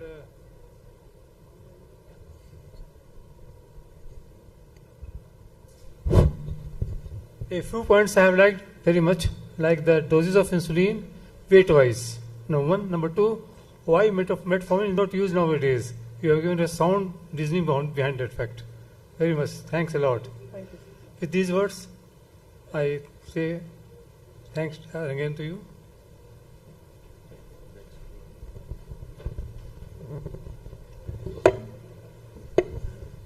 Next, be invite. Thank you, Thank you, Dr. Mahesh, for the wonderful deliberation. Next in this symposium series, we have Dr. Sabal Guha. He will be speaking on the topic how to educate a diabetic mother. That is the most important part for both prevention and dealing with the disease. Let's welcome him and hear him what wonderful points he has to give us to us.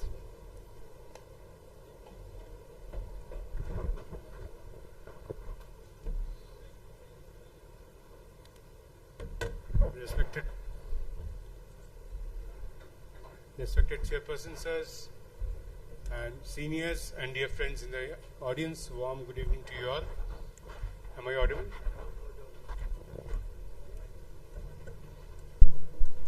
Yeah. Okay.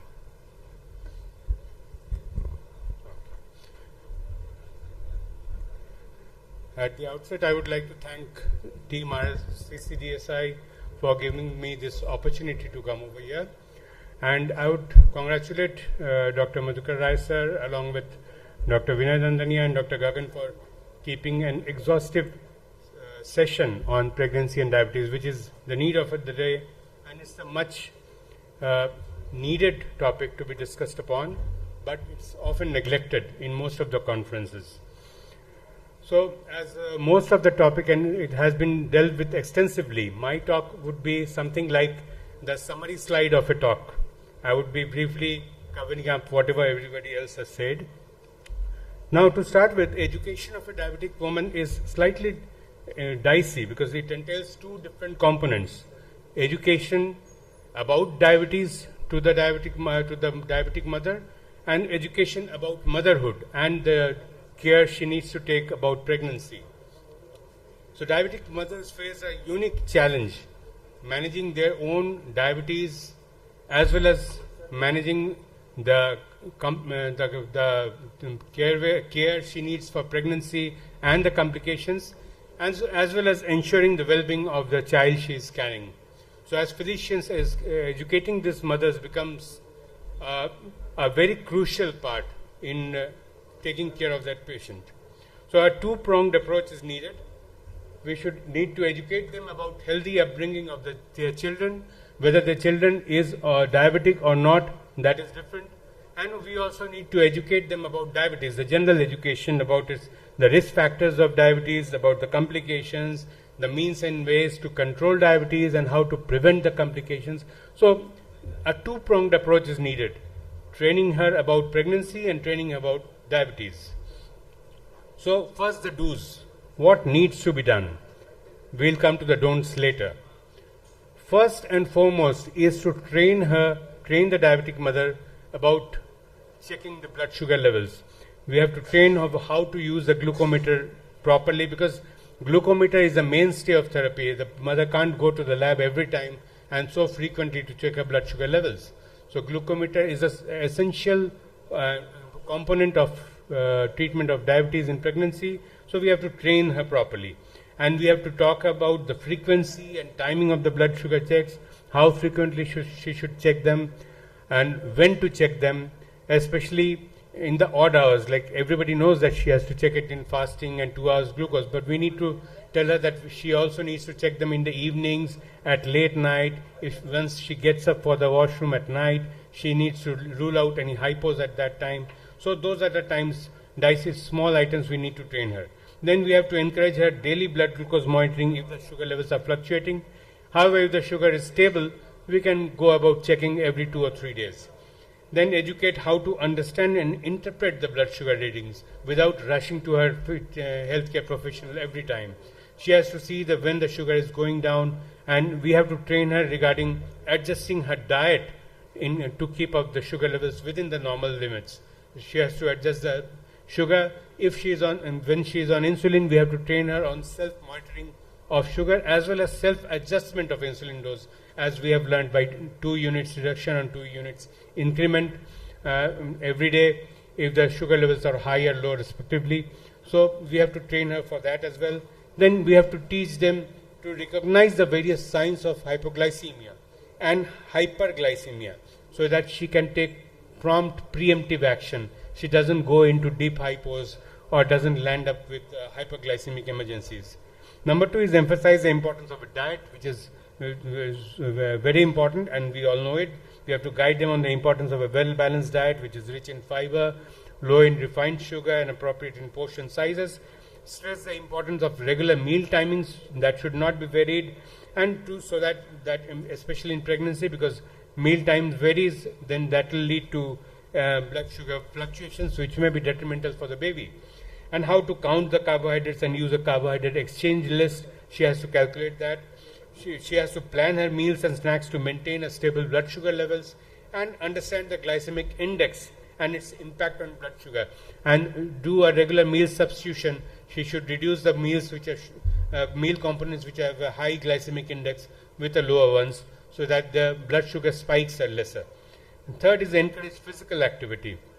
Despite pregnancy, and many of them have a concept that in pregnancy they need more rest, so we should also inculcate them that some amount of regular exercise, which is helpful, is always helpful in pregnancy, not only for pregnancy and not only for blood sugar, also for pregnancy as well. So explain how exercise affects the blood sugar levels and contribute to her overall well-being. We should talk about recommending different types and amount of exercise which are safer for her to do during the pregnancy period. Safe practices for management of blood sugar around physical activity, like she should not develop hypos just after exercise, so we have to train her for that, and advise on regular moderate exercise which are tailored to their condition, and we have to change that according to the period of pregnancy. The next is educate on adherence of medicines, which is again very important. We have to reinforce the importance of consistency in use of medicines, oral or insulin, whatever she is on, and ensure that they understand the dosage, the timings, and the potential side effects of the medicines she is on, so that she can diagnose, she can observe the side effects if they are occurring in her case. And she should know about the types of insulin, how they work, and when to take them. And we have to train them about the correct techniques for insulin administration, and self-adjustment of insulin dosage. When the sugar levels are high or low, we have to give her a chart and train her every time she comes, so that she can adjust her insulin doses by herself, so that to prevent hypo or hyper episodes. Then stress management is an important component, and the importance is increasing day by day, because more and more people are going into stress or depression, which also unfortunately increases during pregnancy.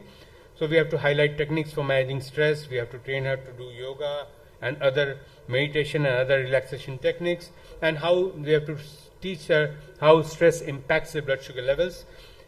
Importance of self-care, mental health support is a very important component of treatment of during pregnancy. Then monitoring for the various complications both of pregnancy as well as complication of hyperglycemia and hypoglycemia. She has to be trained to recognize the symptoms of blood sugar fluctuations. She has to know when to seek medical help and when not to, what she can do by herself, and when to approach her healthcare provider.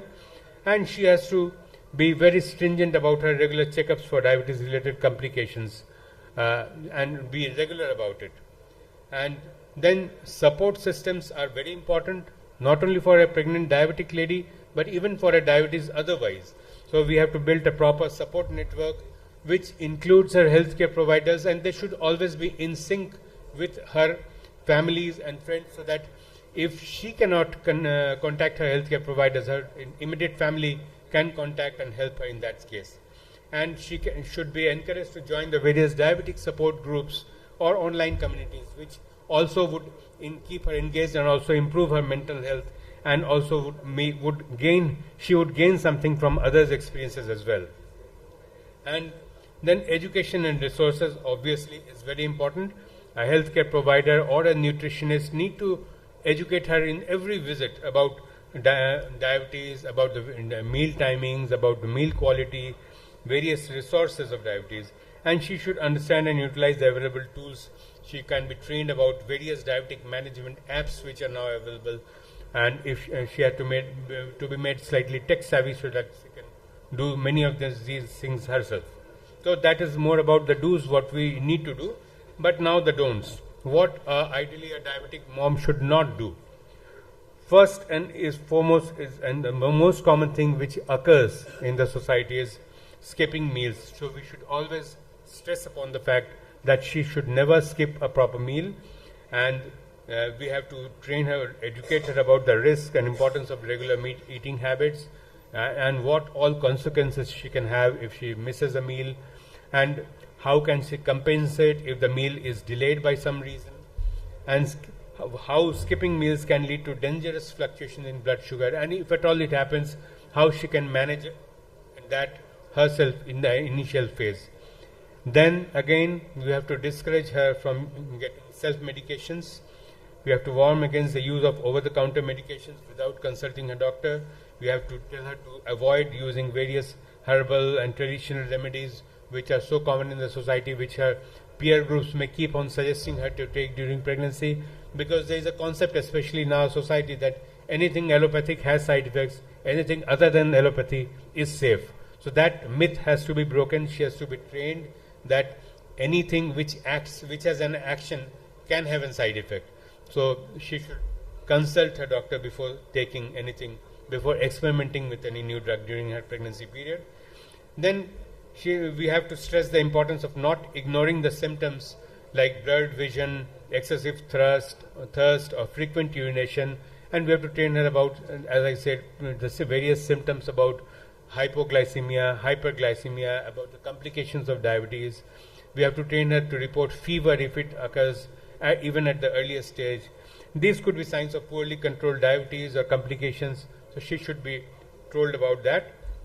And again, meal quality is very important. We have to educate on dangers of high sugar, highly processed foods, which can spike the blood glucose levels and contribute to poor glycemic control. And again we have to keep stressing on the fact of exercise, to warn her about the risk of a sedentary lifestyle, to warn her about the various side effects, various disadvantages of a weight gain during pregnancy, and how weight gain during pregnancy can worsen diabetic management and can be detrimental to the fetus. So, to summarize, basically, we have to educate our patients, as I said, about pregnancy, the pregnancy complications, as well as about diabetes, the precautions we need to take. A well-informed diabetes mother is always better equipped to manage her conditions and care for her fetus. And by following these do's and don'ts, diabetologists can empower their patients to lead a healthier and more balanced life. So thank you for a patient listening. Ladies and gentlemen, we conclude this symposia on diabetes and pregnancy. A big round of applause for all the speakers for doing a wonderful job and excellent presentations by all of them. The important take home here is that we need to understand that with increased number of elderly pregnancies, with increase in obesity, with increase in PCOS, and increase in predisposition to diabetes, we will be seeing more and more pregnancy and diabetes, more and more gestational diabetes. So the important message is that we need to understand the risk stratification, and we should guide our ladies who are planning for pregnancy beforehand. Like any diabetic who is coming to your clinic and she's in a childbearing age group, we need to take care of that. We need to share with them, are you planning for a pregnancy? Or whenever you are planning for a pregnancy, this is your checklist. So I think this is a very, very important take-home message for all of us.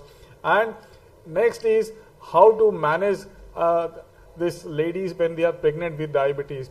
Many a times we scare them, we tell them, diabetes wale ko to pregnancy nahi hota. You know, that is the type of the statements they get. So they are very, very scared. And the moment you tell them diabetes हो गया है तो आपको तो बच्चे को कुछ हो जाएगा, complications का risk है, heart में, brain में, ये वो. So you know they become very, very scared. They are in a distress. So even that part is very, very important. We need to tell them what is very, very important. Something like अभी हम लोग नहीं बता सकते हैं आपके बच्चे को क्या हो सकता है, 10% रिस्क है.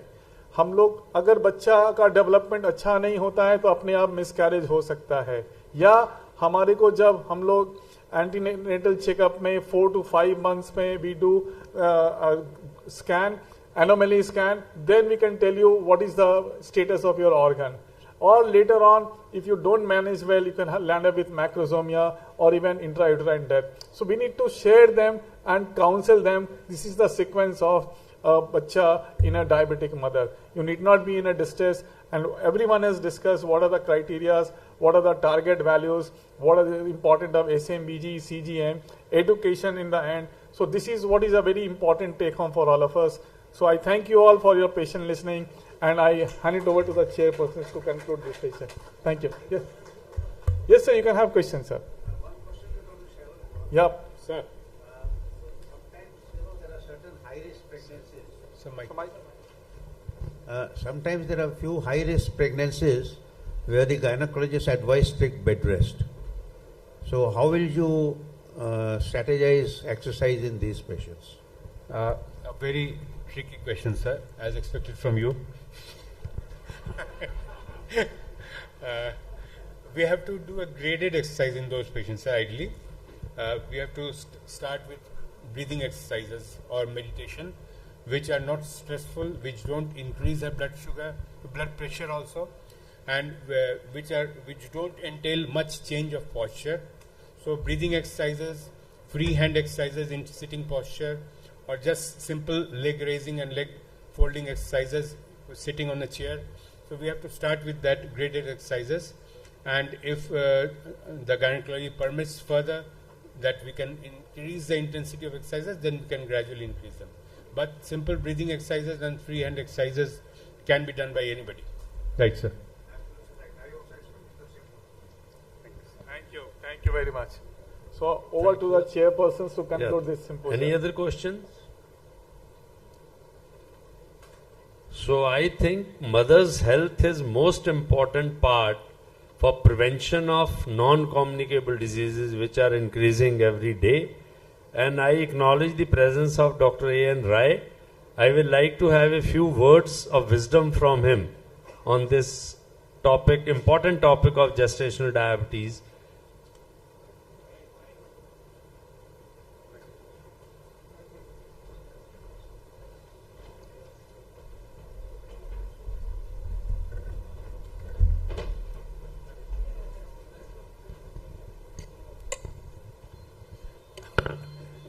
I'm sorry I came late, but GDM is very vital. I think if you, any case, any lady who is pregnant, we can have basically two types. One is already existing diabetes, and second is pregnancy-related diabetes. As the GDM is pregnancy-related diabetes, and the prognosis, once the patient is diagnosed, prognosis worsen. So we must have strict blood control, diet control, and though oral hypoglycemic have been, certain oral hypoglycemic have been advocated, but insulin is the treatment of choice. This is my recommendation. Thank you, sir. And we in India don't have the pre-counseling, pre-pregnancy counseling, which is of prime importance for all the mothers who are planning to have pregnancy. So we must educate them, and as if professionals, we should go for pre-pregnancy counseling. My slogan would be healthy mother, healthy child.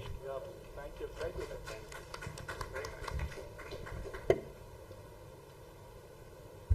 So thank you everyone. I think we can start the felicitation ceremony.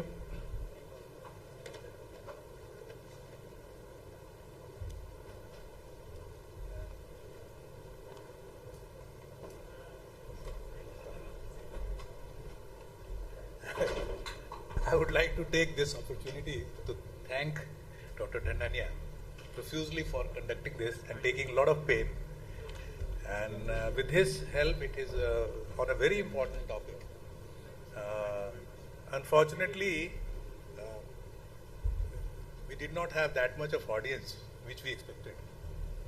And the message has to be very well communicated, because nowadays what I am seeing is that, like, we used to see a lot of gestational diabetes, but now these young girls, 25, 26, they are getting diabetic. And in them, once they are diabetic and getting pregnant and they are busy with their career, it is very difficult to handle them. So that's a very important issue. And as everybody said, that there has to be a pre-pregnancy counseling, which is a must. Education to the patient beforehand to control the blood sugar and do a very rigorous self-monitoring of blood glucose. You have to do a SMBG at least 5 to 6 times per day if you want to have a proper pregnancy outcome. So there is one social concern I want to share with you, sir. So this is one thing, and for those who are very tired, those speakers, and they want to take rest. The dinner will be ready within next 5-10 minutes. And there's a nice hall, you can relax and take your dinner over here. So don't bother about that. So I want to share one important social concern. Like a lady who is getting diabetes at the age of 25, and if she is unmarried, they don't want to disclose to their in-laws family that she is a diabetic or she's been diagnosed with diabetes.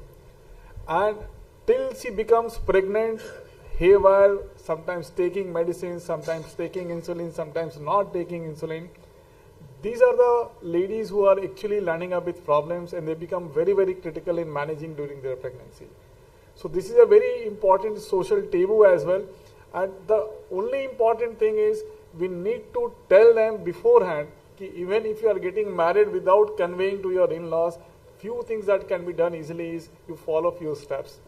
And that needs to be very, very important, like taking care of diet, doing some exercise, monitoring their blood sugar whenever they get a chance, getting into their own place when they are getting pregnant.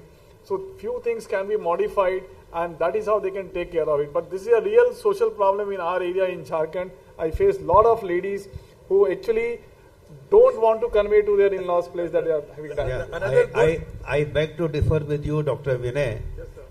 I have faced these problems a number of times, and my concept is very clear, and I tell those girls, and with their, I call their mother, father and all, I tell them, this is a lifelong condition if you are a diabetes.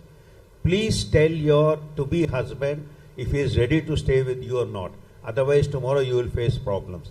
There is no harm in transparency, because if this, there are many times I've seen that the husband has agreed and said, don't worry, I'll take care of that. That is one. Second, I just wanted to go back to what you were saying.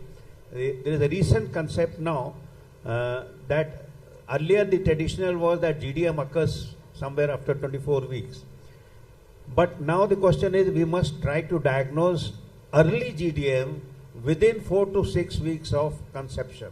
And that can only be done by a 1 hour postprandial blood sugar. So that concept has come up very recently. Sir, but I will beg to differ with that, because when we talk of GDM, now if I get a pregnant lady who is turning to be diabetic in first trimester, I would like to get a HbA1c and try to see whether it is a but by very definition, first trimester of pregnancy makes the patient insulin sensitive, and by second trimester they start becoming insulin resistant.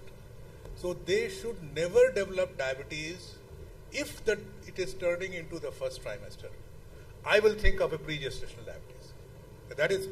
I agree with you. So, that was the traditional thought. Yeah, but recently there have been number of studies. Who has given that? By doing, even those who A1C was normal, the 1 hour BP was high in the first.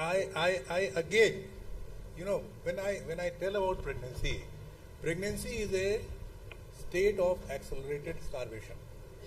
You get a low fasting and you get a high PP. And that is why if you look at the criteria, in every criteria 2 hour PP is high. Once you talk of control of blood sugar, 2 hours we say 120 in a diabetic mother.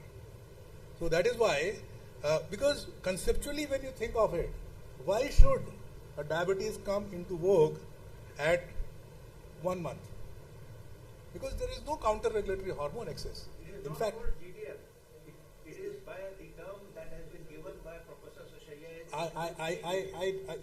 I can, with due respect, I even refer to that criteria of 1 hour blood sugar. This is picking up only 80% of the patient, 20% of the patient you are missing. We are always in shortcut. Why don't we go with APO, and why don't we try to fix up? This is a shortcut. And we Indians, they want shortcut. It has never been proven. 1 hour. What is the fate of when gestational diabetes was defined? It was defined with the intent that the mother who has got gestational diabetes has got a future development of diabetes. How many times this criteria has been validated? There is no long-term data. It is just somebody's figment of mind and they have tried to correlate it with no long-term data. So I still don't believe in that criteria. If I have my family, somebody in the family, I want to prove it as gestational diabetes, I will go by the conventional way. Even WHO criteria is very good. But this is sort of, Indians को कुछ भी पकड़ा दीजिए, हम झुंझुना पकड़ के वो कर ले. I don't agree with that. दूसरी चीज ये है कि जो उसको तो छोड़ दीजिए, इसको ये जो है कि एक यंग लड़की अगर डायबिटिक हो जाती है, पढ़ लिख रही है, मैं उनके घर वालों को काउंसिल करता हूं कि make her financially independent. If you do that, what is the hurry of marrying? Make her financially independent. And then once she is financially independent, their in-laws or their husband are bound to accept. So empower the female rather than make them on the mercy of their in-laws whether they accept it or don't accept it. That is my... Yes, sir, perfect. I do that. So that's what I say. Even SLE, rheumatoid, ulcerative colitis, whatever patient comes, female is there, they say that, अरे शादी कैसे होगी, हमको शादी कैसे करना जरूरी है, पढ़ाओ लिखाओ कि बच्चे फेंक दोगे बाहर. So let us move on to a different topic now. Thank you. That we must generate Indian data to back everything, and we must empower each and every child, whether it is a girl child or it is a male child. Don't be on the mercy of things that shadi hogi ke nahi hogi. It is another part, but they should be happy and independent. Thank you very much. Thank you, sir. I now request Dr. A.N. Rai to please felicitate our chairpersons, Dr. D.P. Khaitan and Dr. Vitul Gupta.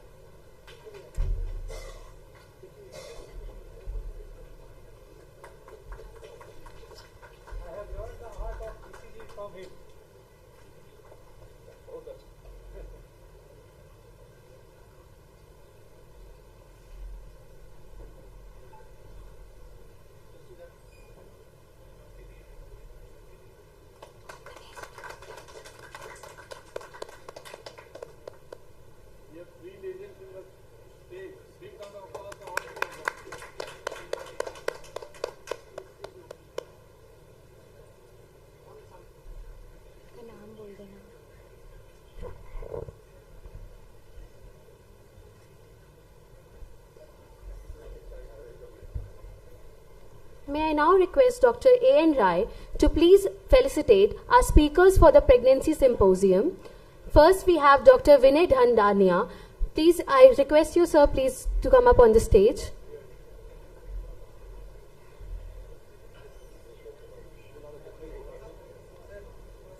May I request Dr. Shrikant Kumar Dhar to please come up on the stage.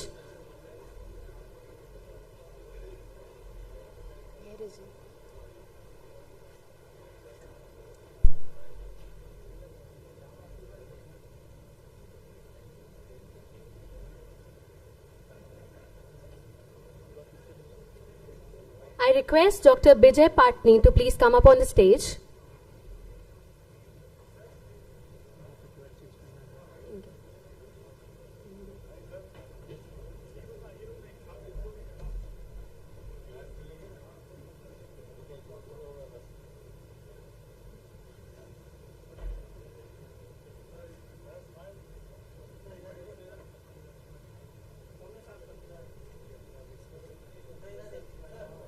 May I please request Dr. Lautika Purohit to come up on the stage?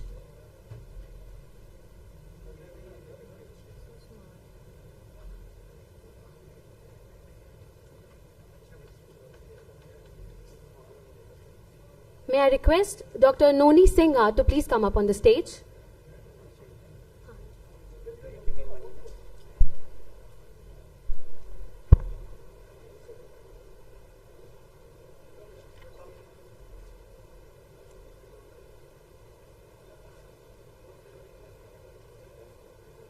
Thank you, sir.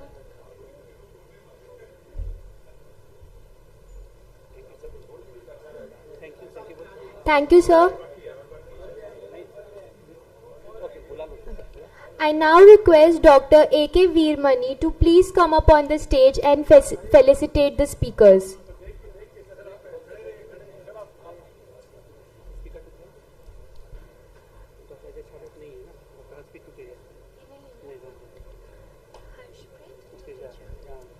I request Dr. Harshpreet Tuteja to please come up on the stage.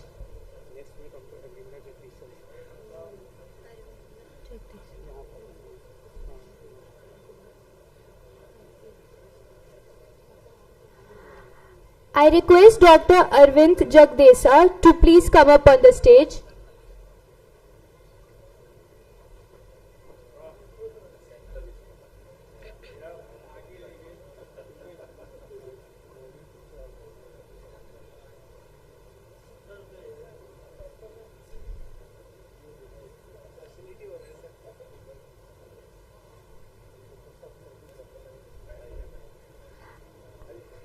I request Dr. Ajay Tiwari to please come up on the stage.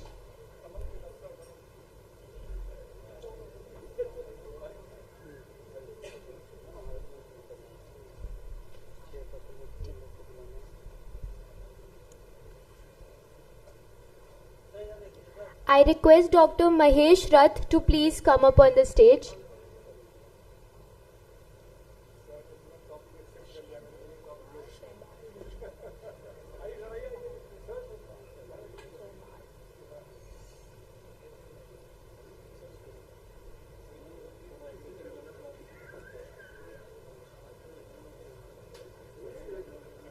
I request Dr. Shehbal Guha to please come up on the stage.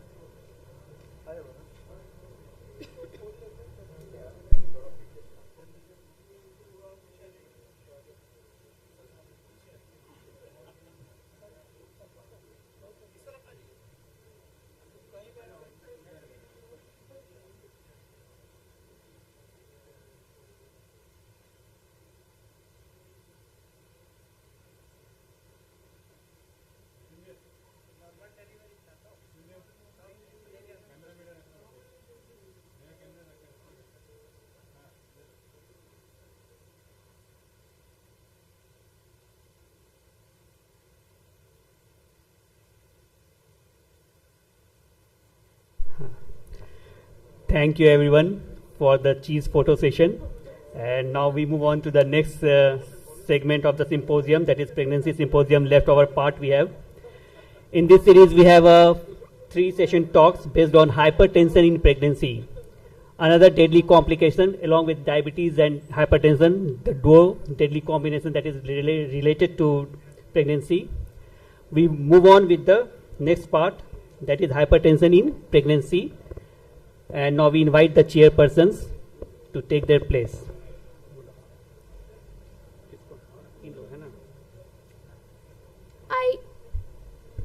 I request Dr. Dipali Gupta, Dr. Sunita Mishra and Dr. R.S.P. Singh to please come up on the stage and take up their chairs for this session.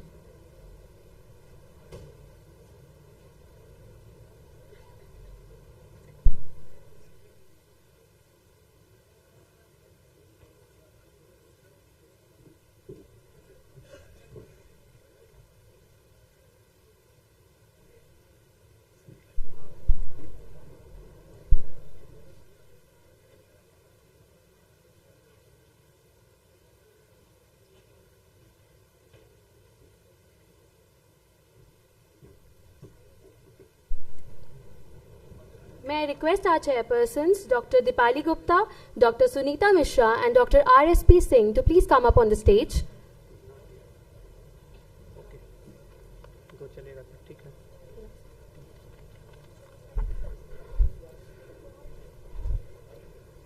So far we have heard how to plan pregnancy in a diabetic patient. Now we have next in this topic, planning pregnancy in a known hypertensive lady.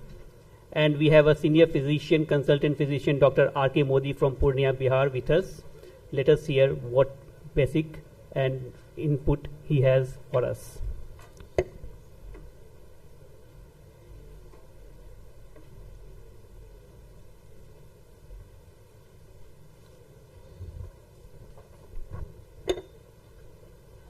Good evening, everybody. My pranam to all respected chairperson and all respected audience, and my sincere thanks to organizers who has given me this great opportunity. So, the types of hypertension we may encounter in pregnancy may be pre-existing hypertension in the form of primary, essential, or chronic hypertension, and a very small proportion of secondary hypertension. And in late pregnancy or after pregnancy, we can see preeclampsia superimposed on essential hypertension and gestational hypertension. So this part is being covered by our next speaker. So we may encounter two types of cases. In case one, a lady coming to clinic for a routine checkup and planning for pregnancy and found to be hypertensive. BP was found 140 by 90 millimeter of mercury. So we don't know whether it is primary hypertension or secondary hypertension. So what should be our approach?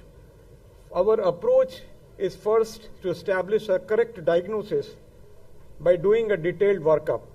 If she is found chronic hypertensive or primary hypertensive, then we must advise her safe medications, achieve an optimal control, and only then advise to conceive.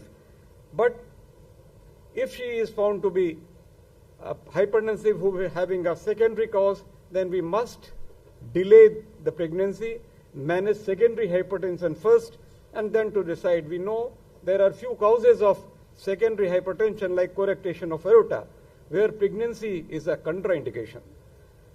Now in case 2, a lady who is already diagnosed a case of chronic hypertension, taking medication, the approach is to switch over to safer medicine, do a detailed workup, get optimal control, and only then advise to conceive. So this is my case. So if here we are dealing with a lady having chronic hypertension who wants to conceive. So classically, the definition is high blood pressure either before pregnancy or during the first 20 weeks of pregnancy, and its presence beyond the 12th week after delivery. This is the classical definition of chronic hypertension. Prognosis-wise, is a low-risk condition with satisfactory outcome both in terms of maternal and fetal in majority of cases. Must manage the hypertension effectively so that we can minimize the risk to both mother and developing fetus. Family history is mostly present and proteinuria is usually absent. Maternal age is very important. Reproductive age group for women in India is generally 15 to 49 years. A women's fertility is highest between age of 25 to 35. By age of 30, fertility start to decline. So women with age more than 35 years, we say it advanced maternal age, having pre-existing hypertension should ideally advise not to go for pregnancy. Age above 35 is also a risk factor of diabetes, and there are so many other risk factors as well of advanced maternal age. So let us see the causes of hypertension in the reproductive age group. Most common is essential, having some no underlying cause, and the secondary hypertension may have some underlying cause, and that is very less, 5% only, and we may have renal cause that is most common in the form of acute glomerulonephritis, chronic glomerulonephritis, polycystic kidney disease, renal artery stenosis. Endocrinal cause are primary aldosteronism, Cushing syndrome, pheochromocytoma, acromegaly, hyperparathyroidism, and thyroid disorders in the form of hyper as well as hypothyroidism. We may have exogenous causes like patient taking oral pills, taking glucosteroids, taking erythropoietin. Then there may be some rare cause like collagen vascular disease and correctation of aorta.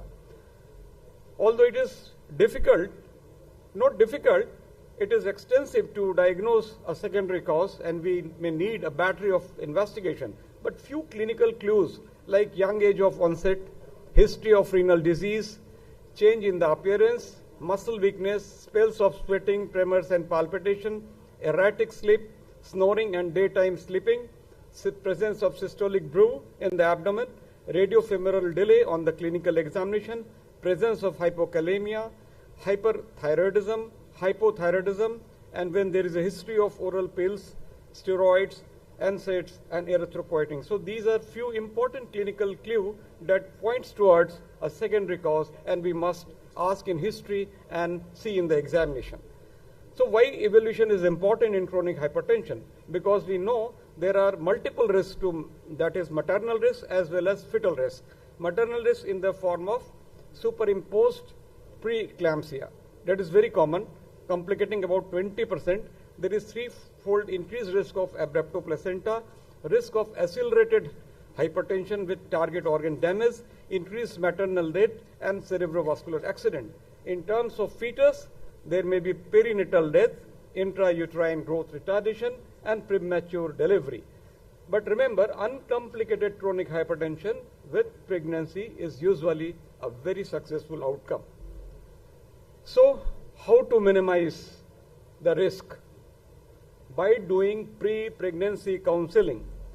Management begins before conception.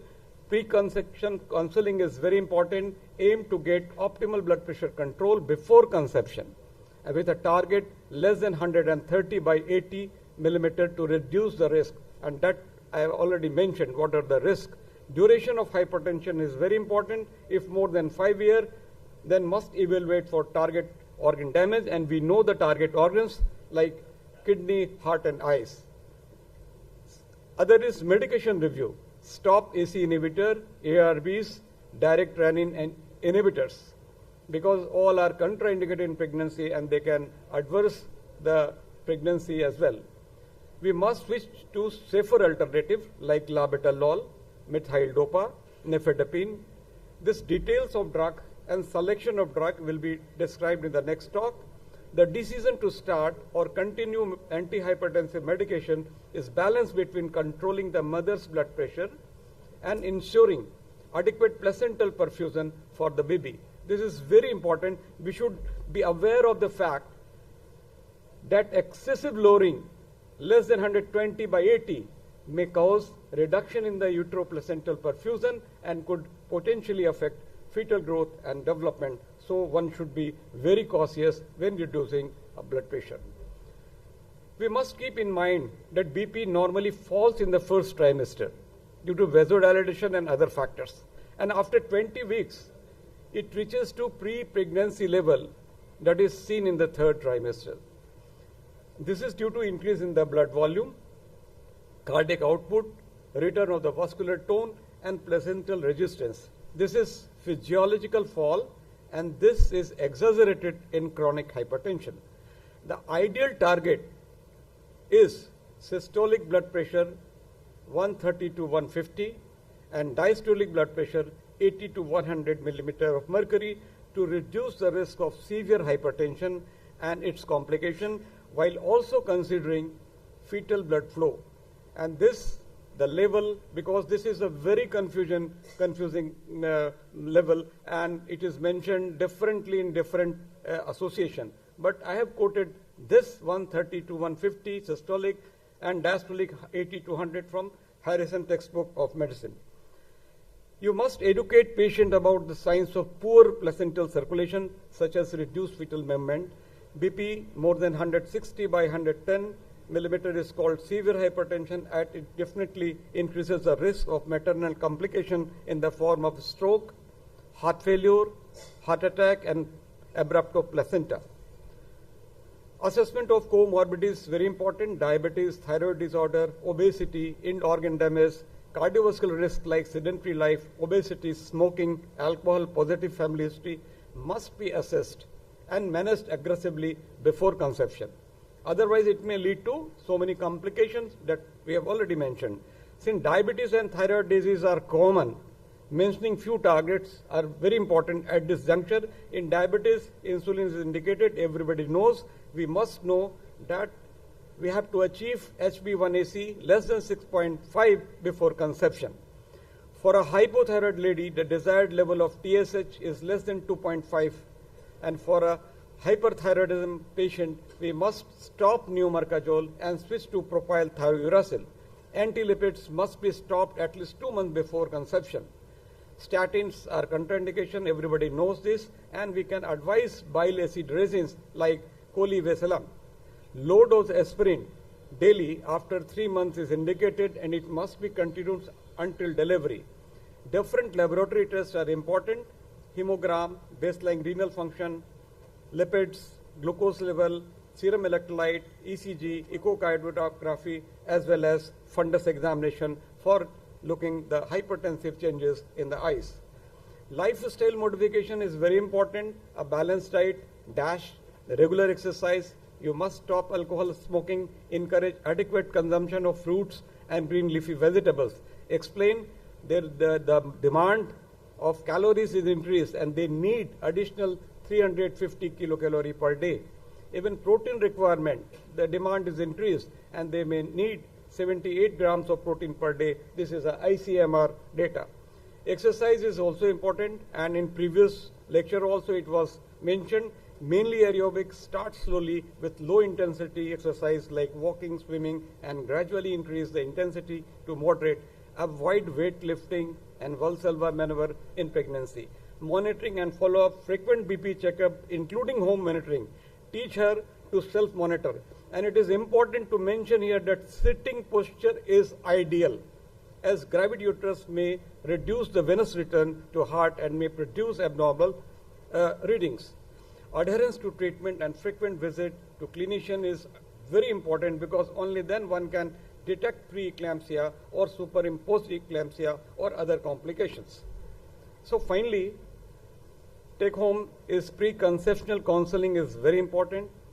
Must try to correct modifiable factor first, like reduction in the weight, salt intake less than 6 gram NaCl per day, DASH type of diet, increase physical activity, cessation of smoking and alcohol, use safer drugs, target BP before conception is less than 130/80, initiate medication when BP becomes more than 140/90, maintain systolic blood pressure in the range of 130 to 150 and diastolic in the range of 80 to 100. That is an ideal target for BP control for target blood pressure. Excessive lowering less than 120/80 is dangerous, because abrupt discontinuation of antihypertensive drug may also be avoided. Sometimes the BP is 120/80 and we have stopped medication. No. Never do this. Always taper. Slowly you reduce the dose, otherwise there will be rebound hypertension that may affect adversely as well. And lastly, advanced maternal age is associated with complication. So thank you very much for your patience listening. I think I have finished in time. Thank you, sir, for clarifying most of our doubts and giving such a brief and concise. Next in this series, we have further inputs from Dr. Mohsin Aslam from Hyderabad, who will be sharing with us the detailed targets and management of hypertension during pregnancy.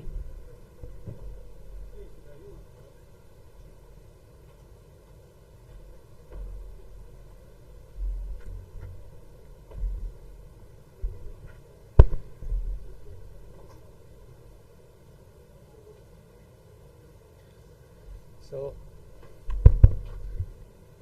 good evening all, and I would like to thank Dr. Vinay sir, Dr. Gagan, and organizing team CCDSICON 2024 for giving me this opportunity. So I'll directly move to the topic management of hypertension in pregnancy. as Dr. Modi sir has already spoken about how to evaluate a patient with hypertension who's planning for pregnancy, and now comes how to manage a patient who is already on antihypertensive medication, what medicines are contraindicated and what medicines can be continued, or is a patient who develops gestational diabetes, what medicines can be used, and how to manage hypertensive emergency in pregnancy. So hypertensive disorders of pregnancy are common and can result in maternal and fetal mortality and morbidity. Women have chronic hypertension or develop hypertension during pregnancy. There are long-term cardiovascular and mortality risks associated with pregnancies complicated by gestational hypertension and preeclampsia. So what happens in normal pregnancy? In a normal pregnancy, blood pressure falls in the first trimester and it may fall up to 10 to 15 millimeters of systolic blood pressure by mid-pregnancy and again return to pre-pregnancy levels by the term. So again, I'll skip this slide because it has been discussed earlier. So again, it can be classified as chronic hypertension or gestational hypertension, preeclampsia and eclampsia, and preeclampsia superimposed on chronic hypertension. So chronic hypertension is associated with adverse maternal and fetal outcomes like superimposed preeclampsia seen in 25% of the patients, preterm delivery in 28%, fetal growth restriction in 17%, and perinatal death in 4% of the patients. Women with chronic hypertension may be taking antihypertensive drugs before consumptions or conceive while taking this medication. Some of these drugs are contraindicated and not recommended in pregnancy. The mainstay of management of chronic hypertension in pregnancy is regular maternal review and strict blood pressure control. Often the physiological fall in blood pressure in the first trimester will allow for a reduction in the dose of antihypertensive or discontinuation of the medication. So optimal management includes maintaining the blood pressure around systolic of 110 to 140 and diastolic around 80 to 85 millimeters of mercury, with regular assessment for the development of preeclampsia and close surveillance for fetal growth and well-being. So antihypertensive drugs which are contraindicated are AC inhibitors and ARVs. They are contraindicated because of teratogenicity in the second and third trimester, resulting in fetal anuria, oligohydramnios, hypoclaveria, intrauterine growth restriction, and patent ductus arteriosus, and also death of the fetus. Then diuretics should be avoided because of the maternal hypovolemia, fetal hypoglycemia, thrombocytopenia, and hypokalemia in a pregnant woman. Beta blockers other than labetalol are contraindicated in view of because of fetal bradycardia, intrauterine growth retardation, particularly with atenolol. Calcium channel blockers other than nifedipine and diltiazem are to be avoided because of the risk of maternal hypotension and fetal hypoxia. So the drugs which can be safely given in pregnancy are labetalol, which is a beta blocker. The dose includes 100 mg twice daily to up to 400 mg thrice daily. Side effects include bradycardia, bronchospasm, and headache. Nifedipine control release, it's a calcium channel antagonist, can be given as 30 to 60 mg twice a daily. Side effects include headache, flushing, tachycardia, and peripheral edema, which again is an increased risk in pregnant women. Methyl-dopa is a centrally acting antihypertensive agent. It can be given 250 mg twice a day to up to 750 mg 3 times a day. Again, depression and dry mouth are one of the side effects. Hydralazine, again, is a centrally acting vasodilator. It can be given 25 mg thrice a day to up to 50 mg thrice a day. Prazosin, alpha blocker, can be given 0.5 mg twice a day up to 5 mg thrice a day in a pregnant woman. So now gestational diabetes is a development of hypertension at or after 20 weeks of gestation in the absence of other features of preeclampsia. It is associated with an increased risk of developing preeclampsia and future development of cardiovascular disease. And fetal growth restriction is usually not a feature of gestational diabetes mellitus, gestational hypertension. So regular blood pressure monitoring and maintaining the BP between 110 to 140 systolic and 80 to 90 diastolic. Regular assessment for the development of preeclampsia and close surveillance of fetal growth and well-being. And once blood pressure is controlled, gestational hypertension may be continued to be managed on outpatient care under close and regular surveillance. So preeclampsia, it is a complex multi-system disorder of pregnancy arising from abnormal placentation resulting in imbalance of angiogenic and anti-angiogenic factors, oxidative stress, and immunological involvement. The maternal response to this is thought to be involved in the systemic vascular endothelial dysfunction, and it may be superimposed on chronic hypertension or present as a new onset hypertension rising at or after 20 weeks of gestation with the presence of one or more of the following clinical features, that is renal involvement like proteinuria, acute kidney injury, and oliguria. Hematological manifestations include thrombocytopenia, hemolysis, and DIC. Hepatic manifestations, altered LFTs, and severe right upper quadrant pain. And neurological involvement, usually in the eclampsia, presents with convulsions, headache, visual disturbances, and stroke. Pulmonary edema and uteroplacental cell dysfunction with fetal growth restriction can be seen in patients both preeclampsia.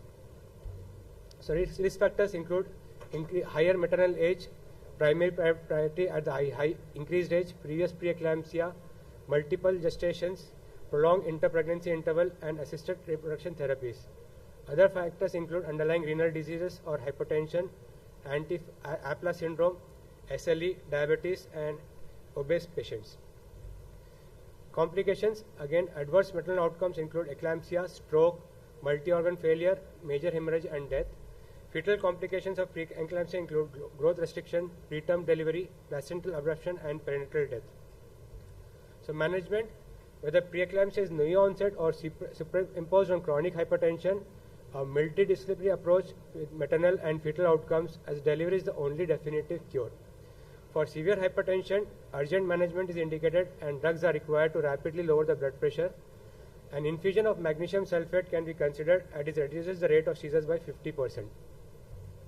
So this, in case of eclampsia and preeclampsia, hydralazine can be given as 5 to 10 mg dose intravenous and can be repeated after 20 minutes if the blood pressure is persistently high.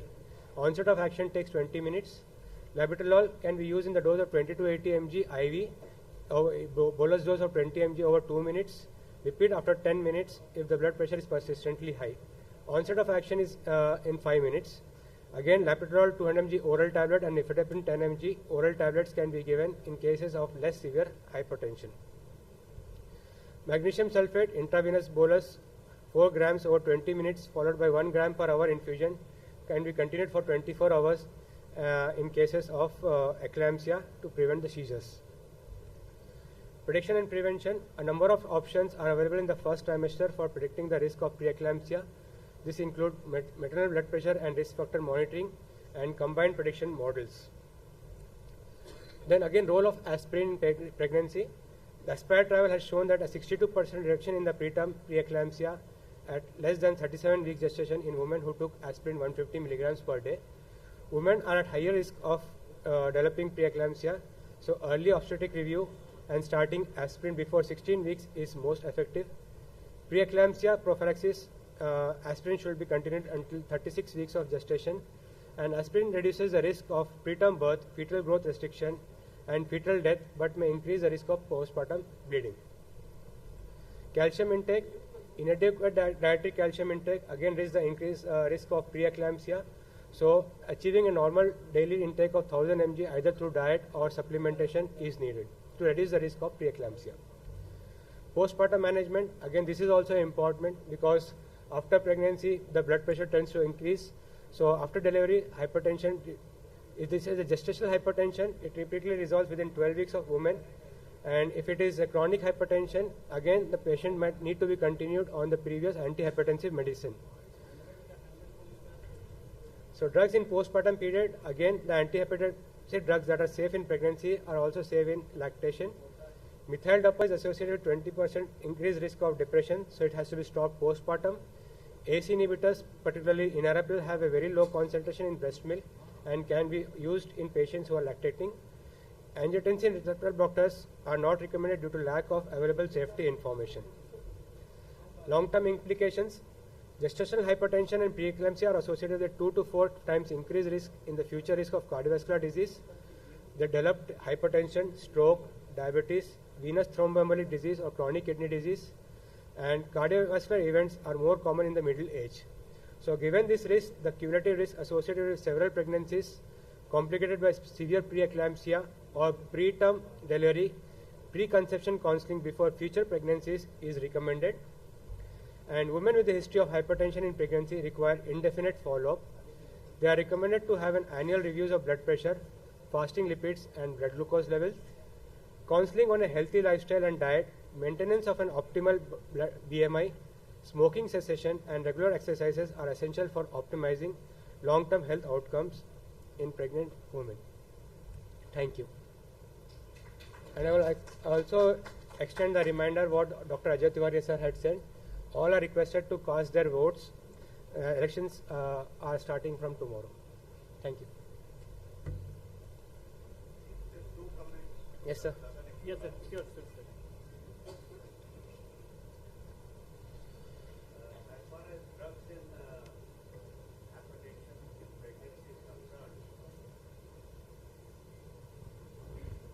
Labetalol is the drug of choice, there is no doubt. Amongst the calcium channel blockers, nifedipine has been recommended, Yes. but I would like to re-emphasize nifedipine sublingually is contraindicated. It should never be used sublingually. If you have to use the retard preparation. The second point is, there was a systematic review and meta-analysis of 17 randomized controlled trials published in 2022 in the archives of Gynae and Obs, and they have shown that amlodipine is not only superior to nifedipine retard as far as the BP lowering efficacy is concerned, but even the maternal side effects are less, and there is no difference as far as the maternal outcomes are concerned. So there are a lot of gynecologists who are now using amlodipine because the simple reason it can be given once a day. But sir, what about peripheral edema, sir? Pedal edema? If there is peripheral edema, you have to stop it. There is no other option. But it has been shown it is superior to nifedipine. Yeah. If you can tolerate, most of the country are using it. And this is from 17 randomized controls. Yes, right. Thank you. But it will be... Sorry. See, it's my personal experience that Nicardia and nifedipine retard, it's a very good drug, number one. Number two, it doesn't produce pedal edema.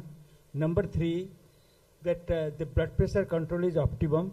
And number four, the heart rate doesn't increase. Amlodipine, it produces a pedal edema and it creates a lot of problem. Not in all, but in quite a number of patients they have. So taking into this consideration, and labetalol, yes, all the gynecologists, they favor labetalol, but that's never a very effective drug. When you need the proper control of the blood pressure, I am not very convinced about the labetalol. But sir, for emergency use, it's good, sir. Labetalol is the drug of choice. It is the drug of choice and it works very well in pregnancy. No, sir. Even oral. Oral IV only in hypertensive emergency when it is more than 100. Yeah, sir. It is a wonderful drug. Second is definitely nifedipine controlled release and amlodipine because we are very much afraid of edema and we have to differentiate between preeclampsia, whether it is due to amlodipine or it is due to preeclampsia. That will be a difficult part for the gynecologist to understand it and deal it. So we use two drugs, mainly two drugs. If there is requirement of third drug, we plan for termination of the pregnancy. We don't require it. और sir 35 years के बाद हम मना नहीं कर सकते pregnancy के लिए. अभी हमारे पास patient आएंगे सर 35 plus ही आएंगे. One thing, sir, pedal edema, whether there has been any study, it adversely affects the maternal or fetal outcome. Spare the patient's agony of physical appearance and discomfort, whether it has a long-lasting effect on fetal or maternal outcome.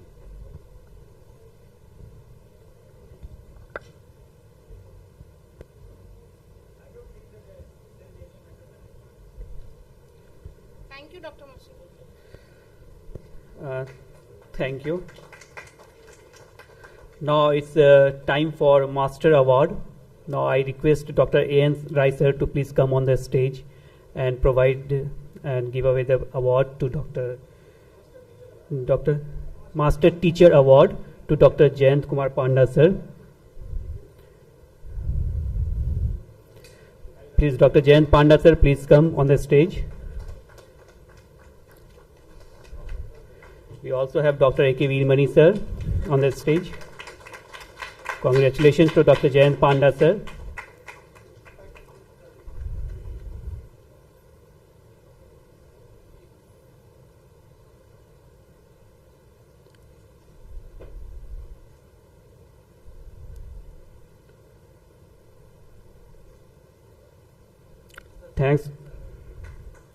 Thanks to A.N. Rai, sir. Thanks to Jayant Panda, sir. Thanks to A.K. Veermani, sir. Now, as we move close and we have the last topic in the pregnancy symposium, it's how to plan pregnancy in stage CKD stage 3. And we have a well-known speaker, Dr. Mrityunjay Kumar Singh from Gaya, Bihar. Let us hear what inputs we have from him today. Respected Chairperson, sir, my topic is how to plan pregnancy in CKD. So it is a very apt topic because unplanned pregnancy in CKD is hazardous, detrimental to health. So very apt. So my previous speaker has done wonderful job and my work has been done half. I will touch only the contentious issue which occurs in CKD. So moving on to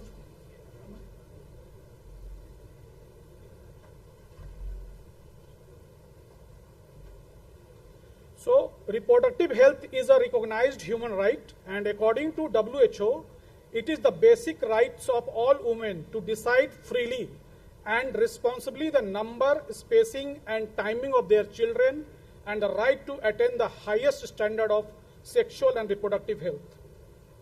But there are barriers to pregnancy in women with CKD, and we all know that they are sexually inactive or there is a sexual dysfunction which is underreported. It is estimated that 30 to 80% of women with CKD suffer from sexual dysfunction and more than 50% are sexually inactive. And other is hormonal imbalance. We all know that pulsatile release of gonadotropin releasing hormone is essential for the normal reproduction, but in this case it is impaired, and also there is hyperprolactinemia, and there are other also causes. So there are various causes which are barriers to pregnancy in women with CKD. But the miracles continue against all odds. Kidney disease is not a barrier to reproduction in most patients. However, there are risks which we should tell to our patient or patient party. And third is that the care provided to this specific population is based on limited clinical evidence. There are only observational studies, not a RCT done in this group of patients. So we have to depend on the expert opinion or recommendation by the various bodies.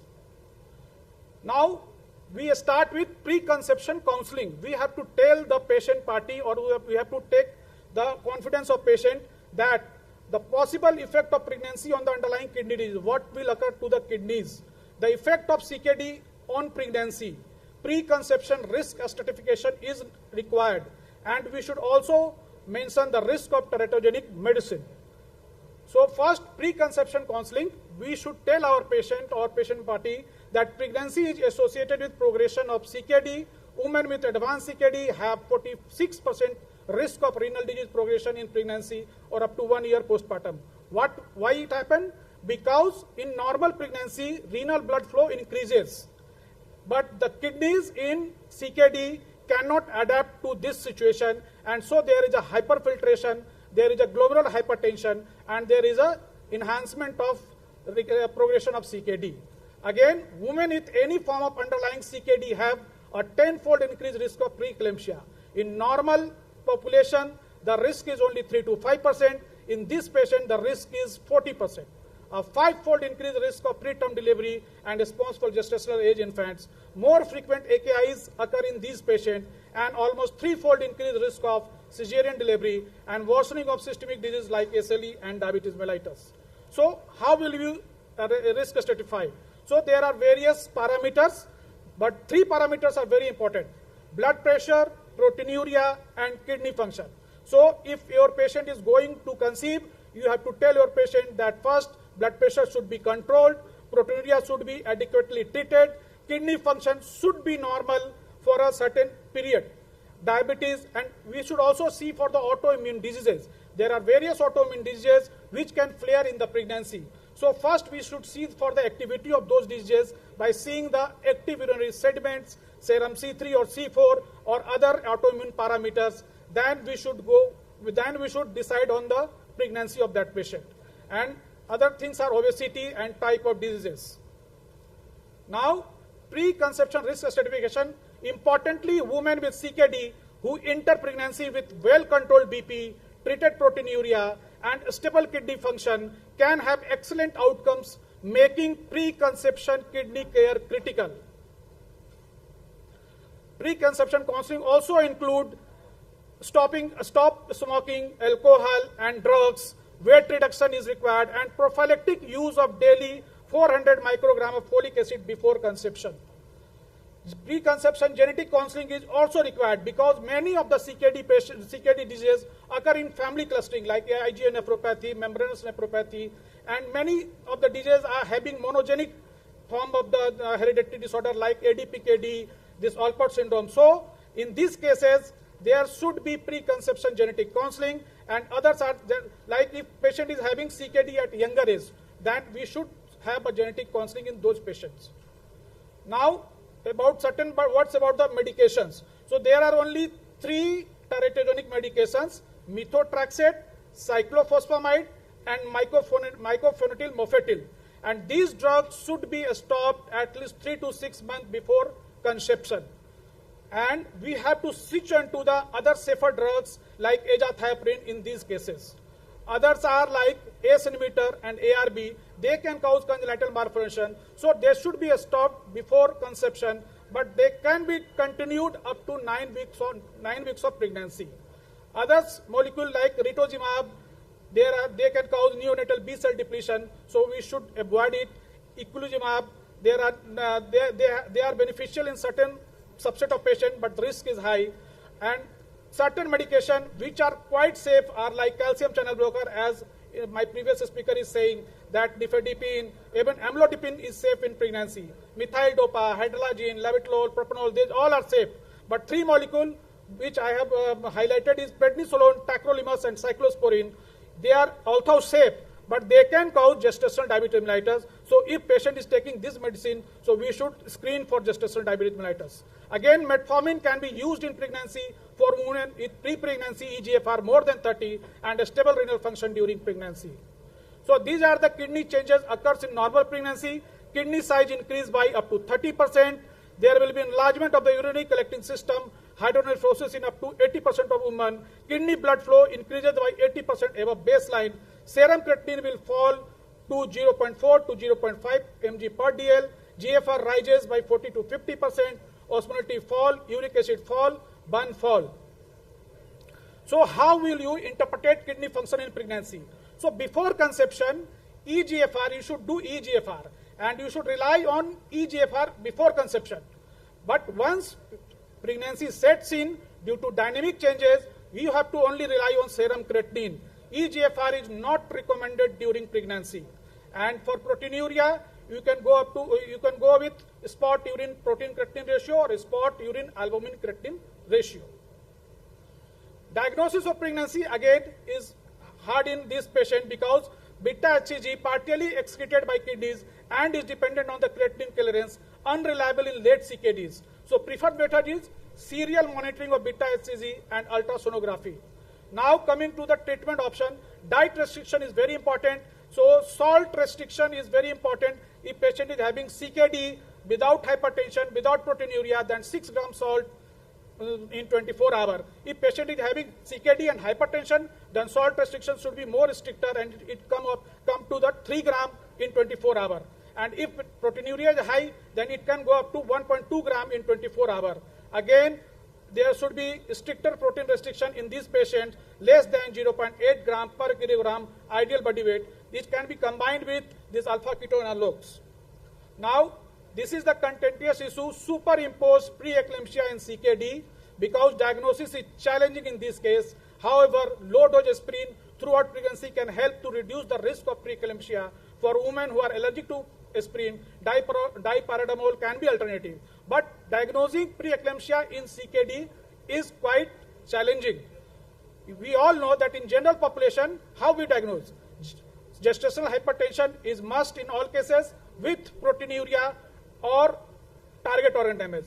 But these patients are already having pre-existed hypertension, pre-existing proteinuria. So how will you say that this patient is having preeclampsia?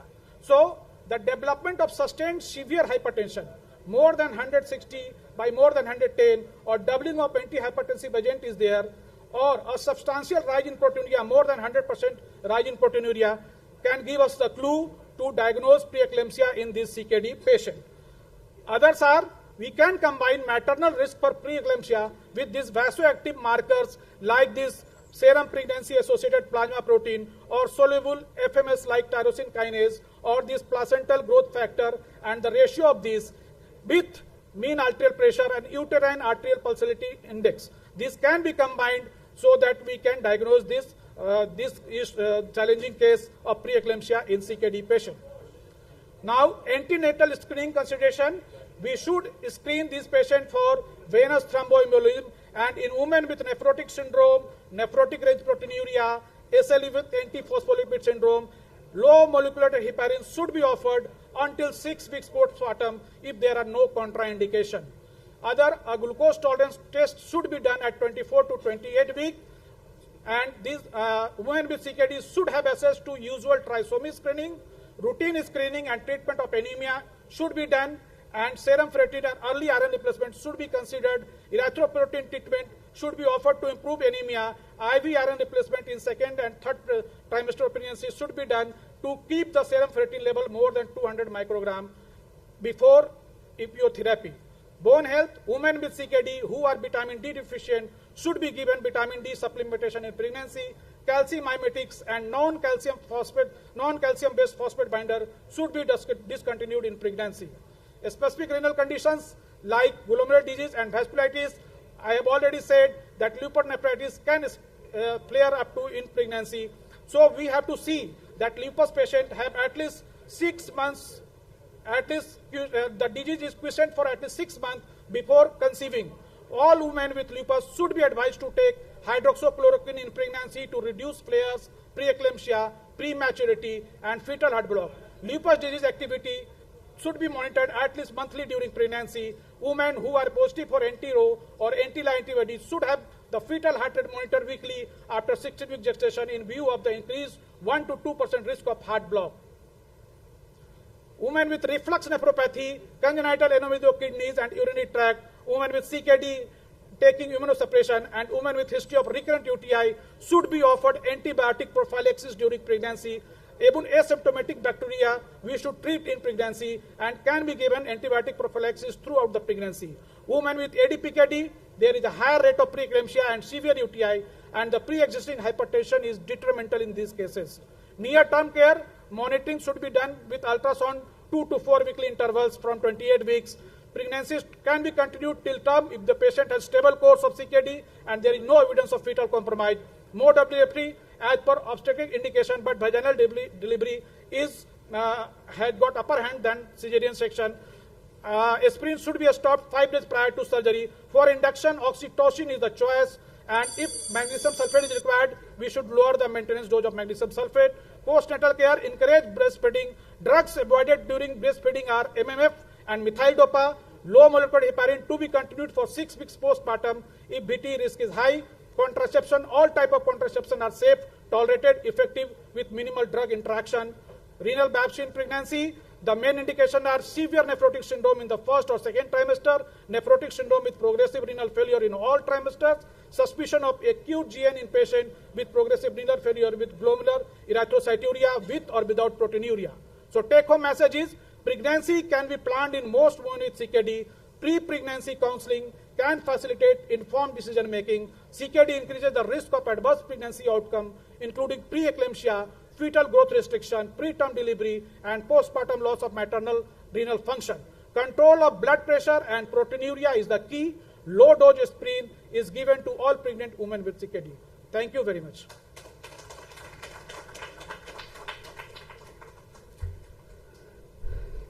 Thank you, sir, for giving us a clear concept of what to do and what not to do in pregnancy stage CKD 3. Now, with this, we come to the end of this pregnancy symposium with all 16 speakers. And I really thank all the speakers for their wonderful, concise, and on time, being such a wonderful inputs to all the persons who are sitting over here. Now, we would like to have concluding remarks from the chairpersons.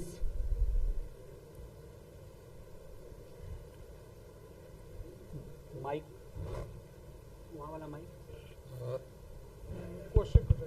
Excuse me, sir. Hello. With the permission of the chairperson, I like to have just a comment on the Mrityunjay's talk. Actually, the DMRDs used, I think one DMRD should not also be used in the pregnancy. That is, we commonly use, that is the leflunomide. That also should not be used in the pregnancy. And one thing, just to add, you have highlighted low molecular heparin in the end. But if the patient we find in the proteinuria, nephrotic syndrome, nephrotic range of the proteinuria, I think that subset of patient may be benefited with the use of low molecular weight heparin, because their chances of having thrombosis is quite if high. serum albumin is less than 2.5, it is also indication of LMWH. It has been a wonderful session. On all three speakers have spoken very well, and I thanks all three speakers for their wonderful presentation. And the one thing is very important is the pre-conception screening is the most important thing. Thank you all the speakers, and all the slides were crystal clear, and they were very clear in what to give and what not to give. One thing I would like to add in this, that how to decrease the dose of how to step down the dose of the antihypertensive. Monitor the patient for 48 hours. If it is between 130 to 80, we can step down. Continuously, likewise, up to after 48 hours, step down the antihypertensive. And if she is not a chronic case, or if she is not going to be a chronic case, within 7 days we find that they don't require any of the antihypertensives. And if she does require, then she can be a chronic case which she was not previously diagnosed, or she will land up into hypertensive disorders. Thank you so much. Thank you, ma'am. Thank you, sir. Now may I request the chairpersons to felicitate the speakers.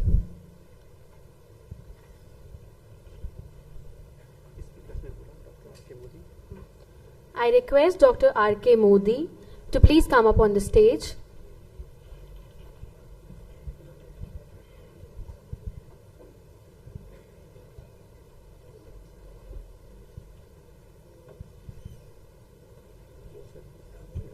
I request Dr. Mohsen Aslam to please come up on the stage.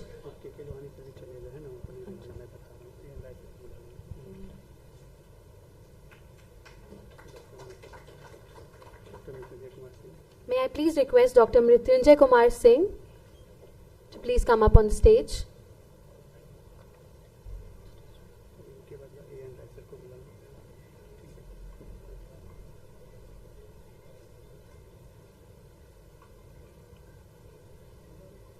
May I please request Dr. A.N. Rai to come up on the stage and felicitate our chairpersons.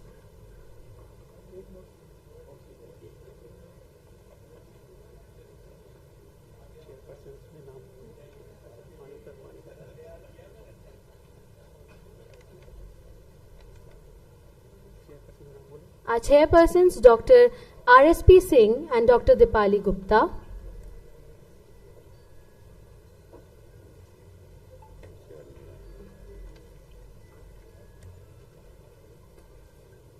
And our moderator for this session, Dr. Gagan Gunjan.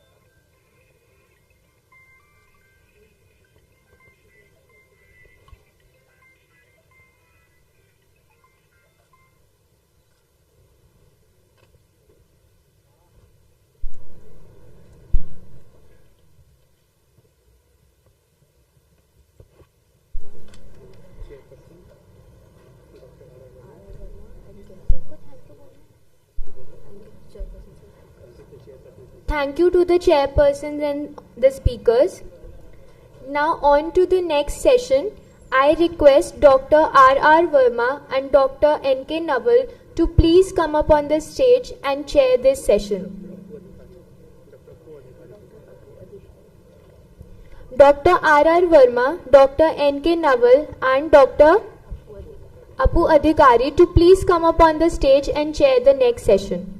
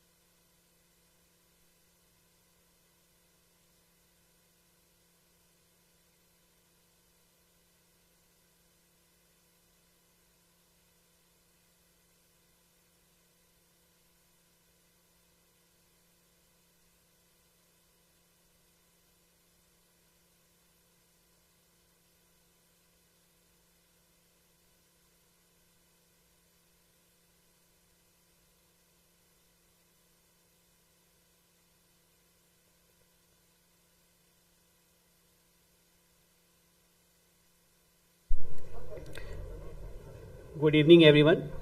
And now I request the chairpersons to call upon the speakers and introduce the speakers to the dais.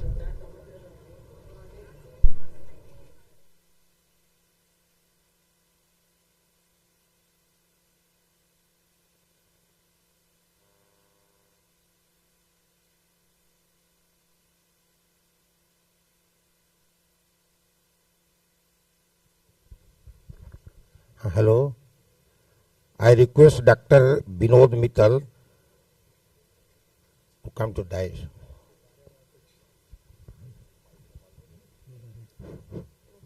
He will be giving presentation on alpha cell as guardian of beta cell. We know that alpha their balance must be maintained between the alpha cell and beta cell. Now Dr. Mittal will clarify it very clearly. I think he will explain it in, I think, 12 minutes. 20 minutes. They would add 20 minutes, yes. Most of the presentations we are for 12 minutes. You have been given 20 minutes. Okay, thank you.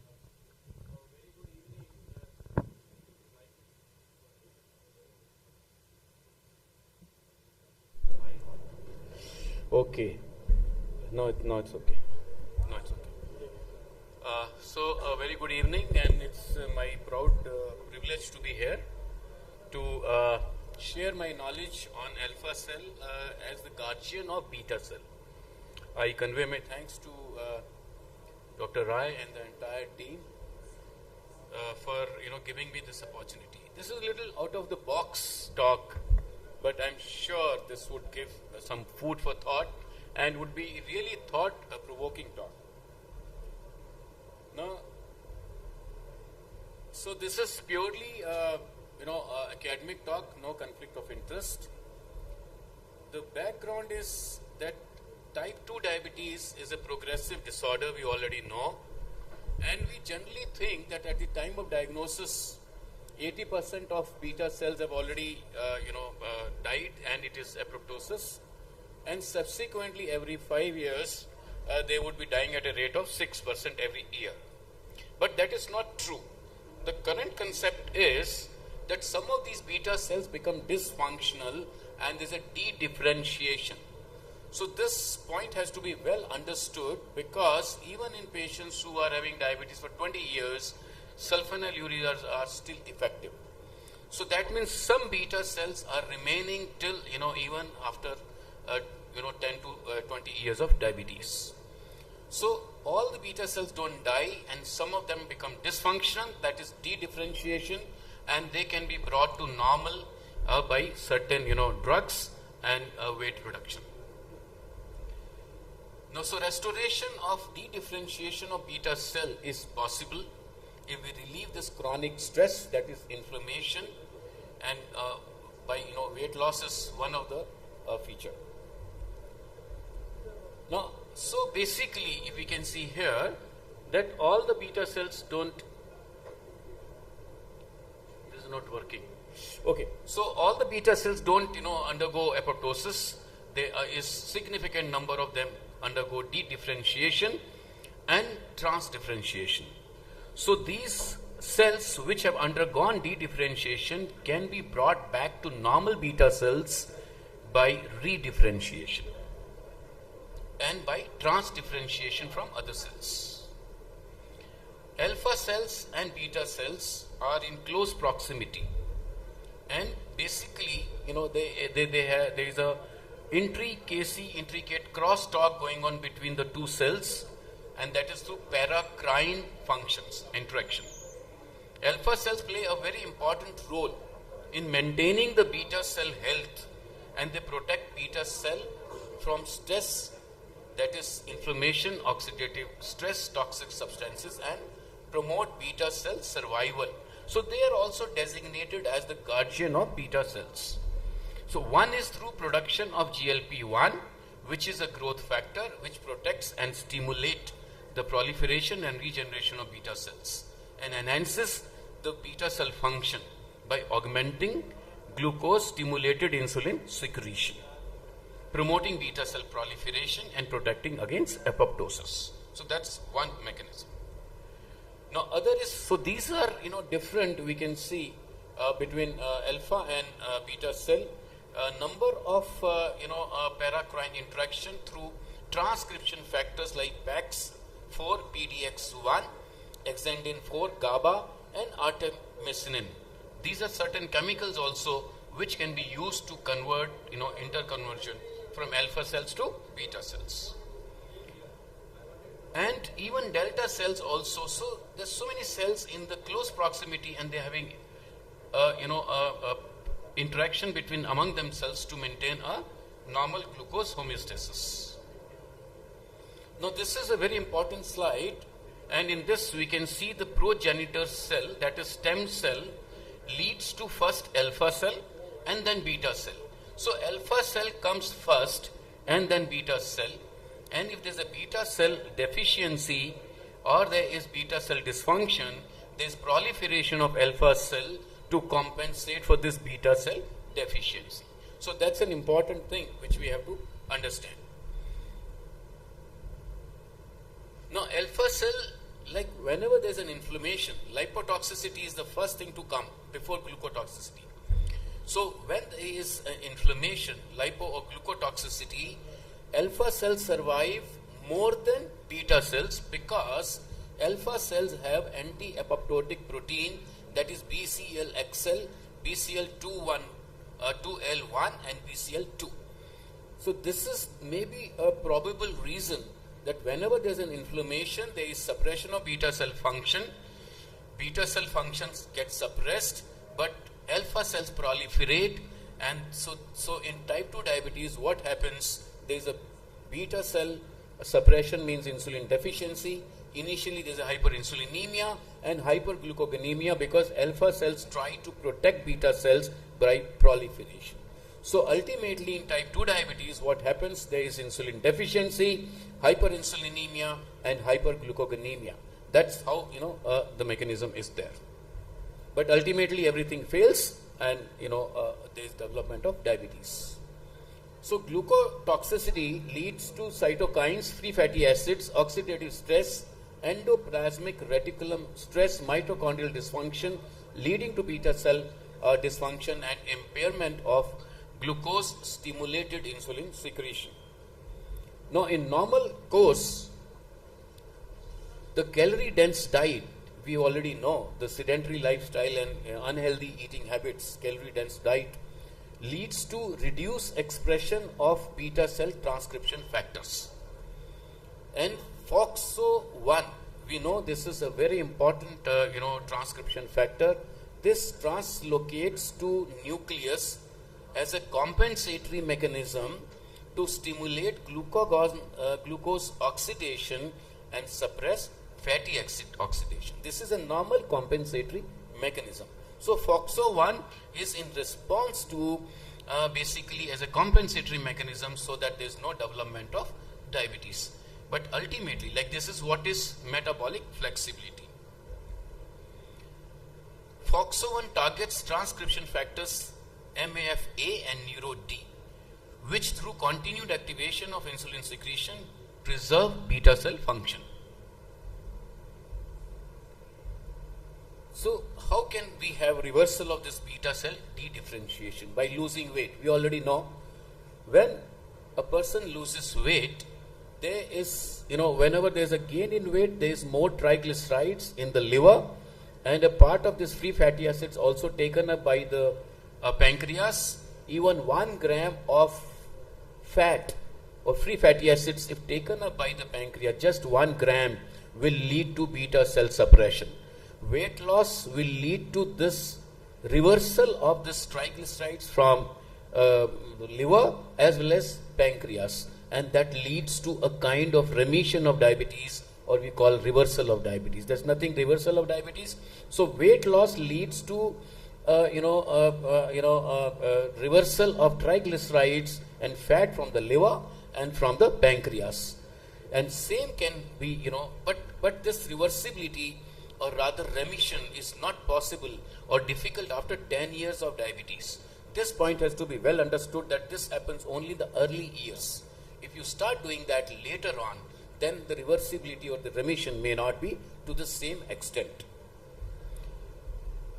Now, this is another important slide. We can see here, in the below orange, there is a mature beta cell under stress, endoplasmic reticulum stress, inflammation, and reactive oxygen species. It leads to beta cell apoptosis or beta cell dedifferentiation. But this dedifferentiated beta cells, they can be redifferentiation if we remove this chronic stress by losing weight and by, so there are certain chemicals like GABA, artemisinin, and even pioglitazone. They have shown some reversibility of this dedifferentiated beta cells to normal beta cells. Now, there is also transdifferentiation of alpha cells to beta cells, and this is like, one is we already know dedifferentiation, redifferentiation.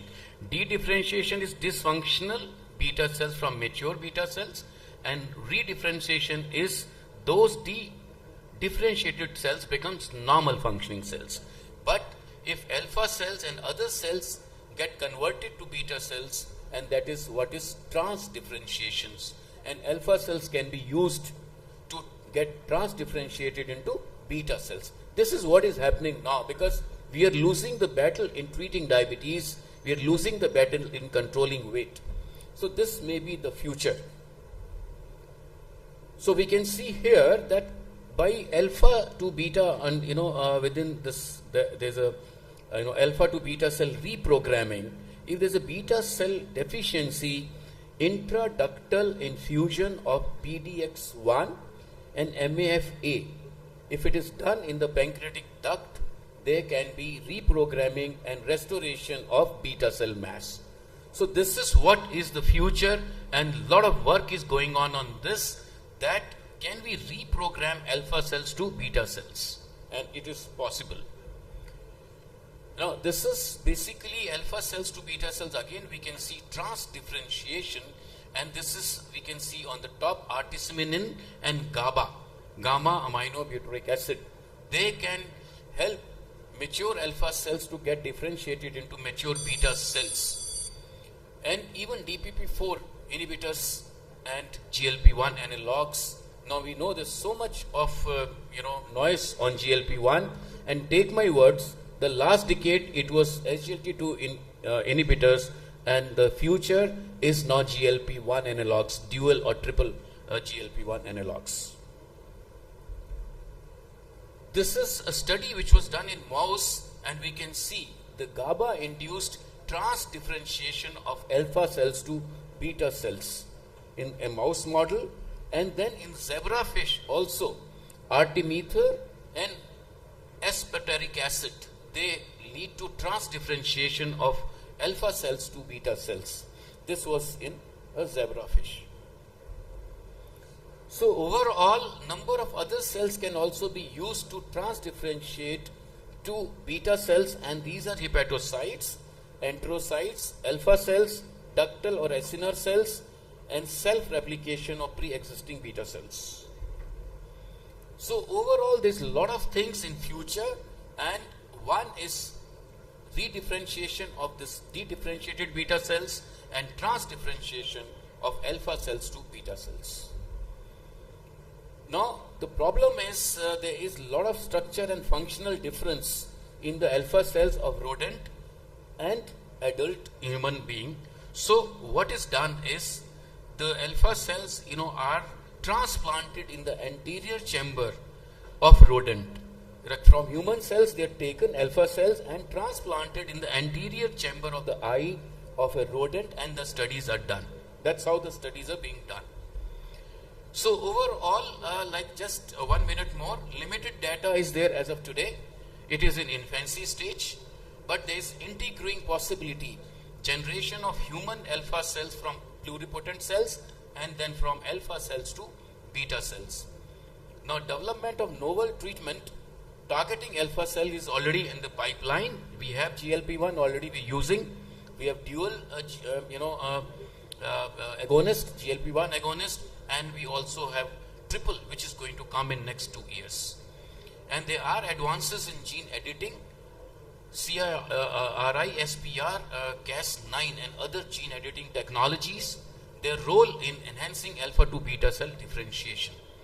So finding treatment directly targeted alpha cells and glucagon signaling is still in infancy today and has opened a new era in the management of diabetes. So takeaway message is very clear that alpha cells are very important in maintaining beta cell health.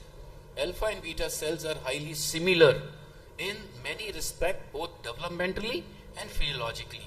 During stress on beta cells, alpha cells, since they're more resistant to inflammation, they try to protect beta cells, they proliferate and try to again, get converted to alpha beta cells. So they are basically unsung guardians of beta cells. Clear advantage, as alpha cells can be a source of beta cell regeneration. So alpha cells maybe, they hold the future. Thank you.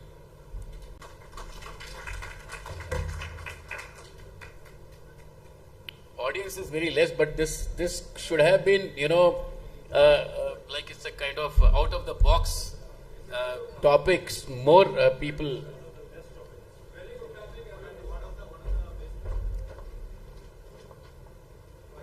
Any question? Excellent presentation, sir. Any question from the audience?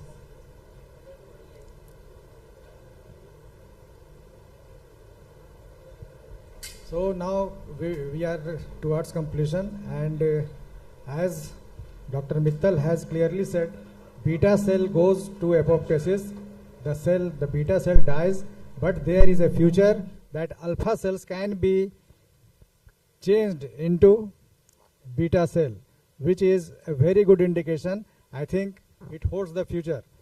Thank you very much. So, our next speaker, Dr. Chandrakant Laharia. The topic is MSLD as a harbinger of diabetes and cardiovascular disease. So, he is a senior consultant physician, 20-year experience in clinical medicine with focus of diabetology and liver and heart disease. So, I request Dr. Chandrakant to start his deliberation. Thank you very much to CCDSI and the organizer for inviting me here. I know it's late 9 o'clock, so I'll be very quick in my presentation. I have 12 minutes. MASLD as harbinger of diabetes and cardiovascular diseases. Now, if we think of this topic, sometimes there are two approaches. People say that, well, that is given, and then others may say that it is not that given. So let's understand the changing epidemiology of diseases in India. In 1990, maternal child health, other issues were common. in 2019, cardiovascular diseases are the common cause of deaths and disabilities. This is as per one of the India Dive study, largest survey, 28 states, 20 plus population was studied. 113,000 individuals were surveyed, and what they found that in India, and this is now old data, but this is relevant to this context, that around 11% of 20 plus population has diabetes. Another 15% are pre-diabetic. There is 1 in every 3 adult is hypertensive. Generalized obesity, 28%, abdominal obesity, 40%, hypercholesteremia. So this is what situation in India is. And if we translate this into absolute numbers, we see that 10 crore people are diabetic, but then there are 21 crore population which is hypercholesteremia. High LDL is in around 18 crore people. These numbers are in million, so I'm translating into crores. So look at these aspects: diabetes, pre-diabetes, dysglycemia, hypertension, generalized obesity, or abdominal obesity, different type of metabolic situation in the population. And then if we juxtapose these numbers, this population in context of MASLD, we know that MASLD is steatotic liver disease plus one of the 5 condition cardiometabolic risk factors. And now that's what I had shown in the previous slides, that those cardiometabolic risk factors which constitute MASLD are already very high in terms of both proportions and absolute numbers. So MASLD is rising and high in the country. Of course, the factors and the way we define, I'll not go into detail, but those risk factors are very high in Indian population and other factors. Steatotic liver disease, we know the definition, we know that it is defined in 3 different components. Let's focus upon MASLD, which is steatotic liver disease plus one of the 5 conditions we decided. And this spectrum of MASLD is wide. Healthy liver, around, usually healthy liver should have a less than 5% fat, but then if people are unhealthy, then this around 15 to 30% will have a simple steatosis. Over a period of time, some of them will translate to MASH and then cirrhosis over a period of time. And the risk factors are different: diet, gut microbiota, obesity, diabetes, and cardiovascular risk factor. And here we are going to talk about whether MASLD is harbinger or something really bad coming in terms of diabetes or cardiovascular disease. But we also need to remember that MASLD itself has a condition which we are looking for, whether this is something is coming for. But what we also know, and this because the audience in this hall know that MASLD earlier till 2023 or rather 2022 was called in different name, and 2023 was again renamed. So MASLD is more qualified terminology in terms of in comparison to NAFLD. It's a better predictor of cardiovascular events. So when till 2023, when the definition or approach of NAFLD was used, the CV risk factor in NAFLD was 9%, but now newer data and analysis has indicated that use of MASLD indicate that if someone has MASLD, they have a higher risk of cardiovascular events, which goes up to 43%. Fatal cardiovascular event goes up to 14%. So definitely, based upon this data, Lombardi et al. Published in 2022, we can say that someone has MASLD, it is a harbinger of upcoming challenges, and of course cumulative all-cause mortality. So there is sufficient data to argue that someone has MASLD, you are likely to have a higher cardiovascular adverse event or fatality and other all-cause mortality. We also need to remember that MASLD is, since it is based upon the risk factor and those risk factors are rising, so we are going to face those challenges and we need to pay attention on it. There is plenty of published literature which indicate that MASLD as a cardiovascular risk factor, and this is one of the papers which was published in 2023. There are common risk factors in MASLD and CB outcome, CB diseases, which are on the right hand side: insulin resistance, impaired glucose tolerance, and all of those conditions. In interest of time, I'm not going to details, but this is what is widely documented, and this is just one paper which I have quoted. There are multiple papers and systematic analysis, systematic review and detailed analysis conducted. Let's switch gear about diabetes and also the MASLD risk factors. So insulin resistance is also a root cause of development of MASLD.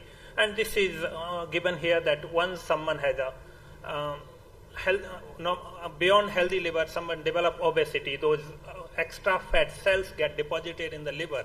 Liver is the first organ where the fat cells are deposited, and then if there is a fat in the liver, essentially insulin which is being produced in the body cannot act, and then more the fat in the liver, it is very difficult for insulin to reach to those cells, and then body has to produce more insulin to achieve the similar outcome. And that way the body keep producing more insulin, it produces more insulin, more fat is deposited, and then insulin resistance keep developing. So then other fatty liver is there, insulin resistance there, and other conditions develop, and I'll go into details of this thing. So type 2 diabetes, the puzzle of insulin resistance, and of course there is a broader concept which I'll not go into detail of beta cell dysfunction. We know that by the time an individual is diagnosed with pre-diabetes, nearly 50% of beta cells are already deteriorated or apoptosis has happened. So that scenario is there. And the roadmap to insulin resistant type 2 diabetes is essentially from the same obesity and other metabolic risk factors. So what is resulting in MASLD, this family in this cartoon here, is a possible risk factor for MASLD, but also type 2 diabetes and also for other health conditions. I really thank some of the colleagues for sharing wonderful images slides. There is another concept which is coming up and which says that fat is not just a adipose tissue, but it's an organ itself. In a sense that when you have extra fat in the body, and then I'll not go into detail of this slide, there is an adipokine theory that if you have higher adipose tissue, there are certain, of course, increased free fatty acids, reduce adiponectin, which remove the fat, and if there is an increase in the fat in the body, which is a condition in MASLD, it results in insulin resistance and endothelial dysfunctions. And at adipose tissue, more the adipose tissue or fat tissue is there, that there are resident macrophage in that, and as person develop or get more fat in the body, the fat cell size keep increasing. And at certain point of time, because fat cell size becomes so big that those fat cells burst. And once the fat cell bursts in any organ of the body, there is a macrophage. The same macrophage start thinking of those burst fat cell as a foreign antigen, and then inflammation starts. So, what is the fat? Like the fat cell goes higher. Once they burst, the macrophages start eating those fat cells because believing those are foreign bodies, and that is the root cause of inflammation. And we know, like in most of the conditions which are causing inflammation, essentially through a complex mechanism. I wish I had more time, but through complex mechanism and these various parameters results in inflammation is a causative factor, and then results in atherosclerosis and of course cardiovascular outcomes. So we have discussed three broader points. One broader point about the metabolic conditions, second is the insulin resistance, and third is the inflammation in the body because of increased fat in different body organs. We arrive on a situation that which again corroborate our hypothesis that MASLD is a harbinger of diabetes and adverse cardiovascular outcomes. And there is enough scientific evidence regarding this thing that insulin resistance results in central obesity, but central obesity also results in insulin resistance. So two-way relationship is there, and then you see on the left-hand side of the table that this relation is more stronger with the insulin resistance, and central obesity is greater than obesity in other parts of the body. This is a slide borrowed from one professor, and then this is talks about the 10 steps of diabetes development. This itself is a lecture in itself, but the broader point is that diabetes development starts with a family history of diabetes, and then slight weight gain. Then weight gain results in hyperinsulinemia. Hyperinsulinemia essentially means there is increased accelerated weight gain because insulin results in fat deposition. Then if there is a weight gain, then it results in insulin resistance. Insulin resistance means escape of the visceral fat to other parts of the body, and then after a certain point it becomes slower weight gain, which results in lipotoxicity. I'll talk about little more about lipotoxicity. and all of these conditions results in hyperglycemia, glucotoxicity, and full picture of the disease. So this is a natural history of diabetes narrated, and it is possibly a full lecture. I want to talk about lipotoxicity in this cycle. What happens when there is a lot of fat in the body, high influx of free fatty acid in portal circulation, and high level of serum free fatty acid. So free fatty acid, fatty infiltration of liver and pancreas, beta cell dysfunction, and all of these situations arise through obesity, normal or low fasting insulin, insulin resistance, subclinical inflammation, high serum fatty acids, and hyperglycemia, glucotoxicity, all of these things. So in type 2 diabetes mellitus, progression of MASLD, NFLD to cirrhosis related mortality is higher in comparison of non-MASLD individual, non-diabetic individual. So the diabetic individual has higher mortality and higher progression, and it's that another reason to argue that it's a harbinger of diabetes and cardiovascular outcome. So finally, last 2 minutes or 1 minute, I'll summarize and that what should be done. The pathophysiology which I discussed, and I'm a strong believer that if you know pathophysiology, you know half of the medicine.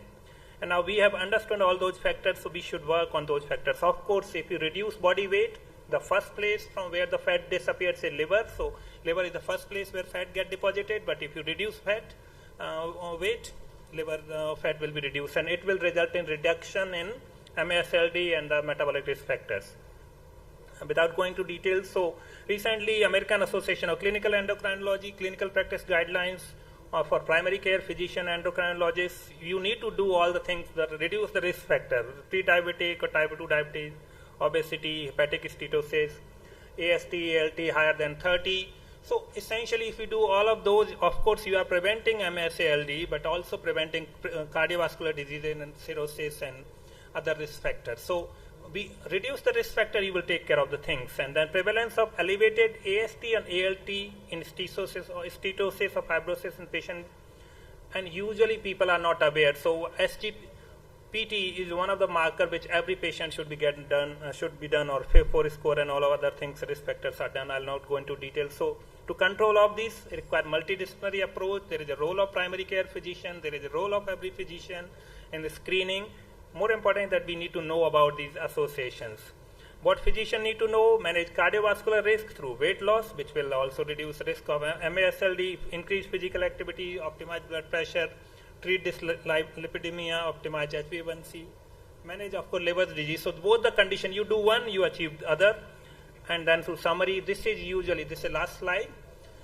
We are these days talking about mehi, or different words are being essentially cardio, renal, metabolic, and hepatic health. So there is a broader and wider understanding that we need to connect and understand the health of different organs. So poor cardiovascular, renal, metabolic, hepatic health is a major determinant of premature mortality. If we take care of one, we will take care of others. And there is a need for better scientific understanding and need for more awareness. Thank you very much. Okay, thank you. Really a good presentation. Now, all of us must be knowing that now NAFLD is being changed to MASLD. M is for metabolic dysfunction, associated steatotic liver disease, and NAFLD is gradually becoming obsolete because MASLD is a broader concept, and as the records say, MASLD is gradually growing as another epidemic. So we must control this, and this insulin resistance and the metabolic disorders, they are really responsible for this MASLD. And Dr.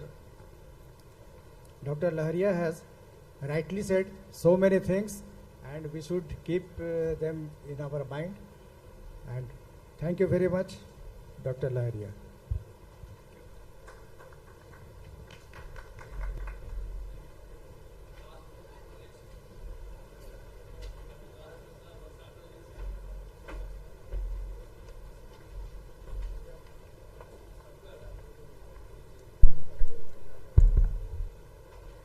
I now request our chairpersons to please felicitate the speakers. Dr. Vinod Mittal, kindly come up on the stage.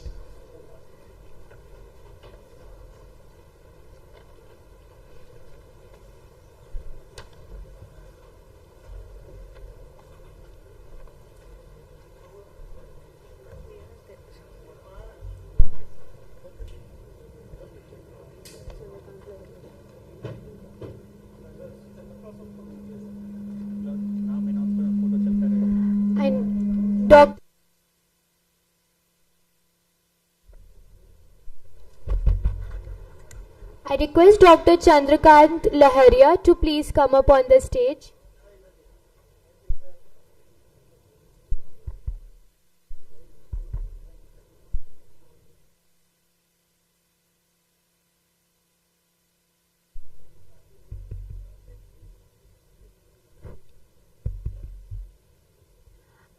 I now request Dr. Madhukar Rai to please felicitate our chairpersons.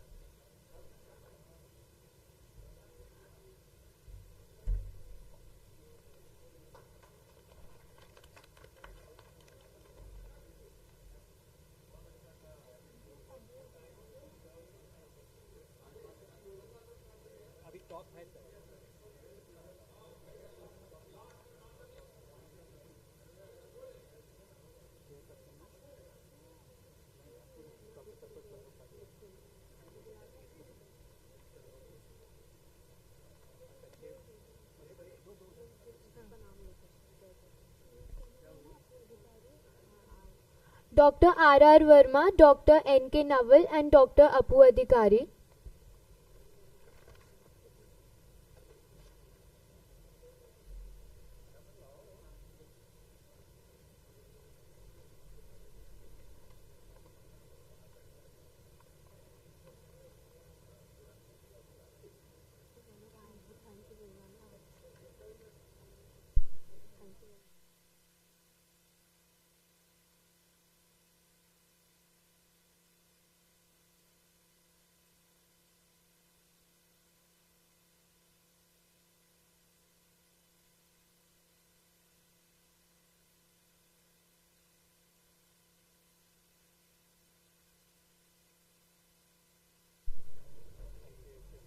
I would like to thank all our chairpersons and speakers for this session.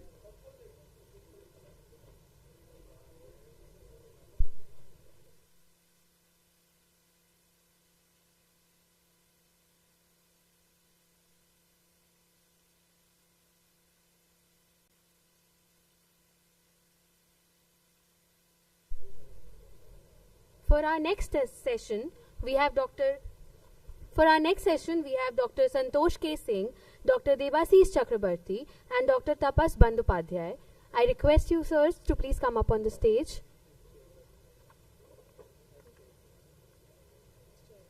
As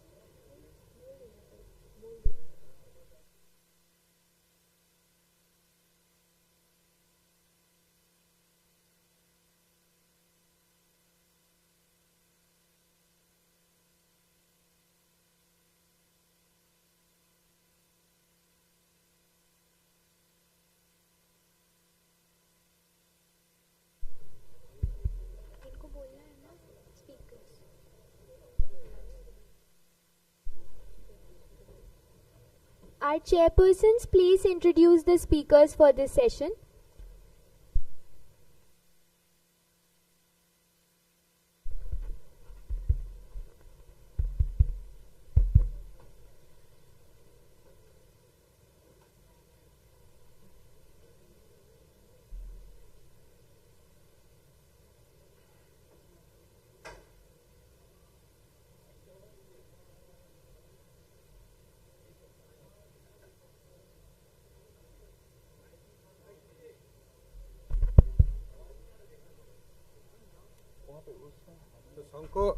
Dr. Sanko Sen is a very eminent physician in Siliguri, the state of West Bengal, and he is the secretary of CCDSI West Bengal chapter.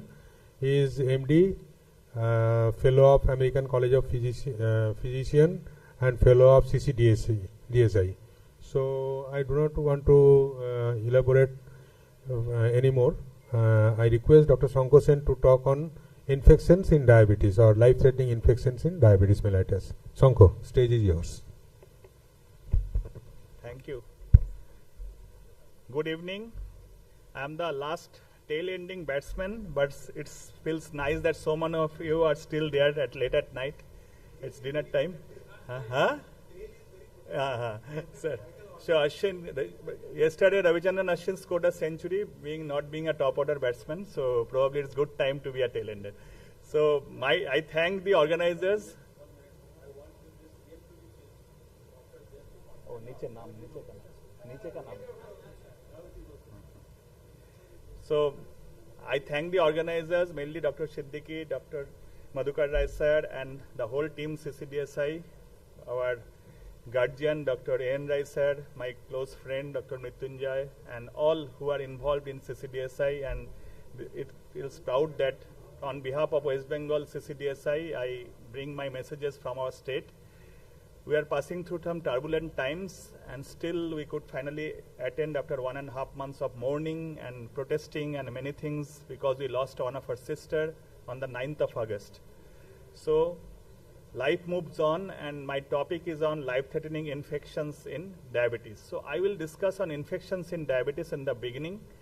And according to the IDF Atlas, it is known that it is a huge burden of diabetes, and it is expected to reach around 101 million by 2030. And diabetes complications are looming large, and 65% of the reported deaths are due to cardiovascular complications.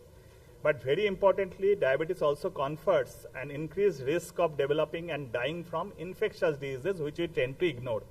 And it is now considered a very important complication of diabetes. So infectious disease is not something inferior.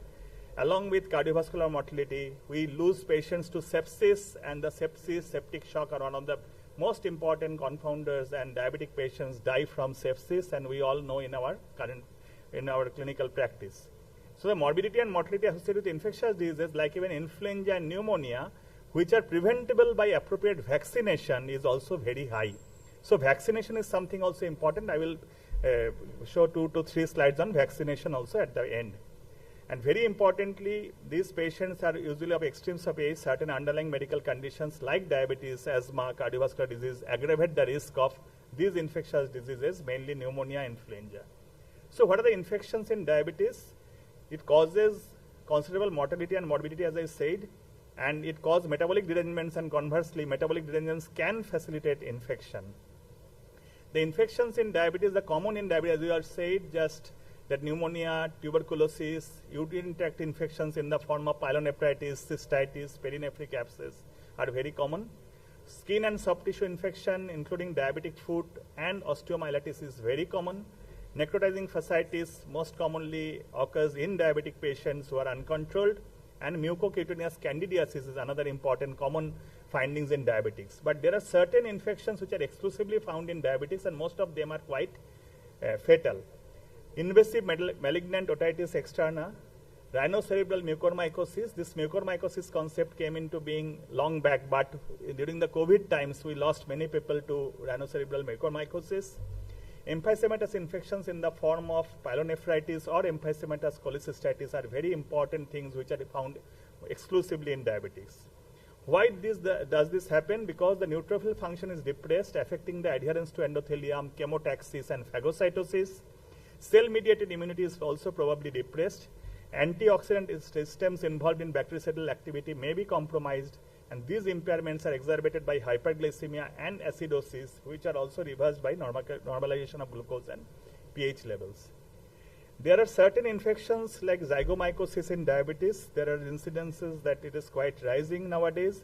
And rhinocerebral mucormycosis, as I said, is a fungal infection caused by mucor, Rhizopas absidia. It is usually seen in patients who are suffering from hyperglycemia in the form of diabetic ketoacidosis. The fungus is inhaled into the paranasal sinuses, germinates and invades the palate, the sphenoid cavernous sinus, the orbit, and the brain.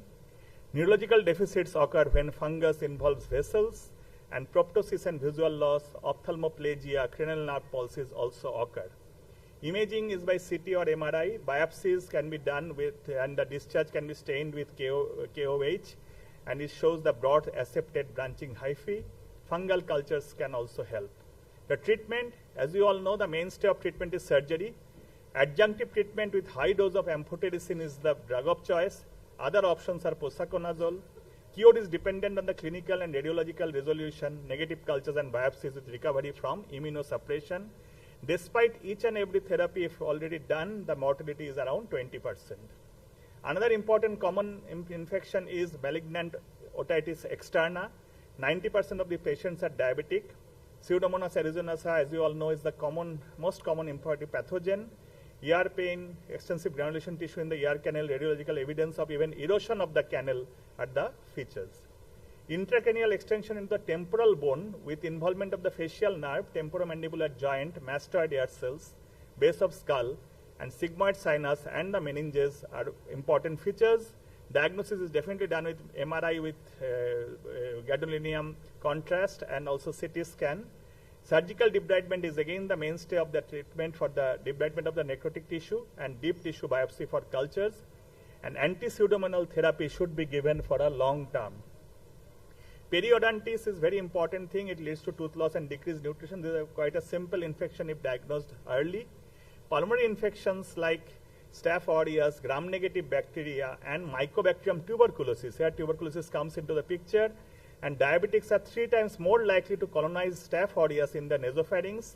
They are also colonized with gram-negative bags at times. And diabetics with pneumococcal pneumonia are more likely to be bacteremic or die from it. And odds ratio is quite high. And it is recommended that diabetics receive the pneumococcal vaccine and annual influenza vaccine. And that will be my last few slides. Treatment regimes remain same for non-diabetics. Very importantly, the relative risk of developing active disease is 2 to 4 times than that of general population for those contracting tuberculosis. The American Thoracic Society recommends that preventive chemotherapy to be given to diabetics who have a Mantoux test or the TST more than 10 millimeter and no active disease. But in India, it's not quite feasible because most of us are infected with tuberculosis, this bacteria, Mycobacterium tuberculosis, and until we don't reach a immunocompromised state, usually we don't have frank tuberculosis. Treatment is same. Urinary tract infection, as you all know, asymptomatic bacteria with more than 10 to the power of colony forming unit per ml of urine is important. But even in diabetics, if you find that with asymptomatic bacteria, the recommendation is not to treat, only treat if there are symptoms or if there are recurrence, and it is 3 times more common in diabetic than non-diabetic women. No difference in the development of symptomatic UTI or hospitalization or time to onset of symptoms in these asymptomatic bacteria. Regarding symptomatic bacteria, it's quite important. We should not ignore.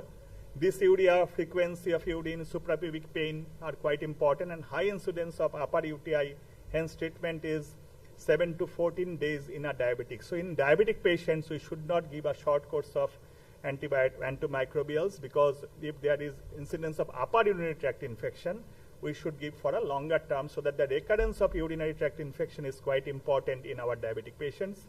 Emphysematous cystitis can rarely occur. The symptoms are hematuria, pneumaturia, and chronic abdominal pain. Very commonly we come across pyelonephritis. It is 4 to 5 times more common in diabetics and usually bilateral in diabetics. If symptoms do not subside by the 5th day, please search for complications. An increased risk of complications like renal or perinephric abscess, emphysematous pyelonephritis, or even renal papillary necrosis can be found. For emphysematous pyelonephritis, it is exclusively seen in diabetics. Severe acute multifocal nephritis occurs. E. coli is the most common, followed by Enterobacter, Klebsiella, Proteus, Streptococcus, and even fungal infection in the form of Candida. CT scan is the test of choice. Mortality is also very high in case of emphysematous pyelonephritis. Treatment is medical therapy along with percutaneous drainage. In certain cases, nephrectomy may need to be considered. Risk factors for mortality are thrombocytopenia, shock, renal failure requiring hemodialysis, and also in patients who are having altered sensorium. Very importantly, the extended spectrum beta-lactamase producing bacteria causes UTI. These ESBLs are very important. We are not only worried about the gram-negative infections in the form of Acinetobacter or Pseudomonas. In our patients, we usually come across E. coli, the Klebsiella, which are very common bacteria, but they are usually ESBL ones. They are resistant to 3rd or 4th generation of cephalosporins, and the best effective and reliable option is carbapenems, here, which is highly resistant to the hydrolytic activity of these enzymes. So why are you using meropenem more frequently nowadays? Because we want to save our patients from the day one.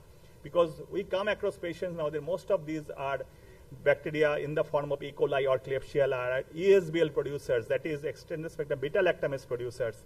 And the ertapenem, even 1 gram of OD can be used if we don't suspect Pseudomonas. In Pseudomonas, ertapenem should not be prescribed, but imipenem, meropenem should be prescribed in these ESBL patients. Another important thing is emphysematous cholecystitis.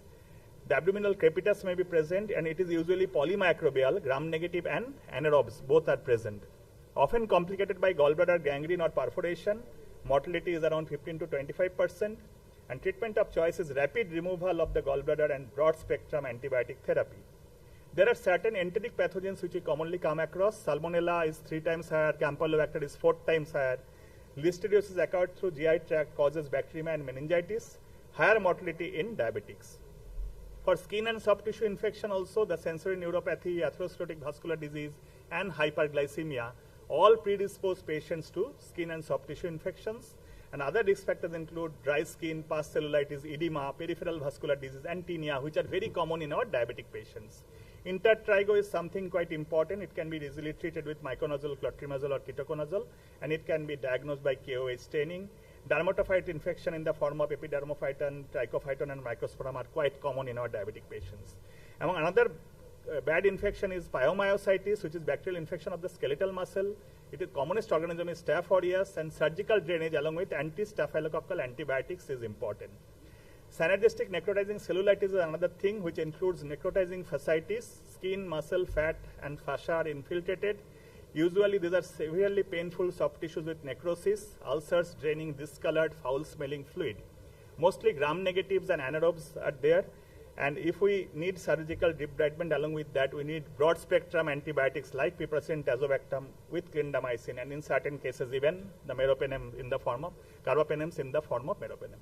Another dreaded infection is Fournier's gangrene. As we all know, it's a necrotizing fasciitis of the male genitalia. It spreads to the abdominal wall, buttocks, and thighs. Mortality is 20 to 30% despite appropriate therapy. So these are all life-threatening infections, which is my topic today. They are usually polymicrobial, gram-negative, Clostridium, anaerobic, Streptococci, bacteria. Multiple bacteria can be there in Fournier's gangrene. Diabetic foot infection is very important because it's mainly limb-threatening. 30 to 40% of diabetics with foot ulcer will need amputation in 3 years. It's a huge number. And the friction from ill-fitting shoes causes blisters, ulcers, neuropathy, skin breakdown due to dermatophyte infection or paronychia, and these are the risk factors. And very importantly, full thickness ulceration with more than 2 centimeter cellulitis with ischemia, systemic toxicity, bone or joint involvement are the serious ones. So management is again, if mild, we should treat for staph or streptococcus, treatment with cephaloxacin, clindamycin, or even coamoxiclav. Rest followed by X-ray at 2 weeks, because we should not miss the patients to have the X-ray, because we can detect the occult osteomyelitis. In osteomyelitis, for medical and surgical combined treatment is required. If severe, Staph aureus, group A streptococcus, gram-negative bacilli, including Pseudomonas and anaerobes, all can be there. So antibiotics should be given based on deep surgical specimens. Melioidosis is also one caused by Burkholderia pseudomeli. So if in the intensive phase and eradication phases, we have to need treatment, ceftazidime or carbapenems followed by doxycycline for a long duration. So prevention is most important in these cases. And there are certain worrying symptoms, and we should know that which patients can go into limb-threatening or life-threatening infections. Very importantly, my last 2 to 3 slides, you can prevent the flu. So in all diabetic patients who come to us, not only those above 65, we can try to ask for a history of recurrent RTI or something. We should prescribe influenza vaccination every year, and this should be given during the month of September, October, or when the new vaccine arrives. It is an independent risk factor for respiratory tract infections. And all these, as you all know, are the factors which contribute to the increased susceptibility for pneumonia. Longer duration of diabetes, poor glycemic control causes a 25 to 75% increase in the risk of pneumonia-related hospitalization, increasing the morbidity and mortality. Influenza is very important, and it's a common preventable infectious disease. Preventable is important, associated with high mortality and morbidity in vulnerable population. Even during corona pandemic, we found that the COVID pandemic, the corona is also a similar thing which could be prevented by this particular vaccination. And very importantly, it significantly reduces the influenza and diabetes-related admissions. For pneumococcal pneumonia also, the bacterial form of pneumococcal infection have reported to have a high risk of nosocomial bacteremia with a high mortality rate as around 50%. So this is a very important and newly gathered slide, because we are very much accustomed to prescribe our patients with PPSV 23 as a vaccination, but the current recommendation says that unvaccinated patients aged 65 years or older, those who are unvaccinated, we have to immediately vaccinate them more than 65 years with PCV13. And within 1 year, we will have to prescribe PPSV23. It's not like that the earlier recommendation with PPSV23 that every 5 years you need to prescribe the pneumococcal vaccine. If PCV13 is available, give it first and then give PPSV23 within 6 to 12 months. And it's not that you have to follow every 5 years. For patients who was previously vaccinated with PPSV23, many of our patients have already been vaccinated with PPSV and they are 65 or older. For them, after a gap of 1 year, we can prescribe a PCV13 now, who has already been vaccinated. These two very important things. We come regularly, this comes into our clinic regularly. And the third point is patients previously vaccinated with PPSV23 before the age of 65, as I mentioned in the previous one. For those, again, if it is more than 1 year, give a round of PCV13, and again after 1 year, give a PPSV23. And we should see that the PPSV23, the more than 5 years between the PPSV23 doses are there. So these are some new recommendations. If PCV13 is available, please try to give PCV13. But why? This was my query I studied last few days back, that PCV13 is recommended first as it amplifies the anti-pneumococcal response to subsequent administration of PPSV23 for many common vaccine serotypes. In line with the evidence, there is unanimous agreement on the benefits of PCV13 over a polysaccharide vaccine in the form of PPSV23, as the format, that is PCV13, has a T-cell dependent response and causes induction of immunological memory and long-lasting immunity. So when preferable, give a PCV13, then along with that, after 1 year at least, you give a PPSV23. Probably that will be the story for vaccination against pneumonia. So these are two new recommendations regarding pneumococcal vaccination, and this is a huge list we have discussed regarding pneumococcal vaccination, influenza. We know this very much that we can give, but DPT, MMR, which are given in the childhood, varicella vaccination is very much important nowadays. Zoster can be prevented. Shingles vaccine is already available. Hepatitis B is very important because all should be vaccinated, and even for females mainly.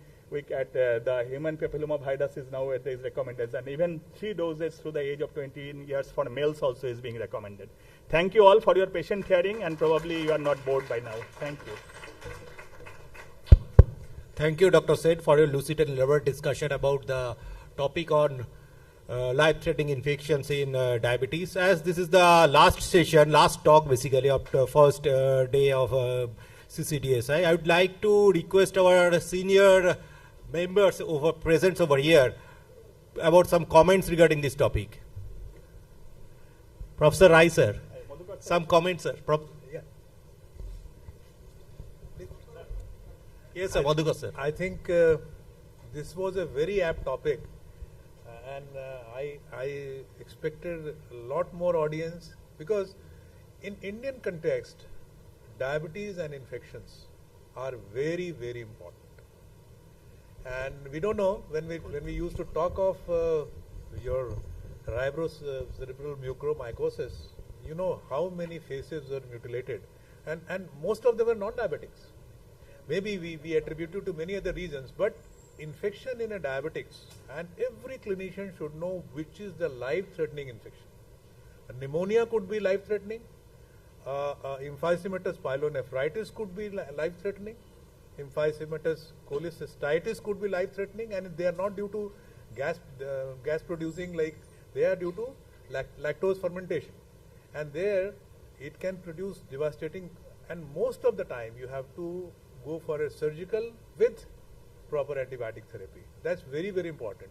Even necrotizing fasciitis, one is a Fournier's gangrene, but if you fail to recognize in the lower limb or in the abdomen, it can ascend so fast that unless you do a proper debridement, the patient is going to die. So this was a very important topic. Unfortunately, I don't know why you were given such a last slot, because infection is a very important day-to-day problem. Otherwise, we talk of long-term prognosis, but infection is a very important topic. Thank you so much for bringing out, and again emphasizing on 13 PVs 13 PCV 13 versus PPP 23. So there are 13 strains, there are 23. But you have to give first 13, and then followed by. So that's a very important thing which everybody has to know.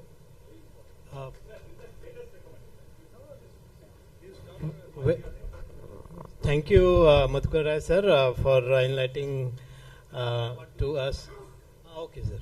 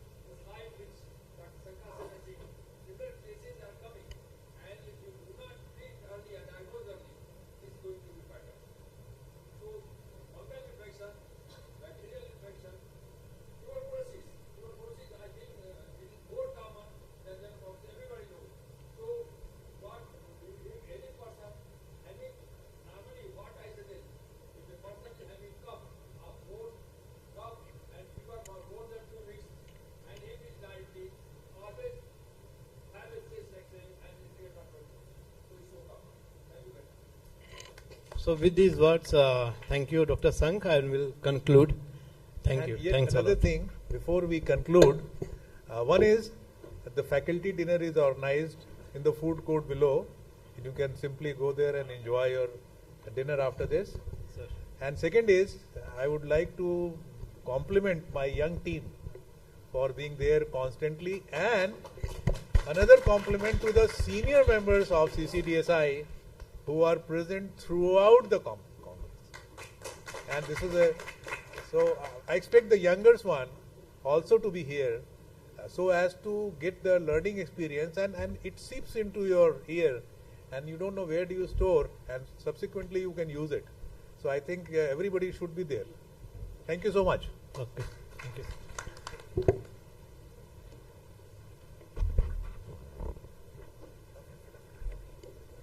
I now request our chairpersons to please felicitate our speaker, Dr. Shankha Sen.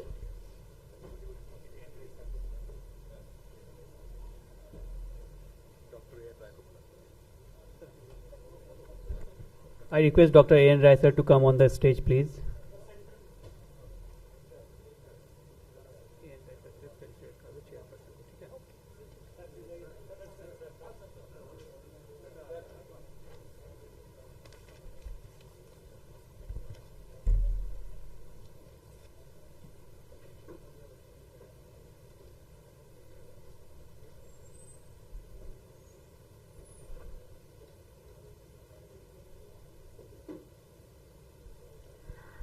I request Dr. A.N. Rai to please felicitate our chairpersons, Dr. Santosh K. Singh, Dr. Debasis Chakrabarti, and Dr. Tapas Bandyopadhyay.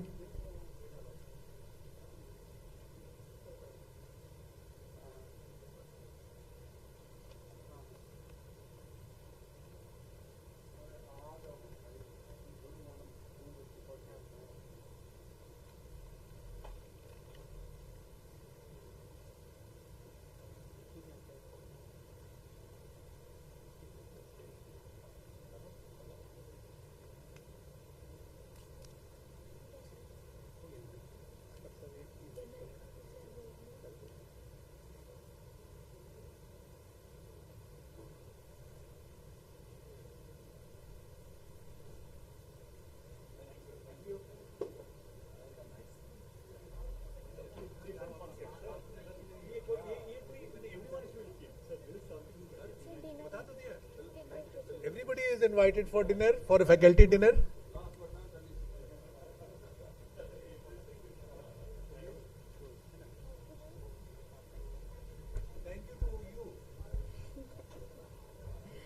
Thank you to all the chairpersons, all the speakers, and all the esteemed dignitaries.